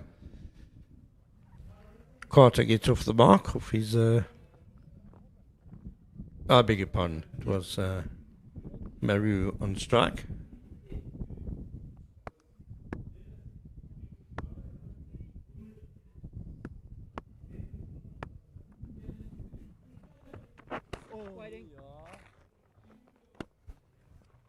As you'd expect, that man who was out towards the backward point boundary for Maru comes in for the new batsman into the circle.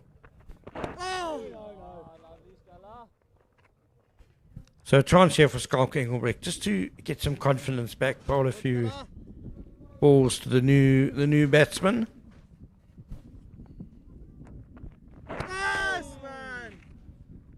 It's important also for him while he's bowling on to bowl to the field that he's got a short leg in there, and bowling short might not necessarily get that short leg into play. Maybe if it gets a little tad bit fuller. Catch it! Yeah, I think he could afford to be a little bit fuller. He doesn't seem to want to be driven, which for an off spinner, I mean, you bring both edges of the bat into play. Could be caught at slip or could be bowled through the gate, depending on what the ball does. Anyway, it's the end of a tidy over by Skalk Engelbrecht. He'll be pleased with that coming back. Just a single off it, 232 for 1.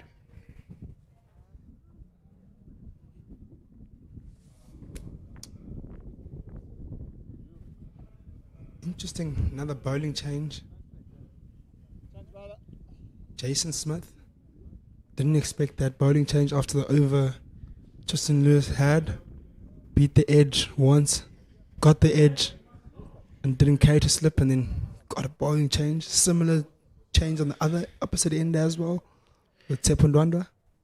Yeah, I think, Lewis bowled, what was it, 4 overs on the trot there, and with only 2 frontline pacemen in this team, Captain Marcus Ackerman has really got to look after them. Don't want to overburden them. He's going to need them again today, and also going to want to keep them fresh for the second new ball, providing New Zealand they aren't all out in the next 30 overs, next 26 overs.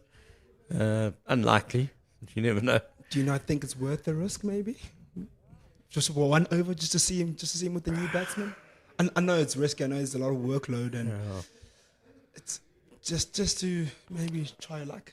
Yeah, he did have a go at Carter. Anyway, Jason Smith in, and he's bowled nicely, Jason Smith, today. That's his job. 5 overs for 11, just to bowl nice and straight, wicket to wicket. Keep the runs down. He's really been very economical today, Jason Smith. Wicket to wicket, as you say.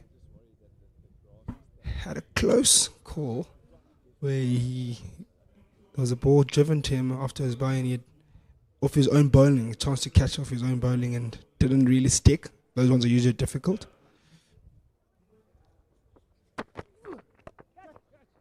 Low full toss whipped away by Maru for 4.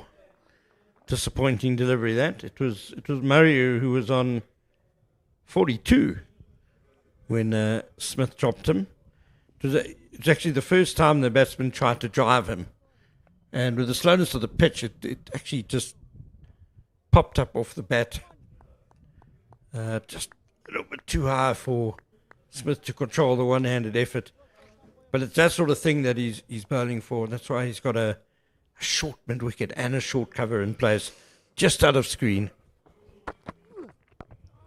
You can see the short mid-wicket's shadow there on the right of screen. I'm actually loving these consistent lines that outside of the previous delivery that he bowled, Jason Smith. But that wicket-to-wicket line, on pitches like this, you need to be bowling wicket to wicket so that if the batsman does make a mistake, gives you just that outside chance.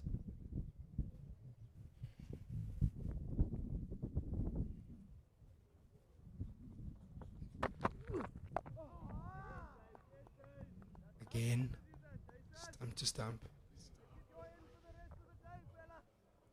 He's been doing that all day. Well, for at least for the 5.4 overs he's bowled.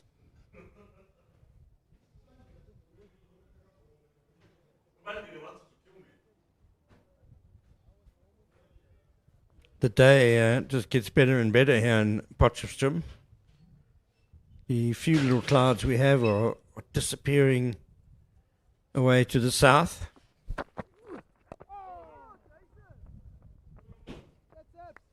Yeah, it's been clear blue skies for the last couple of hours now.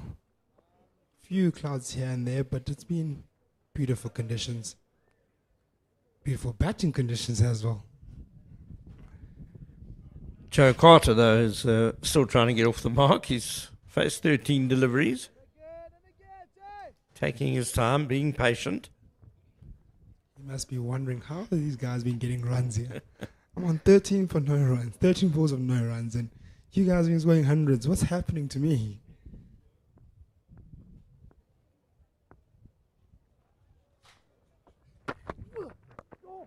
And there we go.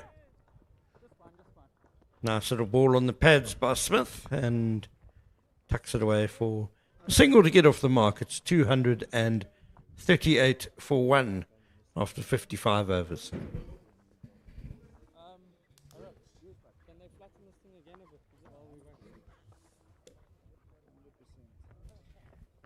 And time for a drinks break. So do join us in 3 minutes or so. We'll be back.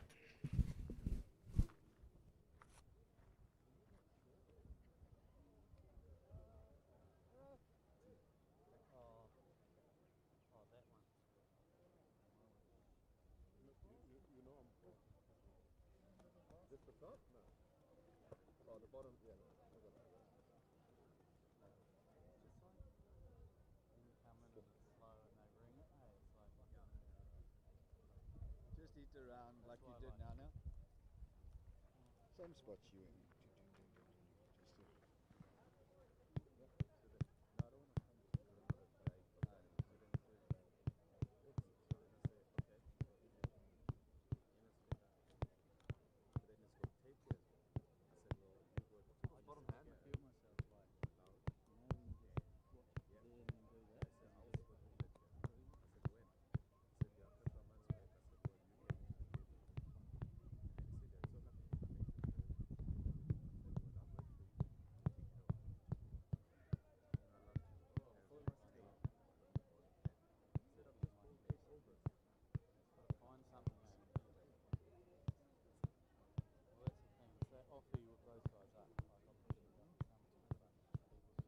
Thanks, bro.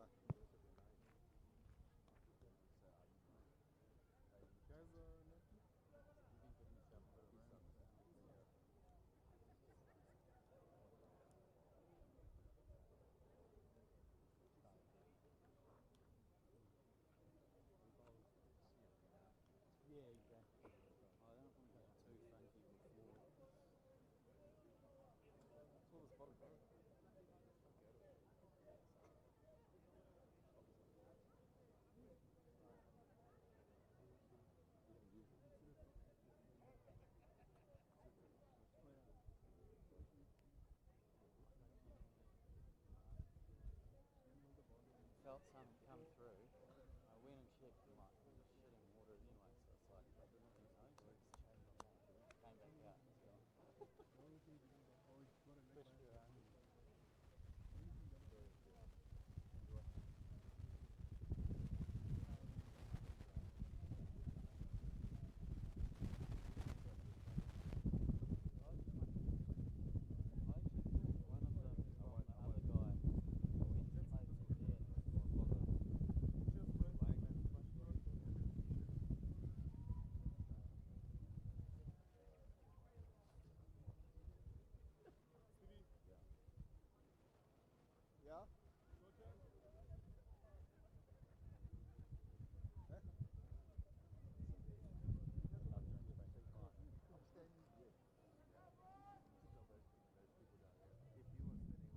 it's came back out.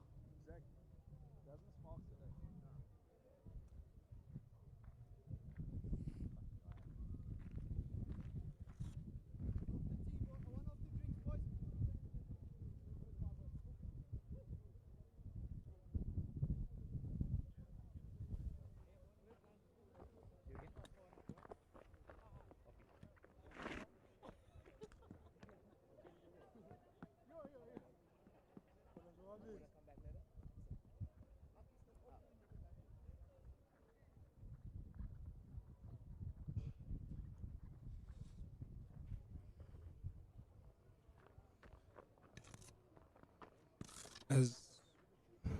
As we make our way back from the drinks break with the score on 238 for 1 after 55 overs, with the current partnership on 8 runs, with Joe Carter just walked in recently with a man on 130, Rhys Maru.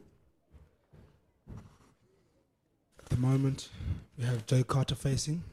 On the end where he's racing from, at the university end, we had some running repairs during the drinks break on the pitch. Oh! Nice color. Skokie!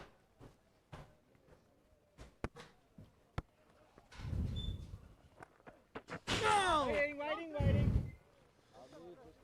Good start there by Engelbrecht. Welcome back, Mpendula. Many thanks. Many thanks.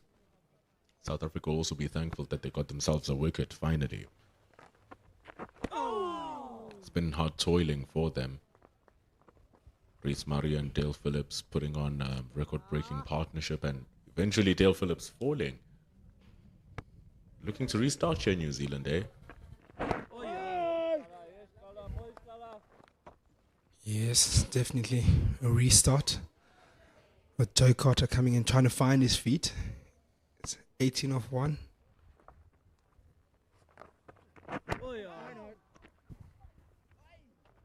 Joe Carter is a really good player. Captain of the 4-day Plunkett Shield side. The Northern District. And the designated captain of the 4-day side here for New Zealand A. 238 for 1.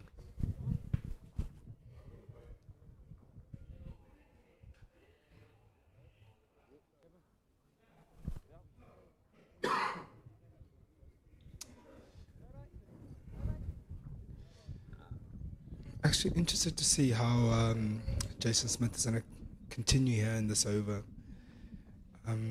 He's been asked, hasn't asked much questions, but he's been bowling a very consistent line in the previous last two overs that he had bowled, and hoping with that consistent line something might give, especially with the run slowing down a bit now since the fall of the wicket.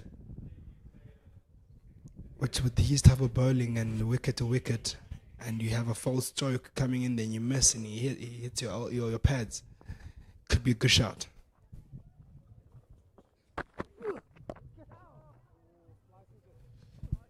One of very few cover drives or straight drives you've seen in the day.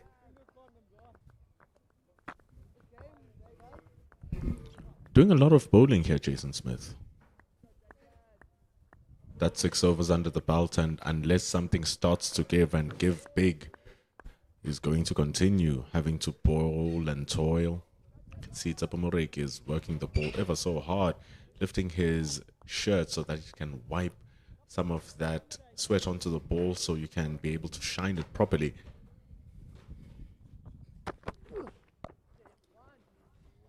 Lovely cut shot there by Rhys Maru.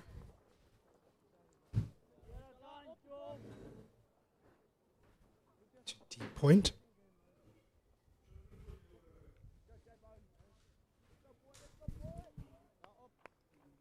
His best work has been the ball just going on to the stumps, attacking the batter's pads. They've been easy to deal with, though. They've been pretty good to deal with. The New Zealanders, strong on the front foot in their defense, very authoritative in their decision-making. But Jason Smith has relative attacking options here. Talking about those attacking options, exactly where Tristan Liss is. Frontward square, you can say, and you have a very short mid-wicket in the Senokwane. You can see his shadow just peep through before we switch to Joe Carter. And so the idea is that when the ball is coming onto the pads of the right-hander, when he clips that ball and tries to guide it to the square leg, he can just hold up a little bit from Jason Smith, and it brings that short mid-wicket in play, it brings that square leg in play.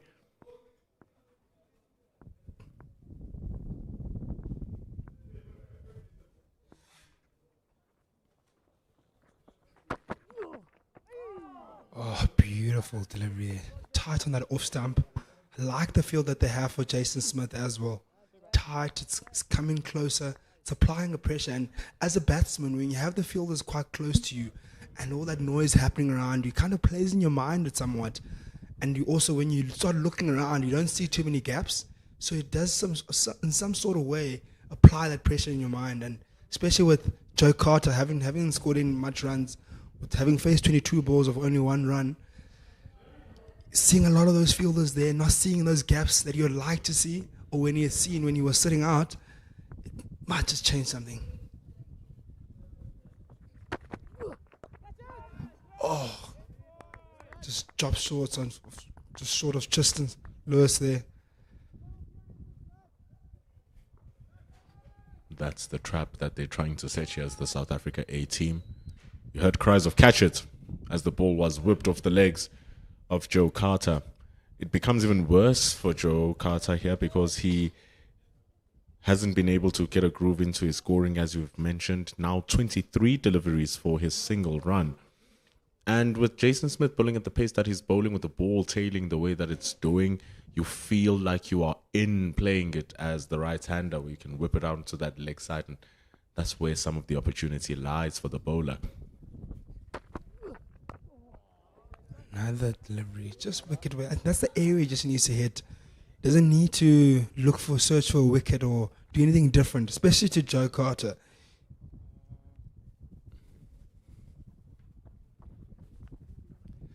And that's over up, 239 for 1 after 57 overs. That new ball is so far away. 23 overs. If you're looking as a South African and the way that they're going here, scoring at 4 runs to the over, it's a lot of runs that they can pile on and apply more pressure to the South African fielders. The way that the body language is speaking and the way that the air is feeling, it's as if New Zealand haven't lost a single wicket so far. It's just because that Rhys Maru 131 is there, staring at you in the face. And the captain is there with him, not losing his wickets, because it's so nice to get 2 after you got 1. But the more Joe Carter perseveres and stays out there, the more easier it's going to be for him to start scoring, because he becomes a very dangerous player once he starts getting into his work.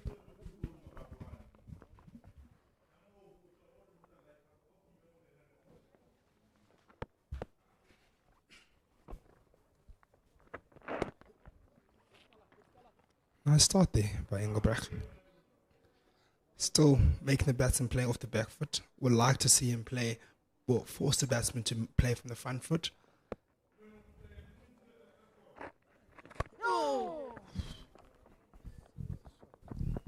Beautiful shot through the covers for 4 by Rhys Maru. He's played spin so well today. Throughout the whole day, he'd sweep spin, he's played spin through covers, he's knocked them down the ground straight for singles. As you see that shot again, he just really opens his body up and then plays through the covers. Shot that he should never play from that straight, from a delivery so straight, but he found a way to open up his body and play that shot through the covers. The feet set him up, didn't they? Just opening up that back leg so that he opens up the cover region. And another shaking shot that just goes to deep square, but wide from deep square, but bounces short of the man. There's promise here for the South Africans. In just a small moment of time, they've been able to appeal cries of catch it from either side of the pitch as well. Jason Smith almost getting Joe Carter. Rhys Maru playing it aerially in the deep off Schalk Engelbrecht. So in their pursuit of wickets here, South Africa, they still apply the pressure right in front of the batter. Zubair Hamza hasn't left slip. Sheila hasn't left the short third man, or the short leg as you see him in your screen. Jordan. Nice shot there by Joe Carter. Pierces the gap there. That will keep him going. That will get him going there. He's been struggling to get a bit of runs since he's got in. Now that will be a boost of confidence as you see that shot again. In between the gap there, between cover and mid-off. A little bit wide, a little bit full from Schalk Engelbrecht. The issues with consistency persevere. 10 overs later. The over going for 9 runs now. Joe Carter, Rhys Maru.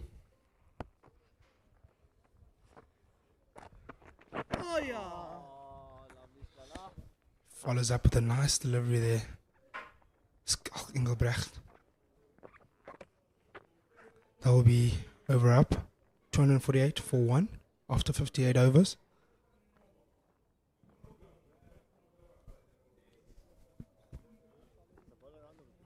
Good work here from Rhys Maru.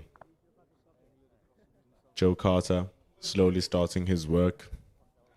And I'm left picking up my jaw from the floor as Ken Borland shows me the scores of England versus South Africa. Seeing a trend here with the South Africans, aren't we, Ken? win the series, then you concede 400 runs. They did that versus Australia, conceding 431.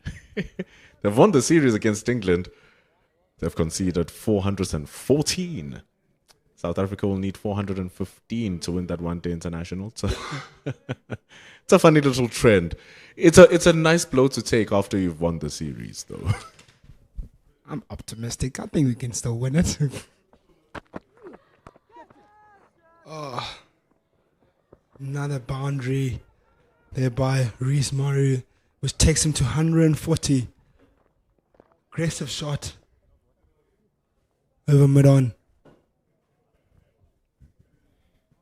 Wonderful control from Rhys Maru. You would think that it was going to hit that ball straight down the V or through the covers. You can't really say it got full timing of that, but it got enough of it to go over Tshepo Moreki and down to the long on boundary for 4. I think Jason Smith wouldn't mind that shot. It was not very convincing. And also you'd like him to play those type of shots where he's playing over the field, forcing strokes maybe. Yes, you could say you got the boundary, but again, another confident cover drive, which was stopped.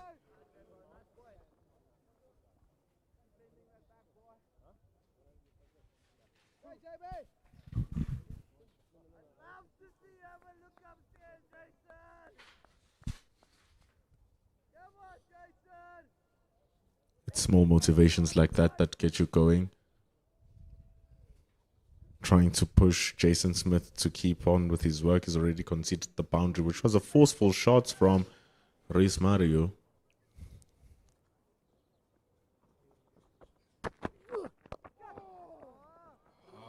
Another shot. Beautiful shot there by Rhys Maru. He just clips it off his legs, down the ground. Oh, lovely stroke play there. He's looked good, man, this guy. Nothing forceful about that, though. Clean. Look at how it travels to the boundary. No obstruction from the fielder. Just elegant timing from Rhys Maru. He nears 150.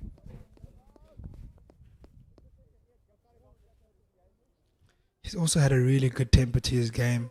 When he's needed to be aggressive, he's gone to the aggressive side of things. When he needed to slow down a bit, he's slowed down, and he's just found a really good tempo today. Oh, another beautiful shot through the covers. Pretty much goes down on one knee. Lovely strokes, which takes him to 148. Back-to-back boundaries. The third boundary of the over. It's wayward from Jason Smith. It's wayward. Previous boundary was full and straight. This, for his pace, very, very short. And with that much width, you're asking Rhys Maru, especially on this form, to take you away. Now is a hit from 150. And it would be so well deserved in the way that he has played for New Zealand A here today.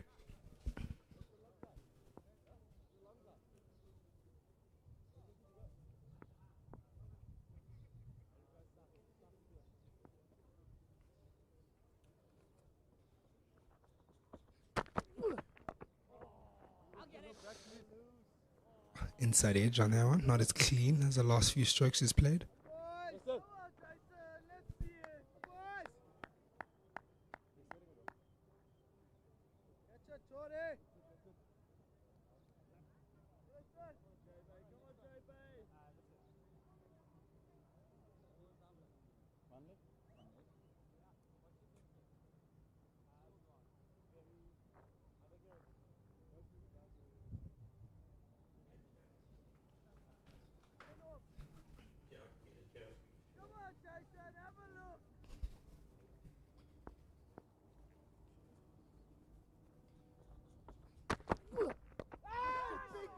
Oh,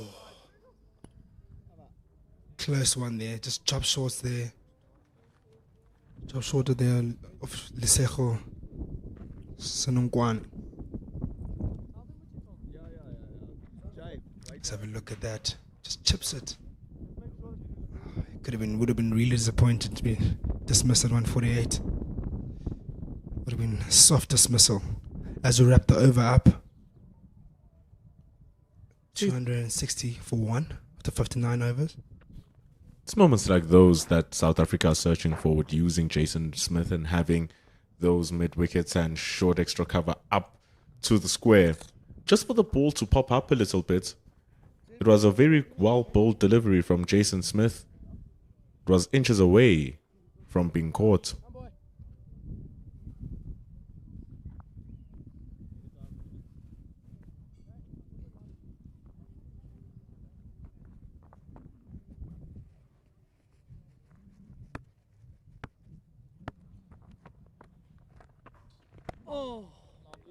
Nice delivery there by Engelbrecht. That's the delivery I want. That brings the batsman forward. That brings in the short leg as well. Brings in that cover drive maybe that might be chipped in the air. Good! Good! Is that a back foot? A 6? It's gone for 6. You heard a lot of shouts of catch it, but that was clearly hit convincingly over for 6 to cow corner. Very strong hit from Rhys Maru, or from Joe Carter rather. Dropped short from Skalk Engelbrecht. He was quick on it. He played it so late, Joe Carter, almost falling onto his stumps. The ball has been hit, lost once before. Hopefully it can be found much quicker this time. Seems like when that ball is hit out of the ground, it gets lost.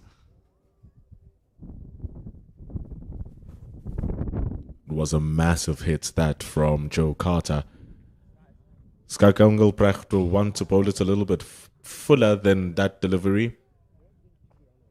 It's a little bit of a long hop. It's just that it was quicker through the air if we were able to see it again. It was a strong, strong hit. So you see, you have your slip, you have your short leg. You want it to be fuller, not there. You want to bring the front foot of Joe Carter, especially if he's trying to find his feet.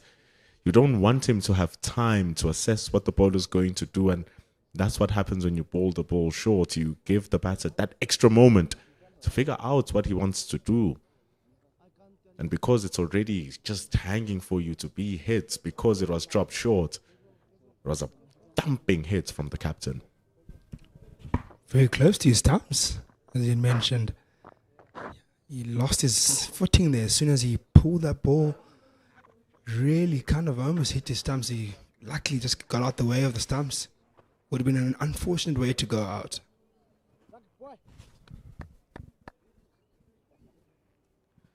The ball finds its way back though this time. Much quicker than the first round we had with the ball disappearing. Skalk Engelbrecht must tidy it up.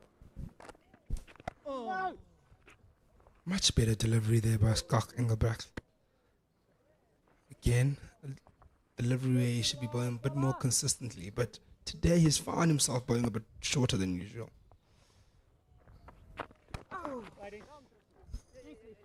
And the issue is that if it's not going to be a little bit short, it's going to be a little bit wide, which invites those drives and those expansive shots from the New Zealanders.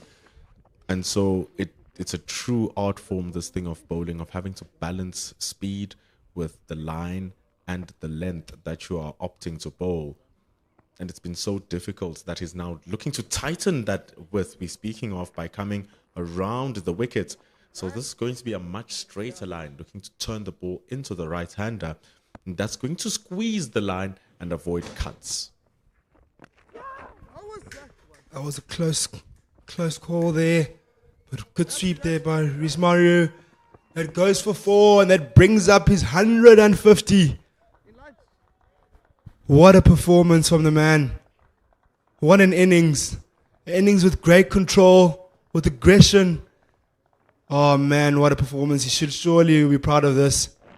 Let's have a look at that shot again that took him to the 150 mark. Superb shot from Rhys Maru. The way he just played it so fine for it to go down to that third man boundary. No premeditation. He's been playing those shots throughout the innings, and like you said, 100% deserves to bring up this milestone.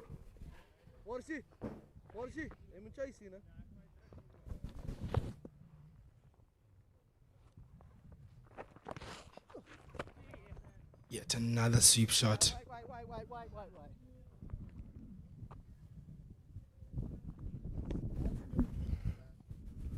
From Rhys Maru. The hallmark of his innings. Sweeping spinners all day long.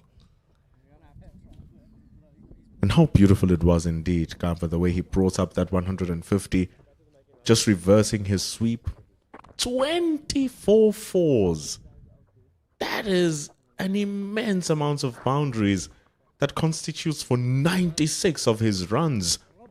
It's a high boundary percentage. That's why the strike rate is so good for Rhys Maru. I can tell you for free, my visual stat, out of those 24 boundaries, probably 15 of those were sweeps, reverse sweeps and conventional sweeps.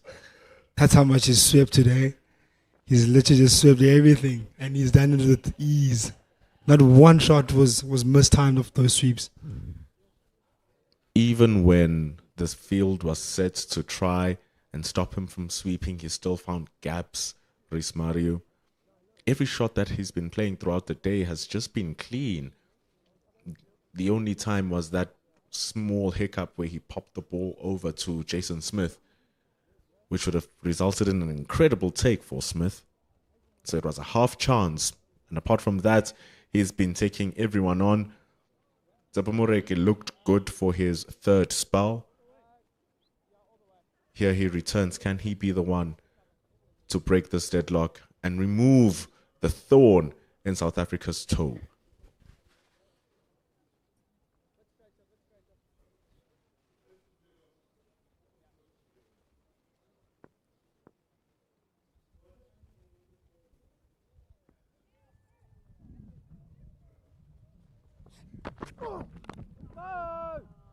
Nice start there by Tshepo.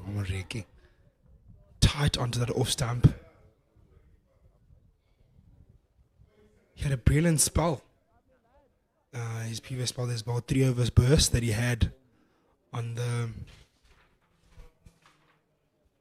JP Marks end, where he didn't last for too long, just before the tea break. He's coming back now for another spell, maybe another short burst.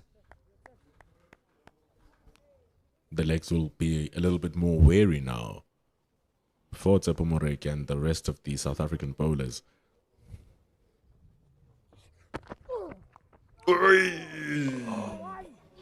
Inside edge there. Oh, that'll be unfortunate there for Tshepo. Good line that he bowled. Ask questions like inside edge of Jason Maru. Oh, close call there by. First shot of real tentativeness from Rhys Maru. Never really committed to what he wanted to do. Just left that bat hanging for a moment. That's why the ball did whatever it wanted. It looks much more better when he's playing with conviction, Rhys Maru. And you can see the frustration from Tshepo, who's been working and toiling hard. Can't breathe. The pressure from New Zealand so high.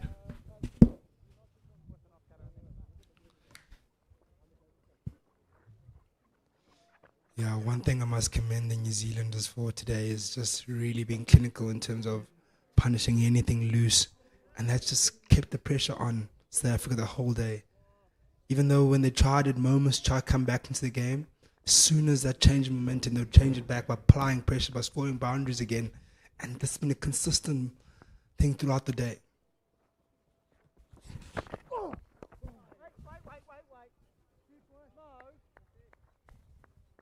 You're starting to get into that territory where you're looking at the clock and you're counting the minutes and you're counting how long until you are able to go in a break, because the way things are going, you're not seeing a sequence of wickets falling ball after ball or period after period.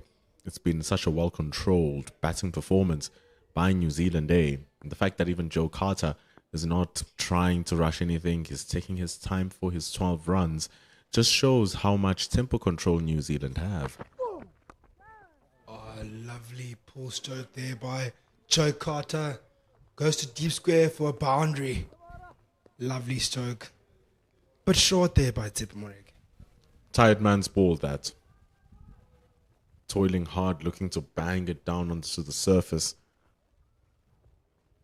Really put in a lot of back into it. The ball barely clearing the waist of Joe Carter.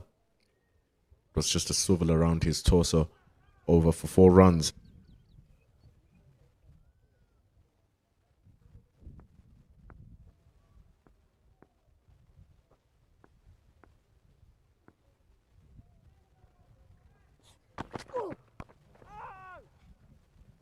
Bit fuller there by Tshepo. Straight and full. Brings the end of the over. 279 for 1 after 61 overs.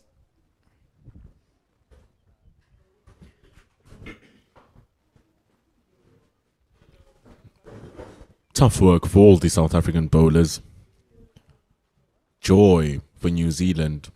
What a way to repay winning the toss and choosing to bat first by starting with a record-breaking partnership at the top of the order, and then following it up now with a partnership that sits on 49 runs. It took barely no time for both Rhys Maru and for Joe Carter to build it up to this level. Skalk Engelbrecht, he chose now to come around the wickets to remove the threat of width, but they still get runs. That single brings up the 50-run partnership between Rhys Maru and Joe Carter. And right on time for Ken Borland to join us here in the commentary. Thank you, Pendula. Just 59. Thank you, Pendula. Just 59 balls for that 50 partnership. 8 fours and a 6. Joe Carter, after a slow start, took 14 balls to get off the mark. He's getting going, but we've just seen Rhys Maru start to accelerate again now at the end of the day, surging past 150.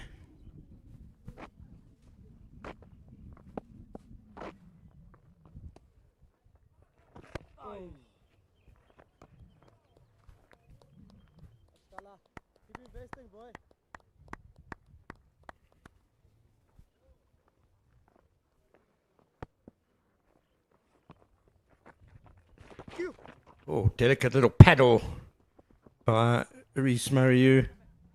Is he going to get to the boundary? No, just cut off. Good work by Jason Smith down below us. But Maru really has been so impressive with a variety of sweeps, both orthodox and funky. In all forms, going down on one knee is easy for Rhys Maru and just playing the ball behind square. Gave himself a little bit of room there and nearly got himself into trouble. I quite like Skalk Engelbrecht bowling around the wicket, I must say. Just asking a few different questions with the ball turning in against the angle. Quicker and flatter, swept. And swept very, very well by Rhys Maru. As a lover of the sweep shot, this is delightful to watch. It's absolutely majestic batting here from Rhys Maru. He just knows what he needs to do the moment the ball arrives. He reads it so early. And anything that needs him to go down on one knee is breakfast, lunch, and supper for him. Smashing shots over the top. And the search for the ball is seeing a few drinks run onto the fields. The South Africans will need them. It's not the hottest day in Potchefstroom today, but it's warm enough.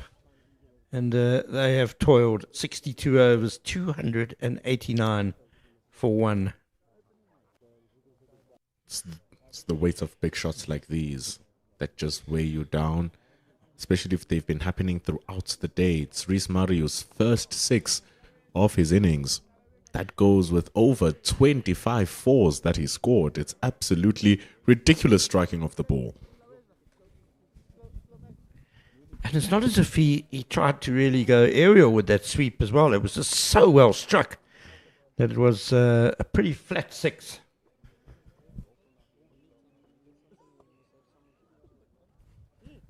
Maru really dominating this 50 partnership, as you'd expect. Set batter, he was on 123 when Carter came to the wicket. The skipper just happy to play second fiddle and let Maru really ram home the advantage on this first day. When it's your day.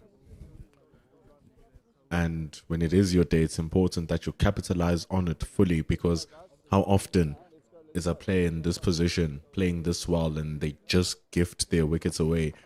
Because these are the types of days and innings where it takes a special corker of a delivery to get you out, or a lapse of concentration for just one meager delivery, and it all tumbles down.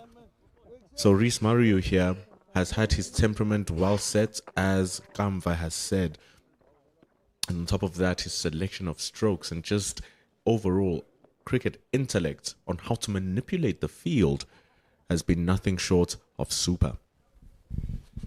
Outstanding innings, and we saw already on the Plunkett Shield stats from last summer that he's a man who knows how to go big. He got a 240 last summer in New Zealand, and he's heading for another big one here, 165 not out, of just 184 deliveries, as Chepo Moreki will try again from the university end.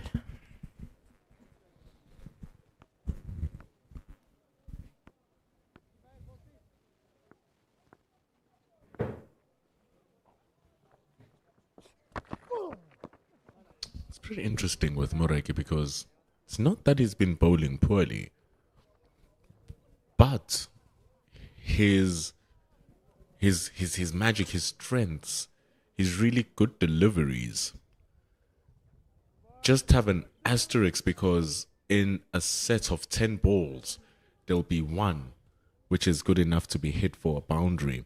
And he's really tightened it up now. But even in the previous over, there was just that one ball that was pulled away for 4. And you want that to be tidied up.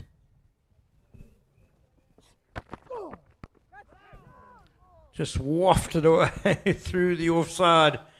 And if Chepo Moreki has erred today, that's where he's erred the most. Just too much width to the right-hander, and Joe Carter, easy as you like, lashes that through the covers for 4.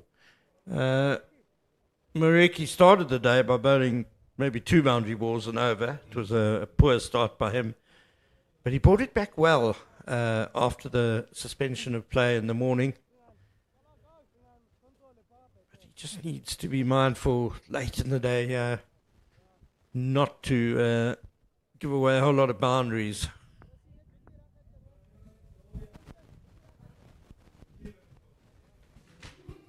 And it's so easy once you get tired to just give those away.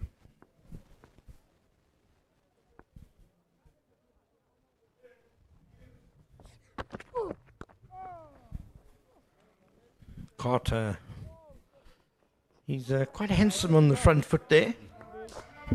Also a big, strong guy, gets forward confidently. Nice full face of the bat, punching it into the covers. And we've seen them being comfortable playing good pace, especially if it's if the formula you need to figure out is one of just 2 bowlers. You only have Chepo Moreki and Tristan Lees, and if you're able to hold off both of them, you have Jason Smith, who's part-timing in his bowling, and it's going to be runs to come afterwards.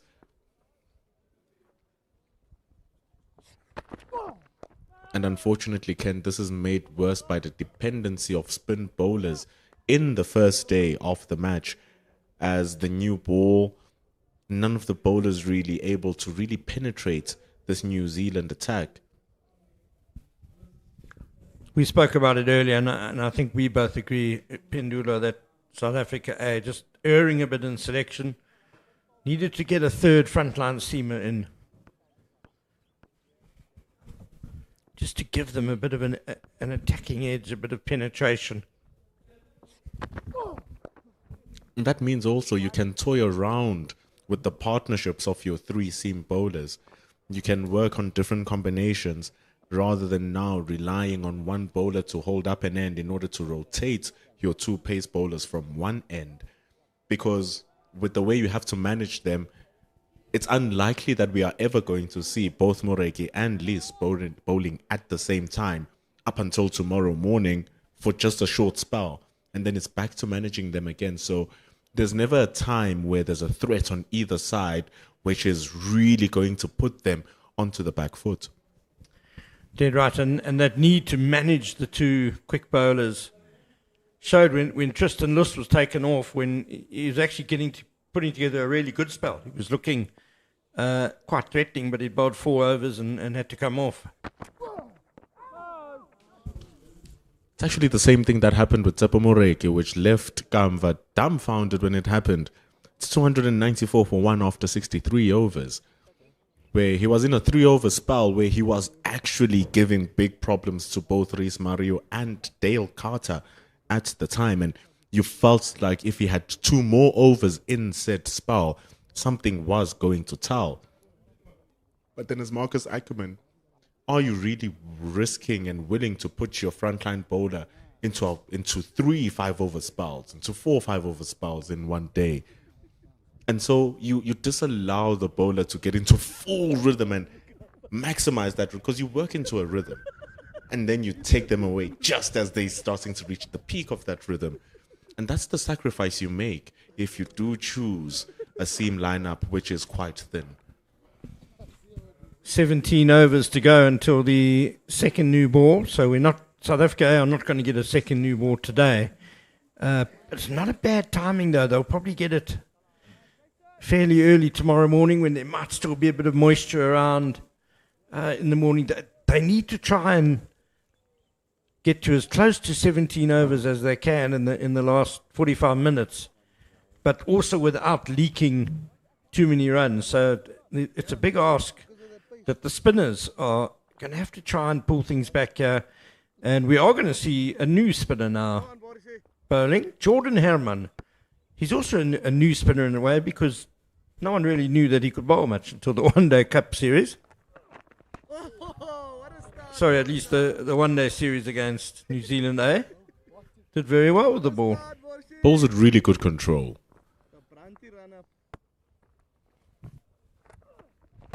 He really gives you a Aidan Markram-esque kind of player with his spin bowling, because he's one of those guys who can come in and actually out-bowl your prime spin bowler on any given day when he's feeling really good. I was just thinking about that the better he does, the more it sort of shines a light on the selection, because if he does a really good job with his off-spin here, it kind of points out that maybe Skalk Engelbrecht wasn't really needed, and maybe that place is where they could have put in another frontline seamer.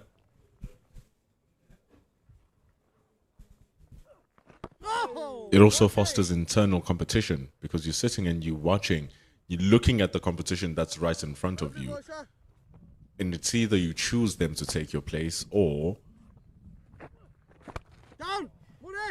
Gave himself room there, did Maru, but Tsepo Moreki. What a guy. He's well done in Sammy. Quite right. He's bowled 13 overs and he's throwing himself around in the covers. That's nicely bowled by Herman. He's varying his pace nicely in this over. And you're looking as a spin bowler and you're thinking to yourself, ooh, do I have to learn how to bat now as well? Because here's Herman who's taking the places. And the thing is, beyond his exceptional batting, he's a stunning fielder as well. Jordan Herman throws himself around and he ends his first over. A very decent one too. It's 295 for 1 after 64. Just 1 run off Jordan Herman's first over. And credit to this young man, because he's obviously done a lot of work on his bowling in the off-season. He's a very talented young batter, but he's obviously said to himself, how can I become an even better cricketer? Not just relying on the weight of runs he scores, going out and improve himself even further now and adding another string to his bow. So it just speaks very highly of his character. I do think he's a cricketer that's got a high ceiling, Jordan Herman. Tepa Mareki, after his efforts in the covers, comes back on to bowl from the university end. 14th over of the day.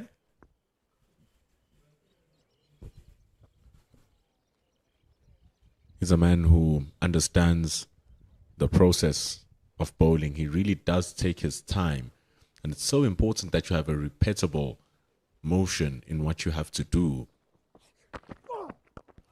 Whether you're going to be bowling at full, short, whatever you're going to be doing, your pre-bowling routine, much like your pre-shot routine as a batter, sets you up. And Moreki takes his own time setting himself up to ensure that his run-up is smooth and clean. And we haven't seen any no balls from him. He's been under real good control, and it's just a rhythmical thing where he can lose that consistency. But it's very important that you stick to your routine, ball in, ball out, and ensure that it's repeatable.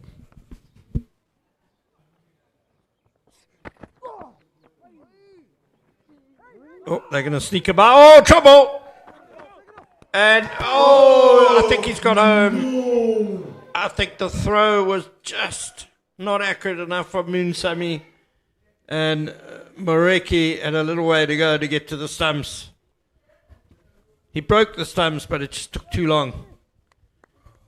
Maru has scrambled back. He's run one on his own, just about. Another half chance goes a-begging for South Africa A. Moreki thought the stumps were closer than what they actually were. You can see that he received the ball. He was going to shy at the stumps, but when he wafted at the ball and the stumps were not there. And then he needed to do it again in order to reach the stumps. He really tried there, Tepa Moreki, to get that run out going. It's the worst feeling when you think the stumps are there and they're not. Oh my. Maru survives on 165. You were just talking about Tepa Moreki's run-up and how smooth it is. It's funny, as we just going to watch a replay of this run-out incident, though. Just never got there. 100% right, Pendula. He has a go at breaking the stumps and misses, and then has to come back down. And that little split second made all the difference. If we do see the start of Tepa Moreki's run-up, you'll see that he starts off with a few little steps on the mark.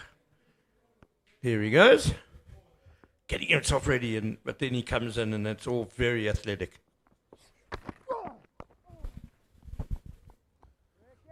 When you're in full rhythm, full rhythm, those steps, you take fewer of them. Because you just know that you're in the right, you just know that everything is working correctly. You just know that when you're standing on top of your mark, this is it. And then you just go at it. Well, you've got me thinking now. I'm going to have to count the steps he does on the mark here, just to see if it varies. It's about 4 or 5 for each foot. Nicely punched by Carter, and he's going to get 4. It's a quick outfield. Timing them well now, Joe Carter. This is problems for South Africa. The New Zealand A captain is getting into full stride. Jordan Herman diving to his left, but in vain. The ball travels its way to the boundary. It's a very well-timed shot. Just an inch of width. Guilty for bowling it a little bit too short, Mureki. Well pounced by Carter. Yeah, what I like about Carter from what we've seen so far today, he doesn't overhit the ball through the offside. It's very much just a punch. Plays within himself, but great timing and power. Too wide from Mareki. It's squirted down to third man for one. 300 up for New Zealand Day here on the first day of this first 4-day test. And they'll be very happy with how things have gone on this opening day. Rhys Maru will probably know a thing or two about competition as well. Plays for Canterbury alongside the likes of Tom Latham, South African born Chad Bowers, Henry Nichols. It's a healthy crew of batters to find yourself in the top 4. New Zealand on 300 because of his efforts, and he's gotten over half of New Zealand's runs so far, Rhys Maru. Is really raising his hands up, especially with New Zealand looking to usher in a new generation of players. It's a perfect time for him to say, I am here, please look at me. Jordan Harriman gets a second over based on how well his first one went.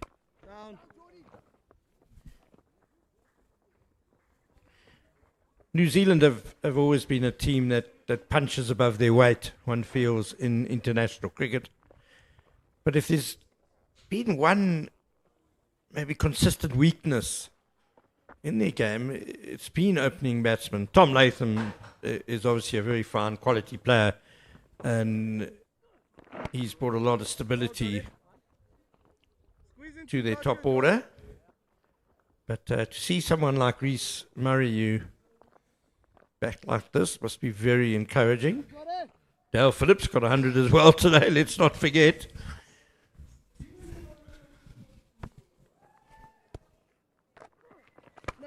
And it's different manners in which the hundreds were constructed as well. There was never shots where you say, this does not belong in test match cricket, because reverse sweeps now are part of the game. When you're watching Rhys Maru, there was never the point where you say he's overhitting the ball, he's charging at it. And the natural game of Dale Phillips is that aggression. His stroke play is that expansive. So it reminds you of a David Warner, and then a partner who's much more calmer.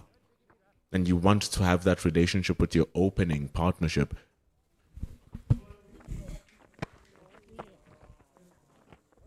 Now he punched into the gap by Carter. Even Dale Phillips, though, he didn't take any risks today. He batted very sensibly. Yeah, he was positive up front. There was enough bad balls for him to collect a lot of boundaries. But when the bowling was good, he was happy just to give them their due and bat conservatively. Jordan Herman, another tidy over, just 3 runs off it, and I think he might have a job to do to bowl until stumps, which is just over half an hour away. Try and get close to that second new ball, 14 overs away. That South Africa A can take it early tomorrow morning. Might possibly get another 8, at most probably 10 overs, if play is scheduled to close at 5:30.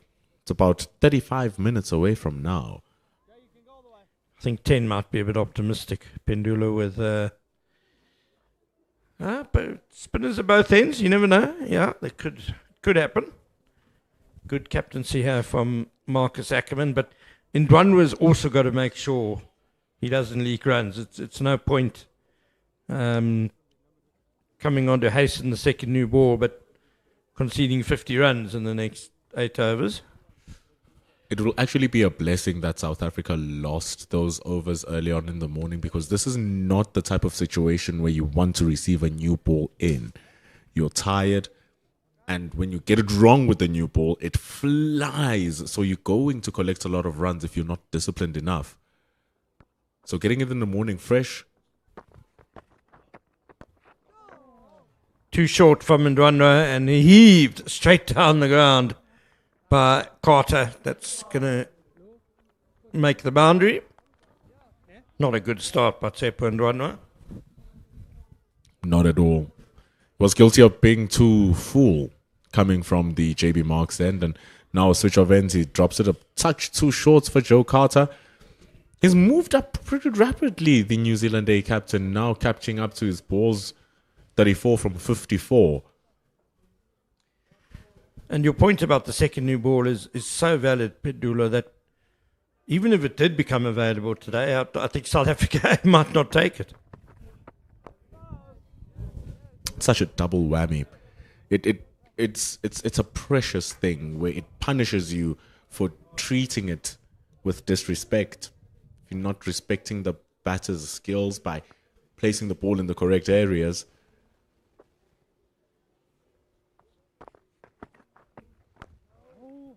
Again, drops too short and put away for a one bounce four. The second new ball is one of those wonderful things about cricket. It makes it such a great game in that it's a double-edged sword. Use it properly and you can get wickets, but it also can help the batting side. Goes better off the bat. You get more value for runs. So this great game, always about that balance between bat and ball. And the best games have that balance where both sides have the opportunity to excel.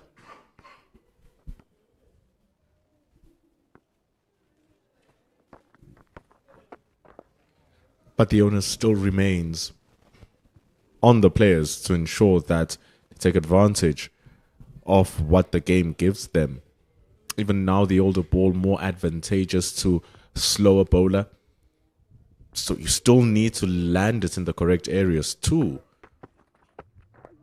Just like that from Tsepo Ndwandwe. Haven't seen the short leg being in action in any form, whether offensively or defensively.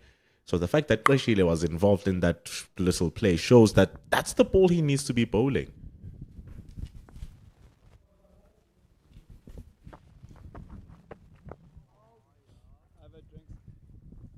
I almost think the short leg should come out of there, actually, given the plan, as we think it is to try and get through to stumps without conceding too many more runs. Not too sure a bat pad catch is that likely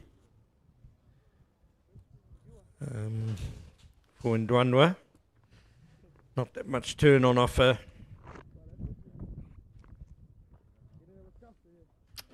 But we're going to have a drinks break with New Zealand A powering on 311 for 1.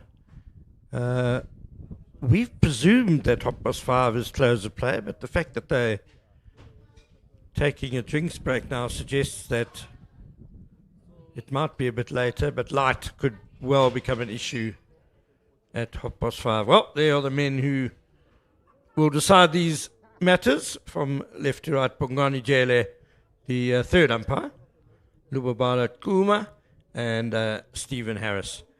And when they get play back underway in a few minutes, we'll be back live there. Do join us.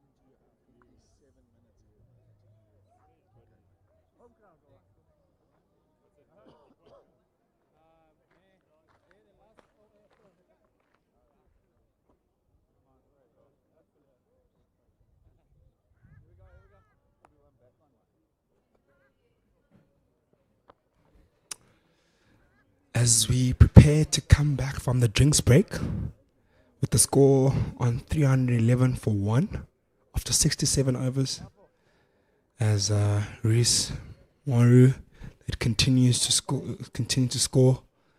with his score on 166 of 190 balls, and the skipper Joe Carter 38 of 59. He's slowly started picking up his run rate as his innings progressed. And we've got Jordan Herman to come in to bowl now after the drinks break, as we go into the last 24 minutes of the day, hopefully. Partnership of 81 now between Maru and Carter, and it's coming up at pretty much a run a minute. So putting down the hammer, New Zealand A against tired bowling, and trying to... Oh, edge to slip. Did it carry? I think that just rolled right straight to the slip. Didn't even come off the... It was a bump ball, I'm sure. Let's have a look at that.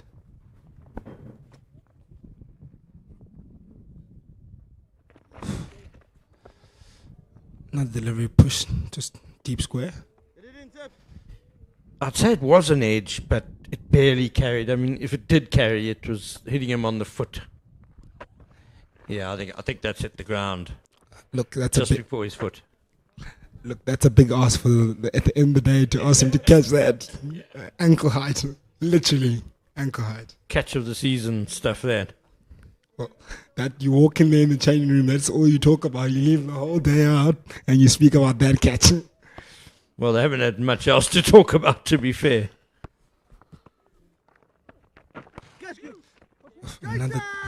Another ball tickled around the corner. This outfield is quite quick. Oh, lovely fielding there by Jason Smith. Reels it back in. They push for 3 there, was it? Good effort by the big man, Jason Smith. As you say, a quick outfield, and there were a few moments there when it looked like the ball would win, but good effort by Jason Smith. Talk about outfield. This outfield has been unforgiving today. Anything tapped into the outfield with decent amount of timing goes for 4. Literally, if today you time the ball right and goes into the gap, the ball goes to the boundary almost every single time.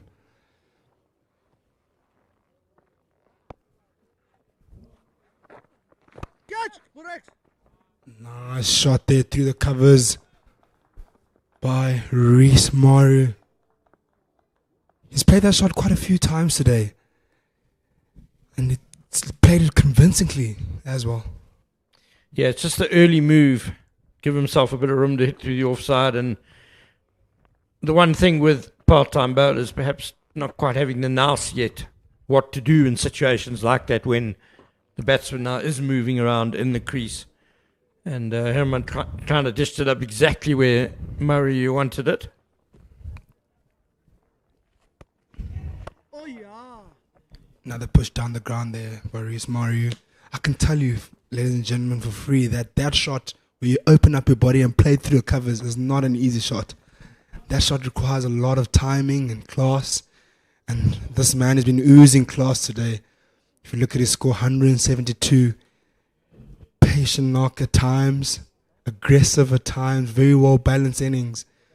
And played spin very well today.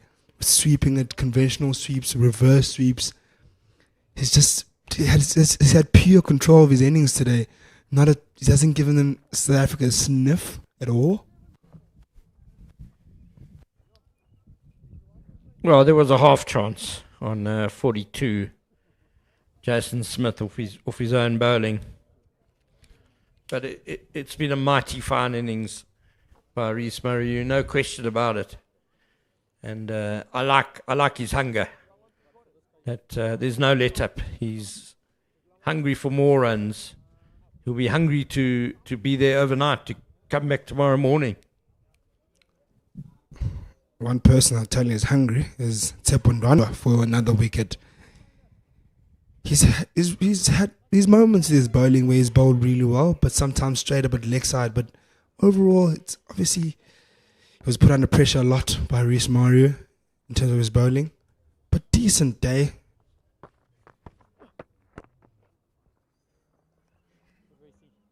Dug out there by Rhys Maru. Yeah, he's overpitched a bit today, hasn't run in the previous over from this end. He dropped a couple short. So it's just the consistency that's been a bit lacking. And he's normally a very consistent bowler. Again, we see that sweep there by Rhys Maru. But this time doesn't go to the boundary. They push for 2. And you mentioned consistency. Consistency has been the word of the day. Honestly speaking, South Africa's lacked that consistency in terms of hitting the right areas, applying pressure consistently as well. And it's just been the unfortunate side of things, and hopefully that might change tomorrow morning. Good delivery there by Tsepondwana.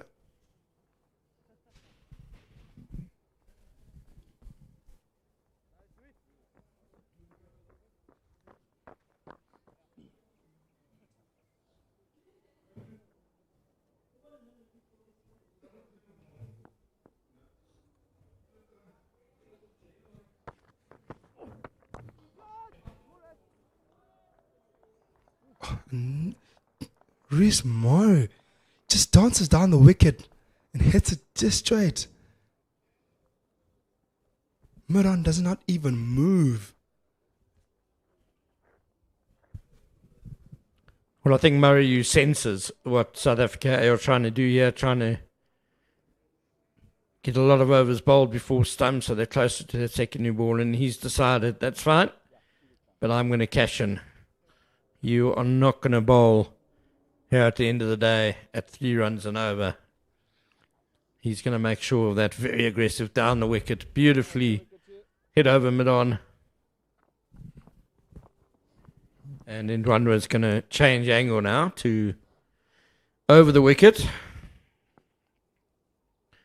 And you can see Maru's changed his guard a bit. Now batting just outside leg stump.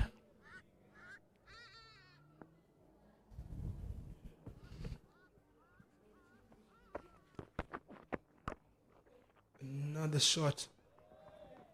Is that a 6? Oh, beautiful shot. Goes down on one knee. Hits it down in deep into our corner. Lovely shot there by Rhys Maru. Let's have a look at that again. We see that's why he batted outside leg stump. So the ball turning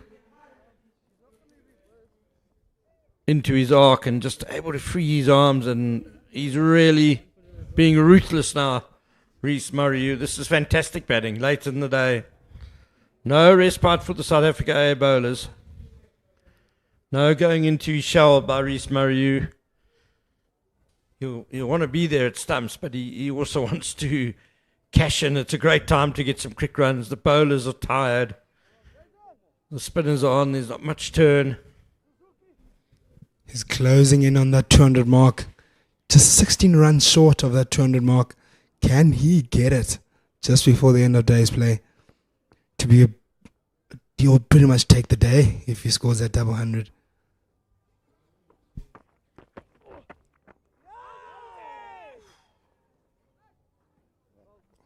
Interesting shot. Well, premeditated. He went early. And one pitching outside leg stump. So can't be out LBW. But yeah, Maru is not backing down here at all. First sweep shot I've seen him miss time all day long. He's hit those, he's creamed those for 4 all day. Maybe a bit too premeditated, that one. Especially knowing the ball is coming to his legs. Yeah, and Ndwandwe did well. Bowled the right line. Donda knows all about his reverse sweeps today.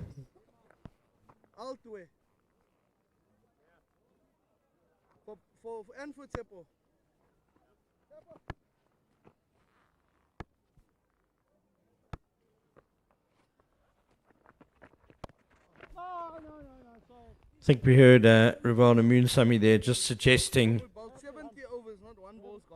that the slip should be taken out. We've bowled 70 overs and not one ball has gone there. Prove me wrong, nick him off. Yeah, prove me wrong, nick him off, slip stays, slip stays.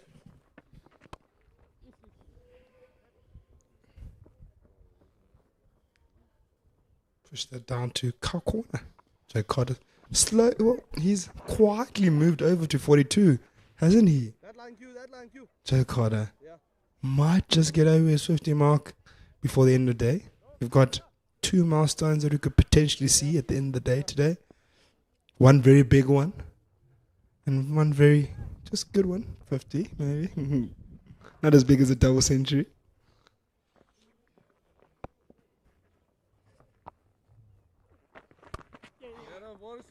Nice cut shot there by Rhys Maru.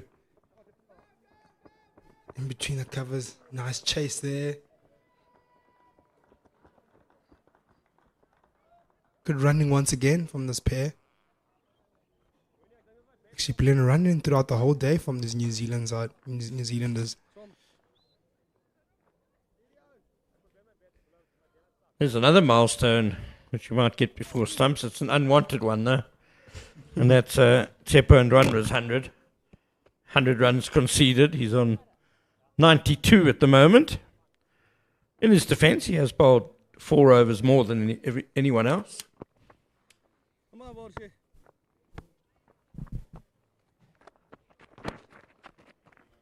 Rhys Maru will gladly get him there to that 100-figure mark, which will help him get closer to that 200 mark. Come on, yes.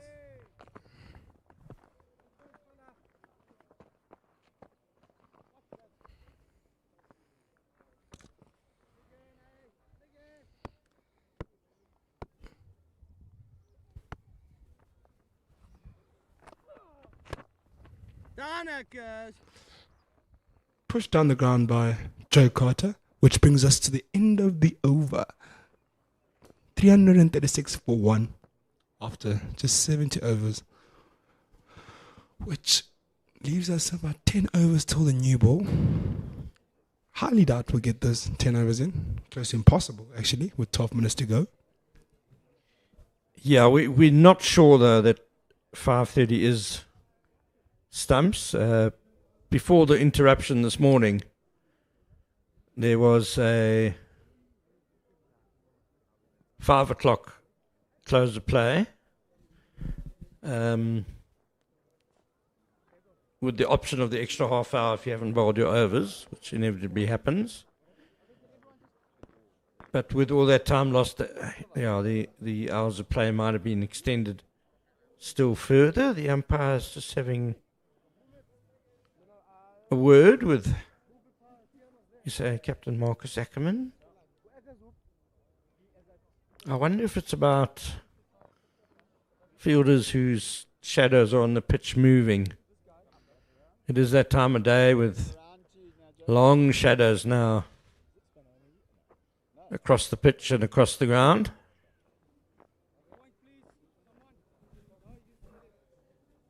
Usually at this time of the day where light might be a factor, umpires will rather opt to speak to the bowling captain to bring in rather spinners, but it's been spin throughout, so that shouldn't be an issue.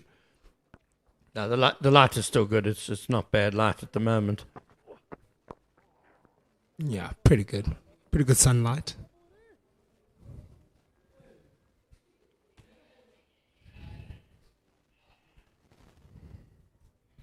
But at this time of year, it will fade quite quickly. So 20 past 5 now, local time.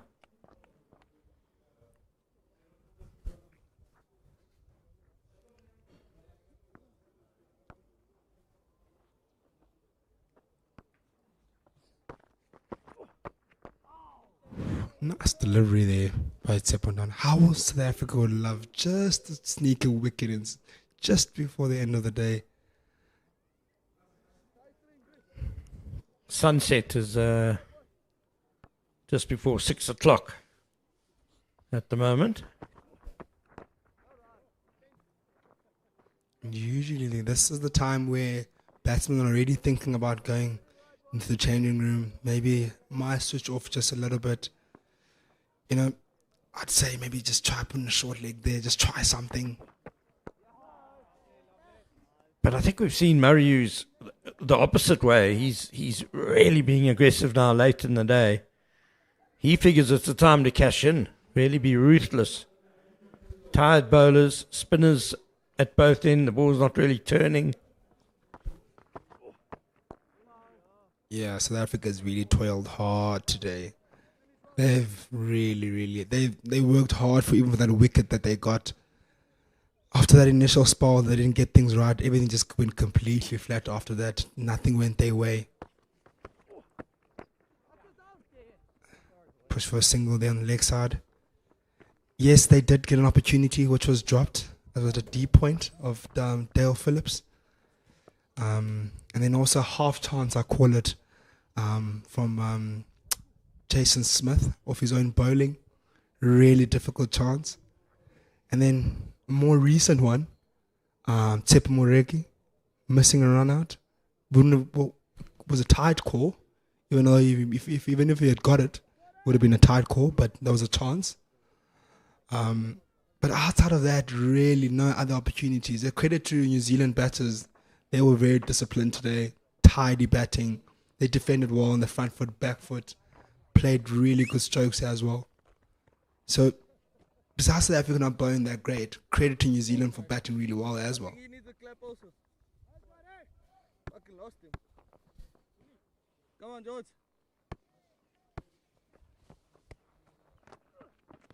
Down. Lovely. New Zealand really taking advantage of excellent batting conditions. Oh yeah. Nice, George. Not much for the bowlers to work with today.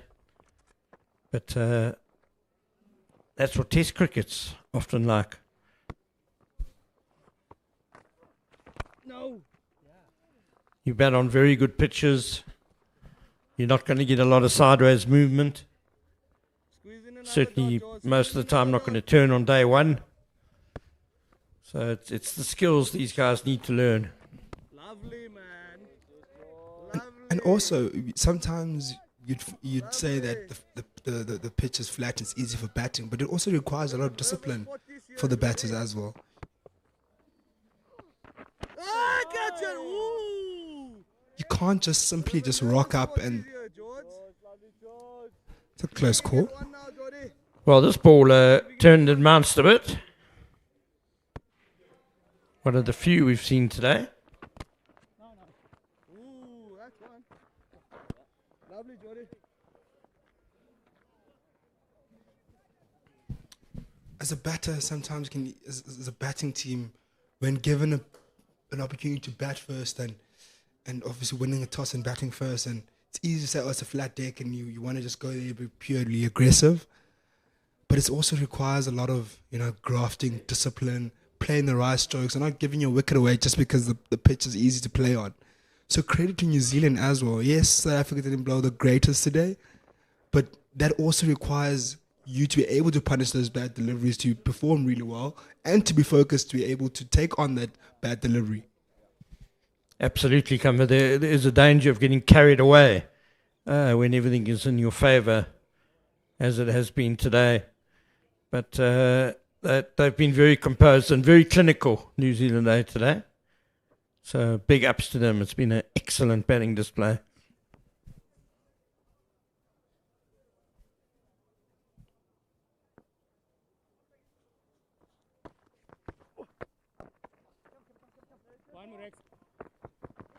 Push there by Rhys Maru to deep corner. Moves them to 188.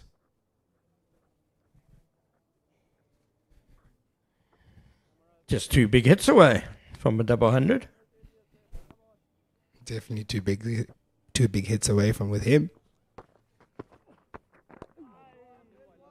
Oh, Joe Carter unsure to go back or forward there, but eventually makes a decision.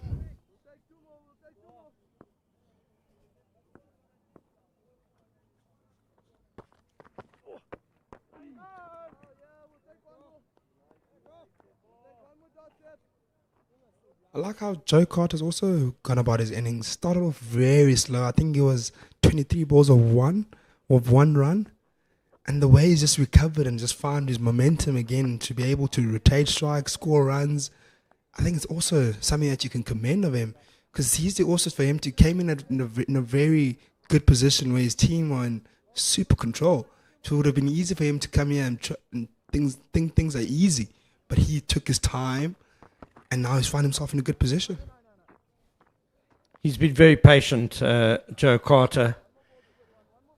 Made sure to get himself in. I guess it's like when you get a buffet, a wonderful spread. You want to make sure you're there for a long enough time to really tuck in. Clip left-sided for a single, which brings the end of the over, which leaves our score to 340 for 1 after 73 overs.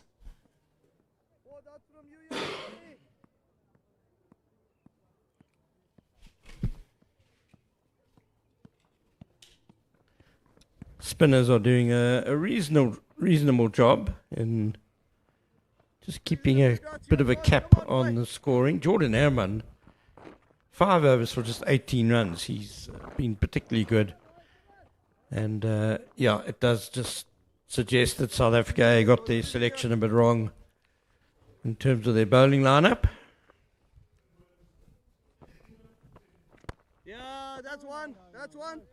Probably no need for Skalk Engelbrecht's off spin when you got Jordan Herman bowling this well.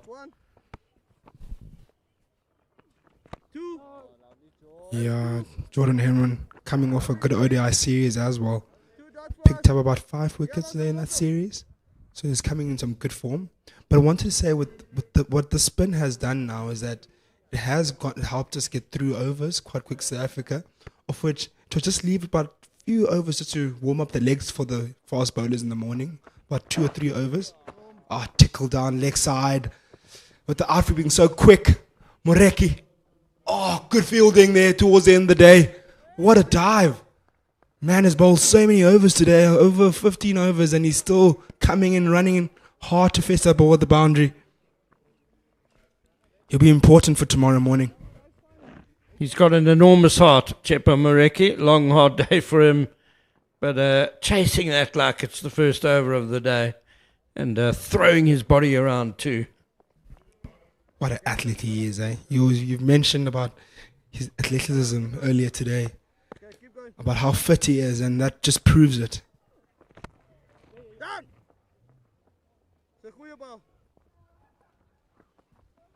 So yeah, with about maybe 1 over before the end of the day we can fit in. We'll be left with about 5 overs to go, enough for the fast bowlers to warm up tomorrow morning and stretch their arms before they get the new cherry, which will be very important in terms of what direction this game goes.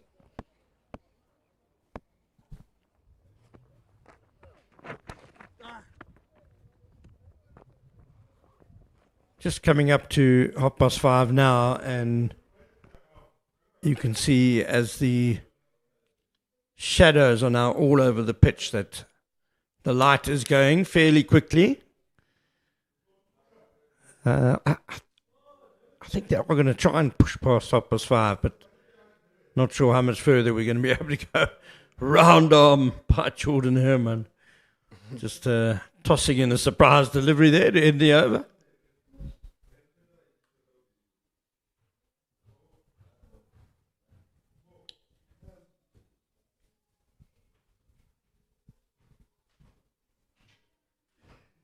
Might just fit in one more over, depending on what umpires are thinking in terms of pushing on.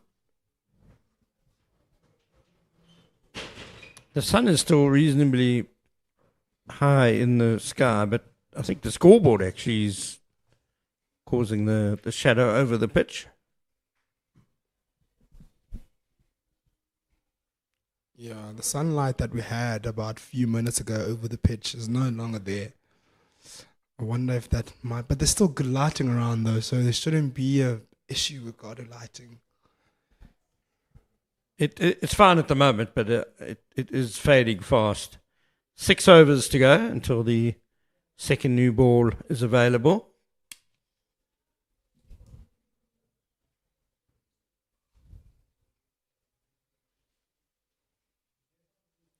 Beautiful reverse sweep there by Rhys Maru. One shot that he's played throughout the whole day brilliantly. Takes him to 194. Leaves him one shot away from scoring that big double 100.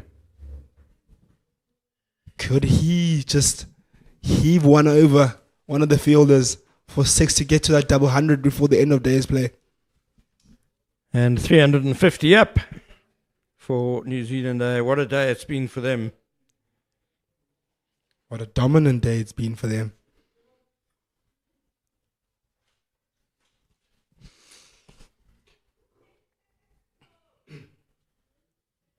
Again, another sweep, reverse sweep. Another reverse sweep going for 4. Takes him to 198. Now just leaves him 2 runs short of that 200 mark figure. What an innings this has been. And Chepandwandra's got his 100, I'm afraid. That's 103 runs now off the left arm spinner.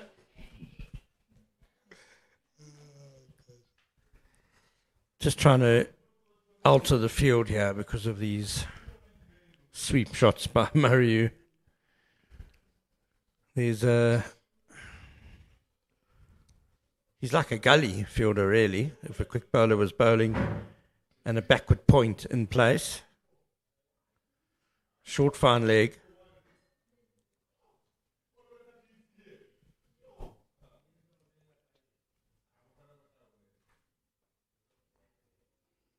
Front foot defensive stroke by Rhys Maru.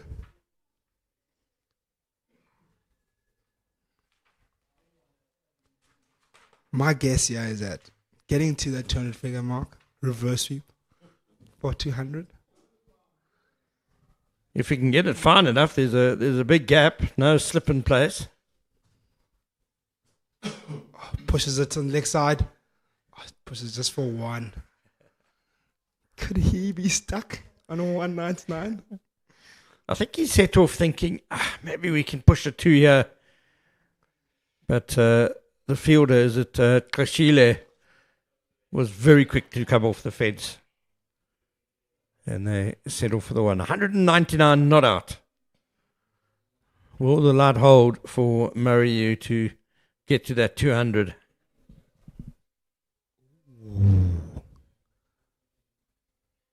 Interesting leave there.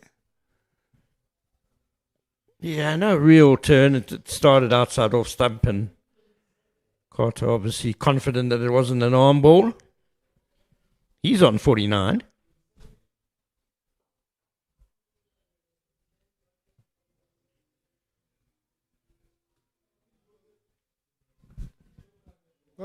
Seems like we'll have another over in.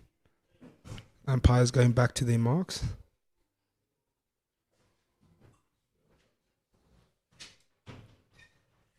Rhys Maru on the strike on 199 not out. What an innings it's been by him today.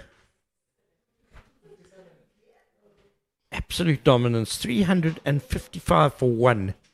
New Zealand A. Jordan Herman will continue bowling.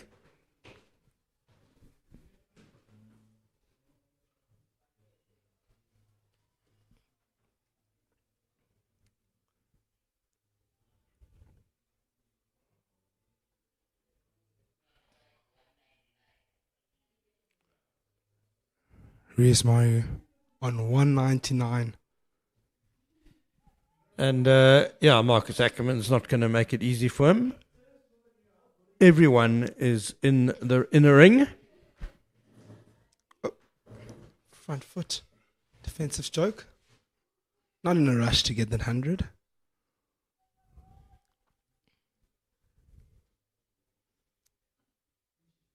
Oh. There was that round arm slinger again from Jordan Herman. Mary, you tried to get some bat on it. Would have been filthy if he'd nicked it to the keeper. Again.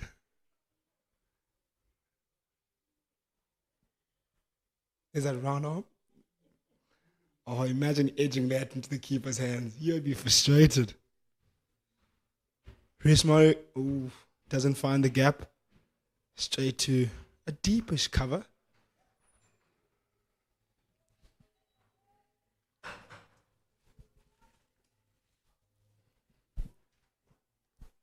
Gets a single.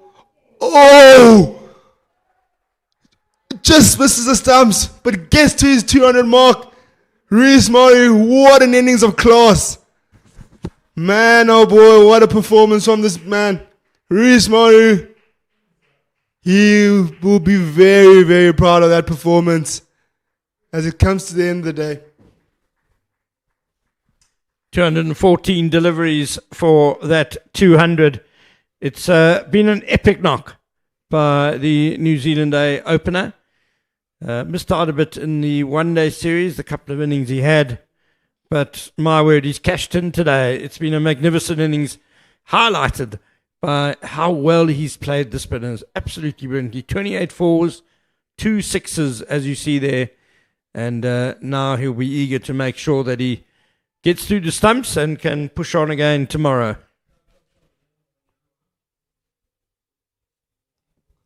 Single there for Joe Carter, which takes him to his 50. Another good performance by the New Zealanders. 50 for Joe Carter. A relatively sedate one of 89 balls, but he's just made sure that the momentum after that first wicket partnership of 230 has been firmly held by the tourists. He's added 127 now with Rhys Maru, and you can see the South Africans are walking very slowly to their marks. And I fancy this is a light meter coming out as the sun starts to dip low. Joe Carter, 6 fours and a 6 in his 50 off 89 balls.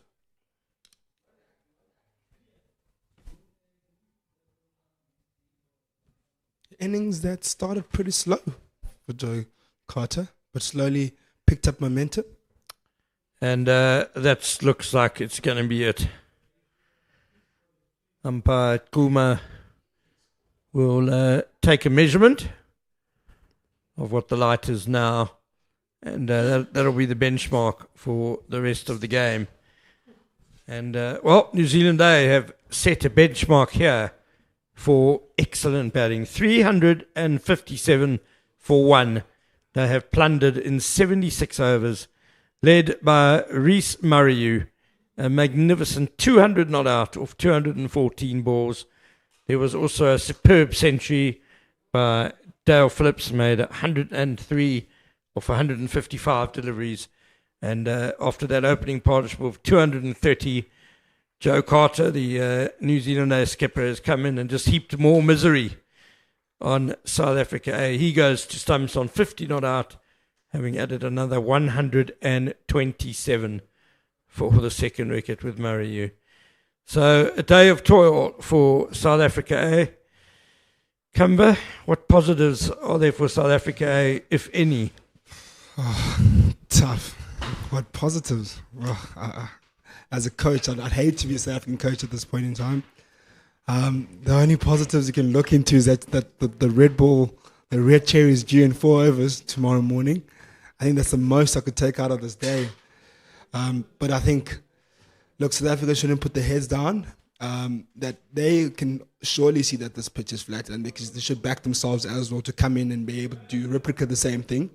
Obviously, it requires a lot of discipline with their batting as well to be able to replicate this performance. But there are guys that are in form with the bat that can perform, and there are guys that are here for a reason that will be able to score big runs here as well. So, look, it will be an uphill task. Whatever they end up chasing will be tough. But in terms of the day today, New Zealand's day.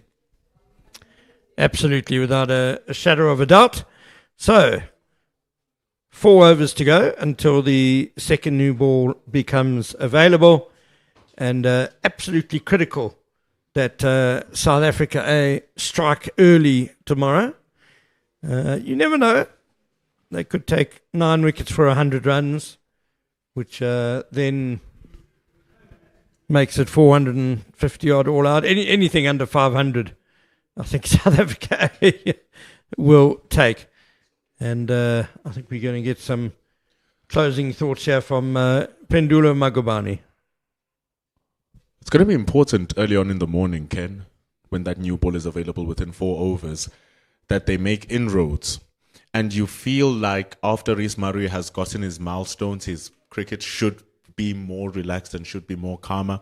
But who knows, we might come back and then he might reset again and restart, and that 268 record might actually be in great jeopardy if what we saw today is anything to go by.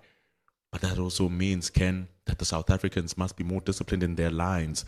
Early on in the morning, they were a little bit too wide, a little bit too short.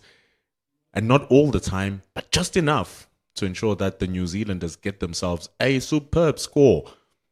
Looks like 600 might be on the cards here.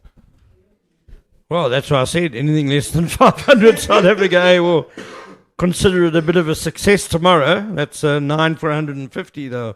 143 they'll have to take. Having toiled to take 1 wicket today in 76 overs. But you never know. Tomorrow's a new day. They can certainly bowl better than they did today. And so that will give them pause for thought. It's going to be a lot of us. We're going to be still here, the 3 of us, myself, Ken, and you, Nkamva, bringing you the day's action tomorrow. South Africans will be despondent currently when they're going back. But the New Zealanders, after starting very difficult in that one-day cup or in that one-day series, it all feels like we are watching a completely different team here doing things amazingly. And look at that beautiful scorecard for the New Zealanders. 50 for Joe Carter, 200 for Rhys Maru. And as we bring a close to the day's play, it's going to be absolutely fantastic tomorrow. The covers are coming on, and I think that's our signal to say goodnight. There, just a summary of what's happened today.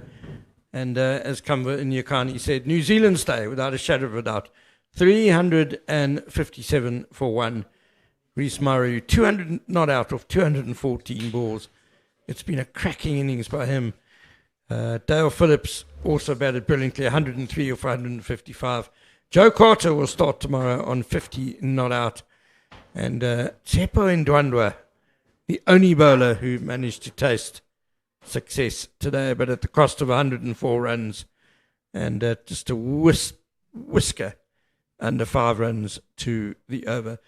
From myself, Ken Borland, from Kamva Nyakani, and from Pendula Magubani, and the excellent Pitch Vision crew, it's a very good night from Potchefstroom.